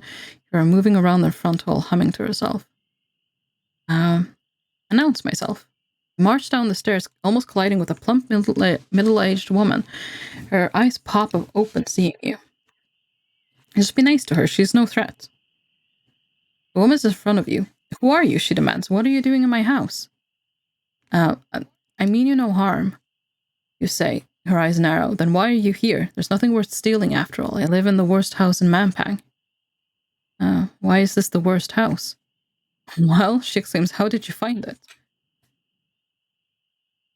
I walk the alleys. Randomly, she puts in. This used to be a nice area, you know, but the neighborhood has really gone downhill. What happened to the alleyways? I have no idea. Something rotten. There used to be a grid. A grid. Can you imagine? You could walk home drunk in the dark. Now, if you try that, you'd probably end out in the outer yards. She peers at you. But you are an odd one. What are you doing in this part of town? Who are your parents? Would I know them? It is unlikely. What's wrong with your voice? She continues. My voice? You don't speak right. Were you raised by wolves? I'm not from the city. I've never heard such a thing. Her eyes narrows. The world outside the wall is dead and dust, she asserts. You can't be from outside. There's a lush and verdant world out there. I don't believe it. Outside? How do we even look alike? You must be some kind of mutant on the inside. Still, I'm glad you made it back from the horrors out there. I wonder you barged in like you did. I bet seeing a house or a street is strange for you. Come on, straggler. She heads to the kitchen, calling for you to follow. The name's Molka, by the way, she shouts. Well, I didn't get to check the little box, but hey. Follow her to the kitchen. Sit, sit. You sit while she bustles around. I'm not sure whether to be honored or frightened of you, she titters. Would you like something to eat? Perhaps play some dice and chat? I do love a good game, but I have scant time for it now that the children are getting older. I mean, I've already eaten, but sure. I am terribly hungry, you tell her. Can you give me something to eat? Of course I can, she replies, fussily serving you some bread and cheese and watching as you tuck in. She does not appear to notice the missing fruit or the meat that you took. May I ask you some questions? Ask away, Molka says. Are you a widow? Yes. My husband died just after the twins were born. At least I think he did. He was always exploring, trying to find a way out of the citadel, convinced there was a better life to be had beyond the wall. One day he went out and didn't come back. I had a wife, and after that, but she left. Why did your wife leave? Younger woman. Isn't that always the way? Some maid on the far side of town. I have yet to run into them, thank the gods. But that's mostly because I'm stuck in this flea pit backwash part of town. To finish her point, she gobs into a corner of the floor. Where are your children? Playing, I assume. The scamps like to dash around the alleys and so forth. They always find their way home somewhere. Natives. Do you know I can get to the tower? What? The Archmage's tower? When on earth would you want to go there? A quest. A what? Like an errand? Well, whatever you're doing, stay away from the tower. Too dangerous, she shakes her head. But otherwise, did you try heading straight for it? It's guarded, obviously. There are no secret ways in? Not that I ever heard of. No one goes in or out. The Archmage does nothing but sleep. Well, you are a nosy one, Molka remarks, her voice full of humour. Molka opens a cupboard and a dead rat tumbles out. She tuts before putting the rat back on the shelf. Why is she putting it back on the shelf? Oh, show her the bronze ring. Taking out the bronze ring you found in the empty towers of the abandoned quarter of the citadel, you place it on the table. Molka gasps and snatches it. Where did you get this? From a skeleton. Her breath catches in her throat and she nods. I know it well, she replied sadly. I put it on my husband's finger. I'm sorry for your loss. Oh, I lost him a long time ago, she replies distracted. But thank you for this piece of him back. Well, I guess I can just leave. You get up, thanking Molka for the hospitality, and head out to the street. Take care, she calls from the hallway. You find the path between the ways. May I what now? Okay. Well, I'm thoroughly confused, but...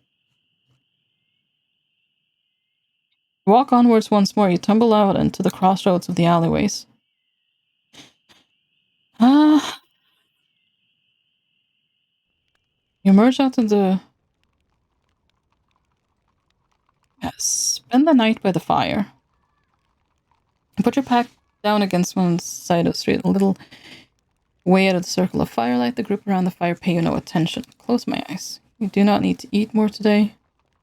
Close my eyes. Close your eyes and let your tiredness overtake you. Dream. Okay, yeah, distant laughter from the east. Gained some provisions and lost considerable gold and found a new clue. I'm guessing the clue is, because I didn't look at it, but it's probably the... Explore the alleys. So... Okay. Will I be able to follow the note then? You pull out the sheet of directions. Follow them. You enter the alleyways, following each line on the directions exactly.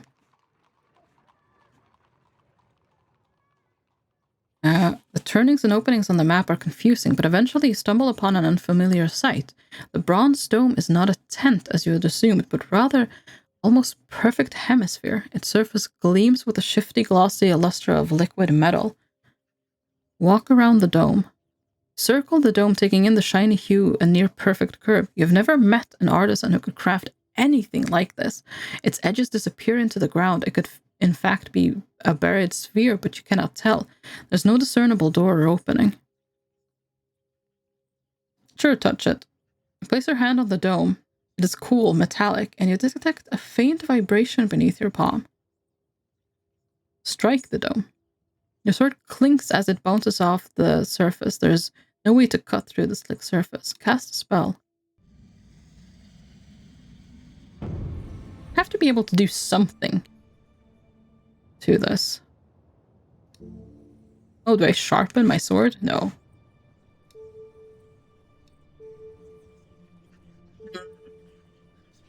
No, that's not gonna... I can't do far. Oh, that's walk again. There we go. That's the one I wanted. How?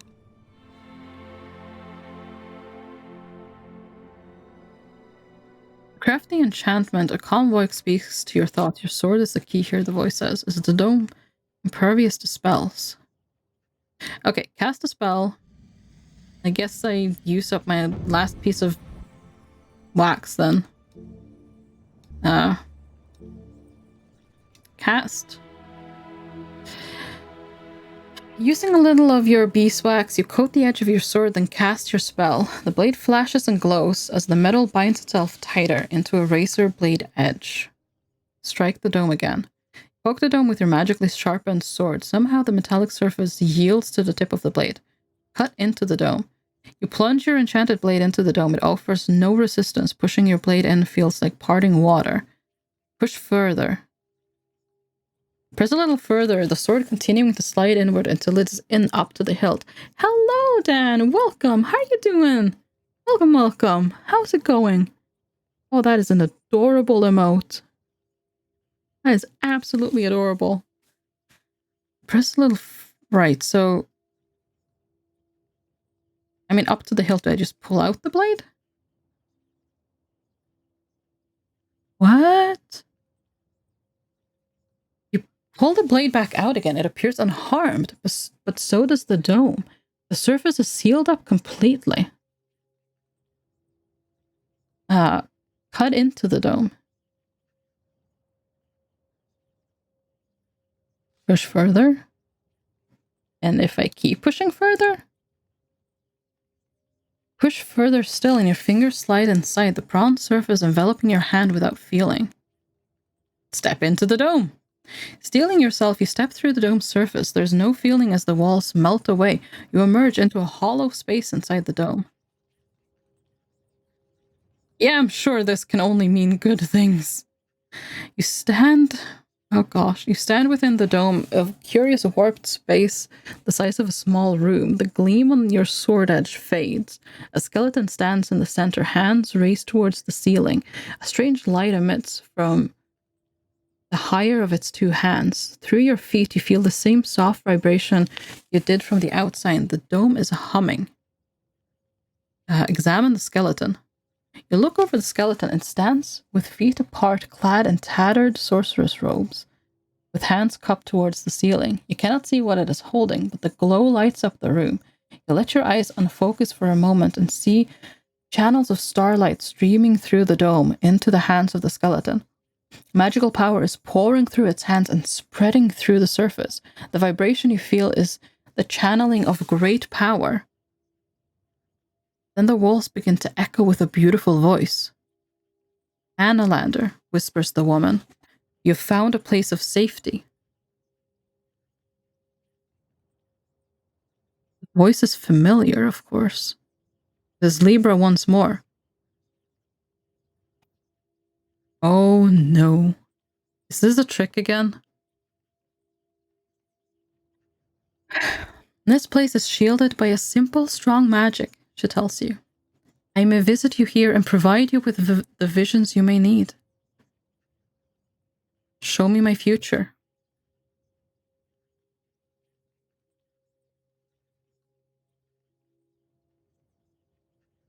As I always have. Feel a great calm come across your body. Rest now, she advises. Then begin your exploration afresh, knowing you are protected. Libra has visited you. You may rewind to this point of the story. Oh. Okay, that is probably going to be helpful. Okay, so we have a rewind now. You carefully grab the hands of the skeleton, hoping to glimpse the object it is holding. The figure is old and its bones are brittle. One wrist snaps off like a twig. Suddenly your chest compresses as if all the air of the room has been sucked out.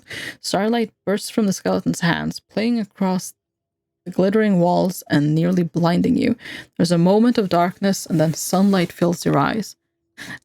It's probably a good thing that we now can rewind, isn't it?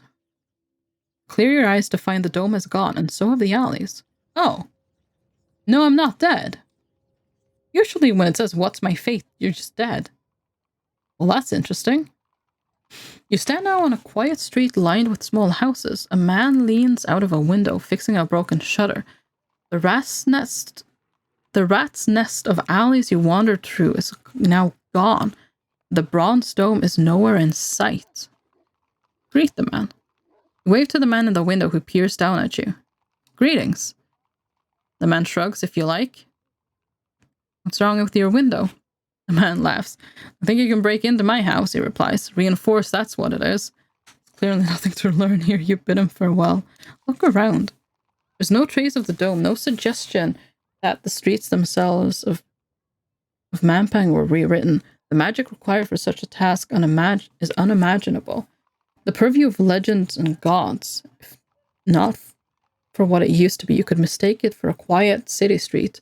The main square lies in view straight to the west, while the east lies you take for the grounds of the college. The only evidence of the previous reality is at your feet, one of the skeleton's hands, and its palm a single gold coin. Take the coin? You lift up the gold coin. It is simply that, with no other magic about it. You feel the presence of Libra fading once more. You make your way easily to the back of the crossroads. Well, I'm even more confused now, so there's that. The alleys have untangled themselves. This is crossroads between the ruined buildings. Buildings surrounding you are old and poorly built, in stark contrast to the martial efficiency of the rest of Mampang. Most are sagging and leaning, but you can see shadows moving in the windows. Despite the grim setting, people still live here. Look at the alleys. Place over at the alleyways. There are now just a handful of streets. You cannot help but wonder where Molka's house is now, and if she will ever find it again. I guess we move on.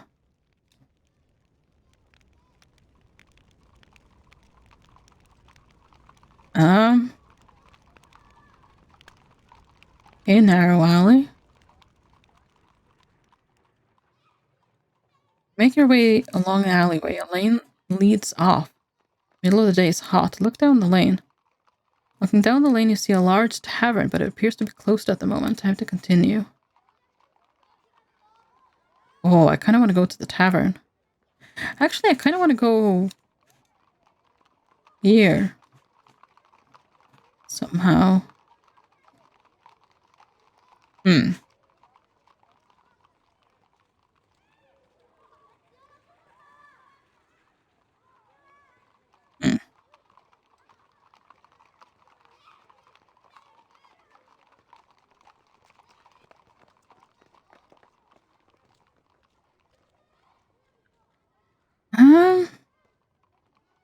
Do I try to go back to the towers? I mean, the way to sneak in has to be through the towers, surely.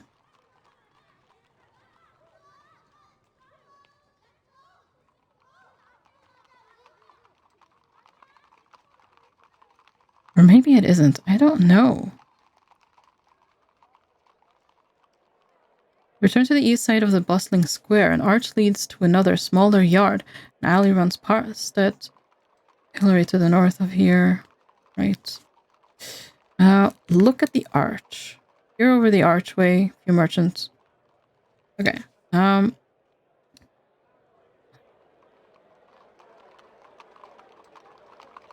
Oh, right, that archway. Well, we can't go there, so that's... Make a move. I go to the market. Will I be able to... Okay, let's try that again. Because I didn't want to just leave the guy. Okay, the stalls. Come on, please let me visit the weapons. Yes, there we go. Okay, the weapons dealer. Oh, well, welcome back. What do you have? So your season one. 600 gold pieces. Oh no. 15 gold pieces. A longsword for 25. How did I get the cutlass in the first place?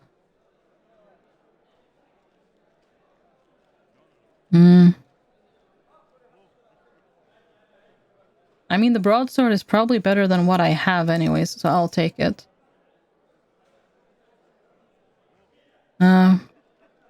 Excellent choice. Very practical. The merchant hands you the sword. The blade is thick and sturdy. Buy nothing more. You're not from Mampang. They're safe for trade routes. Yes, I know, the peddler declares. As a bold young man, I heard the Archmage was offering a fortune for weapons. Trader waves his hand vaguely, outfitting a new army or something. I'm not sure. Of course, once I got here, well, he shrugs. What happened? He glances at a passing guard and lowers his voice. Snake Nylock would only pay me half and left me stuck on the wrong side of the wall, but what could I do? If I tried to leave, some birdmen would have no doubt swooped down and that would be the end of it. At least I'm in a state to appreciate my poverty, but what can I do for you? Nylock makes a rude noise. The Archmage's official merchant. She handles all trade for Mampang, not us. And he gestures at the crowd, but the fortress. The guard encampment around the tower. I suppose she's now chiefly interested in outfitting the army. An army? Oh, indeed. But I couldn't tell you who they're supposed to be fighting. Everyone outside the walls is now dead, or so they say. Are we going to buy something, or are we simply chatter like a clatterman's grandmother? Farewell. His face beams. Farewell, then do come back. Okay, we have a slightly better sword at least. Okay, a +1. That's, yeah, way better than what we've had for a while. Oh god, how did I get the cutlass in the first place? Oh yeah, no, I remember. I sold him the thing. Oh. I had all those gems.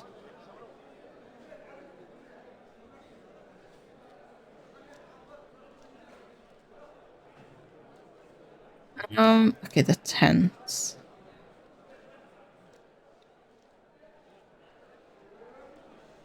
The hawker.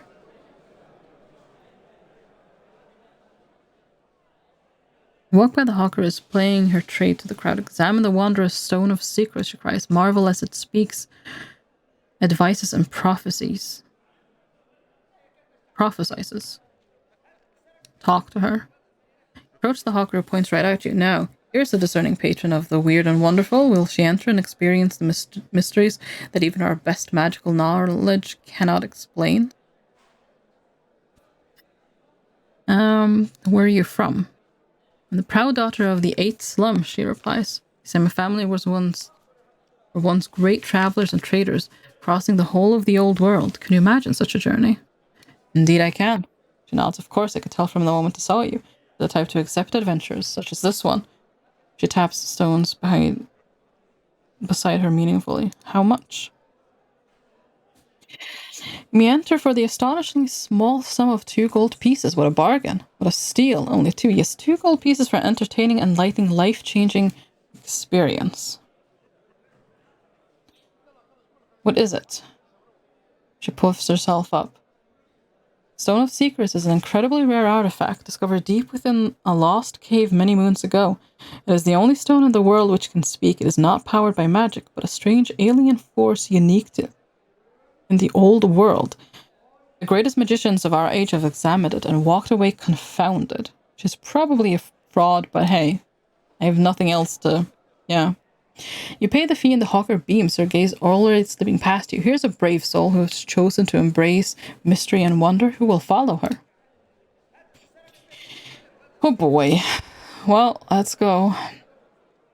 Inside the tent is dim and cramped. A large stack of boxes sit to one side, a cloth draped over them. Other curiosities, no doubt that the hawker has shelved in favor of the more profitable stone. Search the boxes. Begin to rifle through the boxes when suddenly you're stopped short. Then a voice booms through the tent. Annalander, a familiar voice. The voice is familiar but quite impossible. It is the booming tone of Shadrach, the hermit from the Backlands. Shadrach? Yes, it is I. It is good to see you again, he laughs, after a fashion at least. Is there any way to counter the power of the crown? You ask. Shadrach thinks for a moment. That is a good question. I believe so. Yes, it is magical, and so, like all magic, its effects can be countered with the correct counterspells. What are the spells?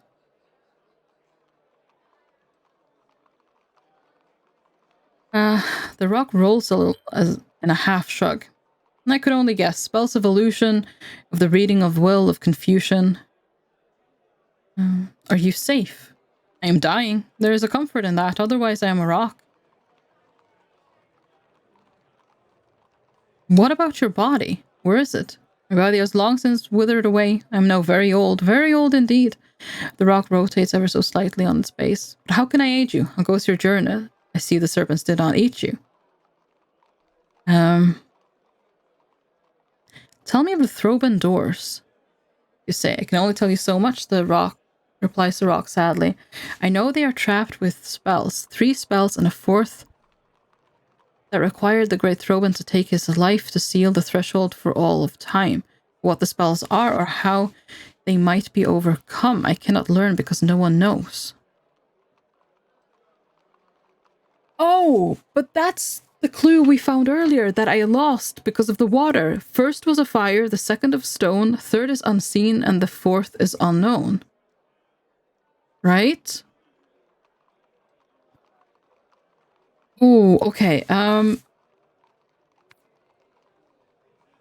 you learned anything of the inner college? You ask. I've learned the secret of one and only one. They say there's a room bathed in fire, hot enough to melt your blade and sear your flesh. But the fire is a powerful illusion and nothing more. If you believe it, it will hurt you, so you must dash into it directly. Who knows these secrets? The Archmage has many lieutenants who all know some secrets of the fortresses or his plans. Seek them out. Nagamanth the Torturer is one, though if you cross his path, you may well die to regret it. How can I overcome the power of the crown? You ask, how can I reach the Archmage in safety? The only way to do it is to go via the Throban doors. Open them and the Archmage will fall. Rock rattles and then falls still for a time. I am sorry, Annalander, I lack the strength to continue speaking, it whispers finally. My body has already failed and my spirit cannot stay anchored to this rock forever. Keep your wits about you and know that I am proud. The rock stills as Shadrach's voice fades. Okay, so... blocked by some fearsome magic.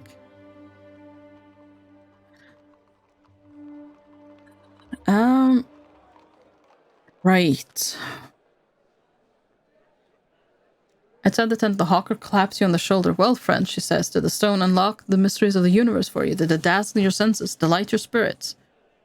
Exploiting that creature. Of course not, the hawker chuckles. How could I do that? It's a rock. Needs only visitors. That mission requires donations. You see, there are a variety of expenses. The hawker's words flow like oil, slippery yet empty. You leave mid-sentence. You walk away with another word. You go back into the market. You know what? Let's... Yeah. You join a long line of creatures outside the low stone building of the fortune teller. They are waiting with surprising patience. Talk to the creature ahead of me. The creature in front of you is a hobgoblin with long blonde hair and 2 protruding hooked teeth. Greetings. She turns to you with an indifferent look, then turns away. What is inside this building? You don't know. Why are you waiting here if you don't know? I saw the line.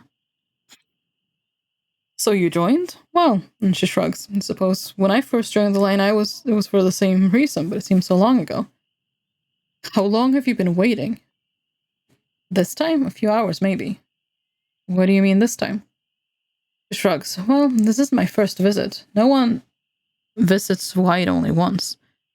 She pauses to scratch her chin. If you don't mind, I'd like to get back to waiting. Okay, I'm gonna wait. The thin creature emerges from the building with a curious half smile on his face. The next creature, a dwarf, enters.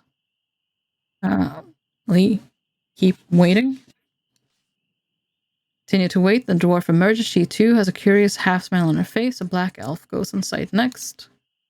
I'm gonna wait until it's my turn. Wait a little longer. Black elf emerges, looking furious about something. A wood golem enters the building. The creatures in the line stirs a little, but no one leaves the queue. Keep waiting. The wood golem emerges, looking furious about something. A goblin goes inside. You wait a little longer. The creatures in the line stir a little. The goblin emerges, looking furious about something. A hobgoblin is next. You keep waiting. I mean, the hobgoblin was exactly in front of us, so it should be my turn next. You wait a little longer.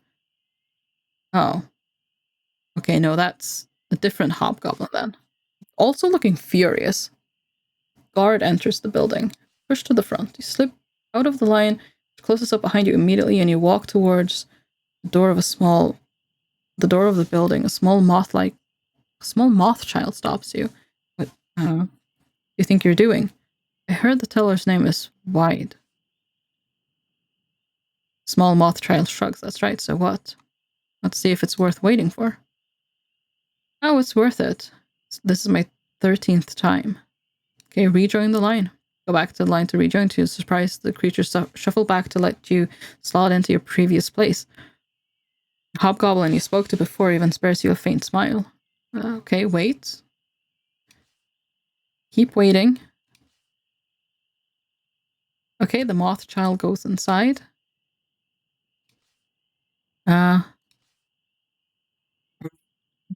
Rat-faced orc is next. Okay, the child is also furious. Oh, yeah, the guard also looks furious. The first two were smiling. Oh, yeah, the orc is also furious, and a one-legged dwarf. I'm guessing the one-legged dwarf is also, yeah, furious. A lanky guard.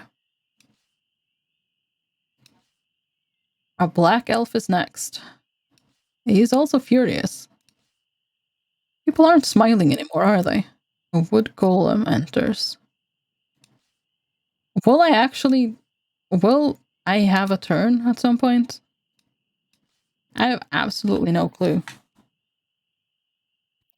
A hobgoblin is next. So not the hobgoblin in front of me. A guard. Is it just...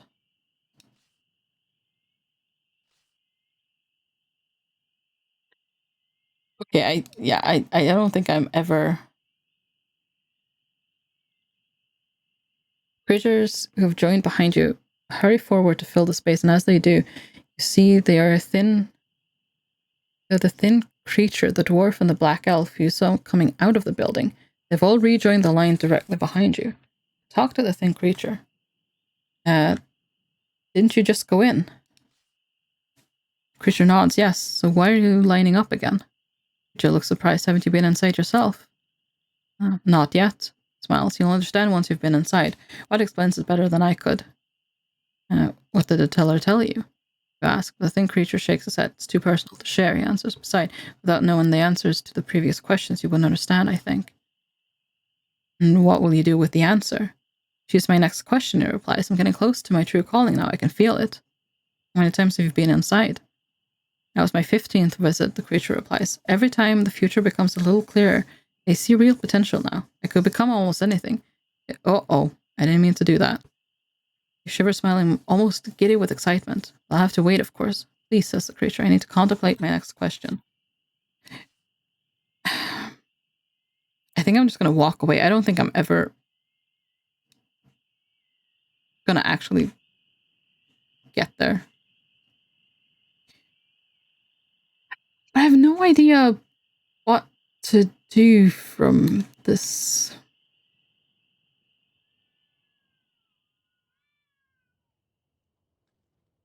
The road. You know what? Oh, wait, I can't. I can't go in there. I was gonna say, why don't we gamble? But no.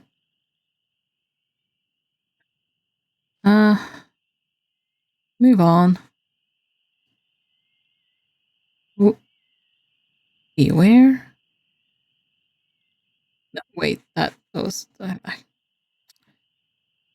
it's fine. I'm getting confused. Dazed and confused. Oh, right. This is that. Can I sleep in the broken buildings? No, but I can sleep under the market stalls. I've already done that.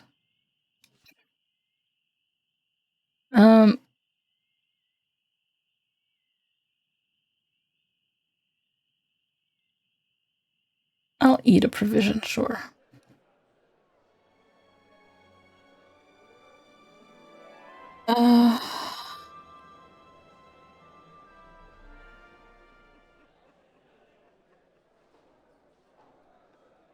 Who again moans the stall owner? Why do you always pick on me? She hauls you bodily out from under the stall and flings you into the square. Which way now? Nice. Okay, let's go gamble. Because I have no idea what to do here.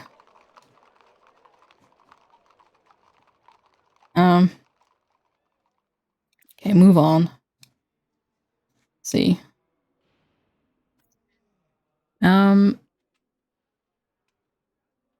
Make a move.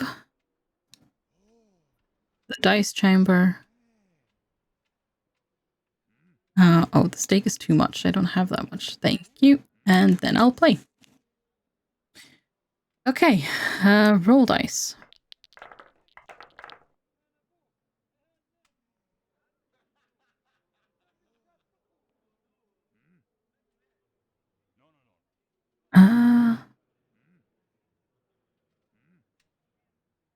This is 1-4. He could very well have 1-4. I'm gonna have bid 2 ones. 3 3s.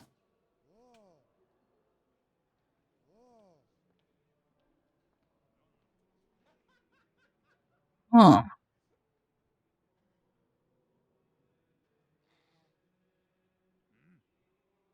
You would have to have 2 3s. I do have 1.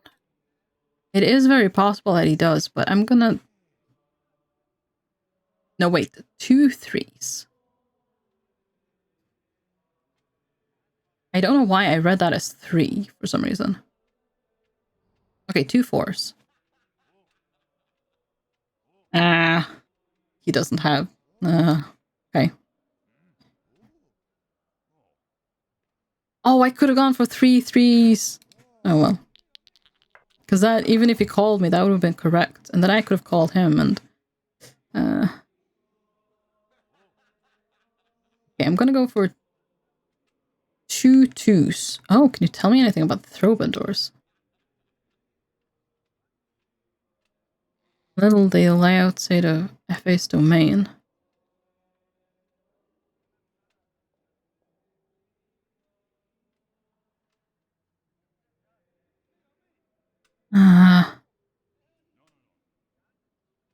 I kinda wanna know what he means, but at the same time, I don't...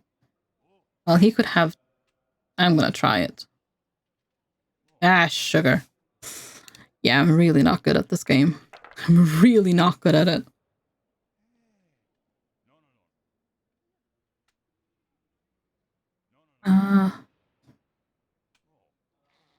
1-3.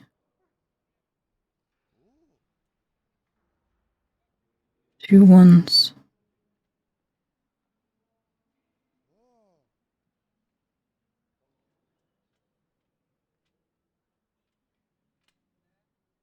This is definitely... He has 2 1s. He has 3 1s. Oh, okay. Can you lend me more money? Cannot if it does not wish us to be generous, as generosity defies the action of luck. Well, I mean, then I can't play. Well, I didn't lose anything there, so... Can I just go back? Can't. Okay, well, too bad. I don't really know where to go from there, and I'm starting to get a headache, so I think we're gonna end it there for today. I'm very confused about a lot of things, honestly. I have no idea what's going on at all. No idea whatsoever. I don't know where to go. But yeah, we're gonna just end it there for today. Let's see. Let's do a little raid. Let's see. There we go. Start raid. I hope you have a fantastic rest of your day, evening, or night. Let's see. Tomorrow is Tuesday. I do not stream on Tuesdays, so I probably will not be streaming tomorrow.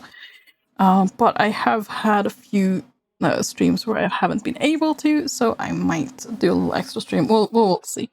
Yeah, thank you so much. I hope you enjoy the stream. I hope you have a fantastic rest of your day, evening, or night, wherever you may be in the world. Yeah, hope to see you soon. Bye bye for now. Bye bye bye bye bye bye bye. Goodbye.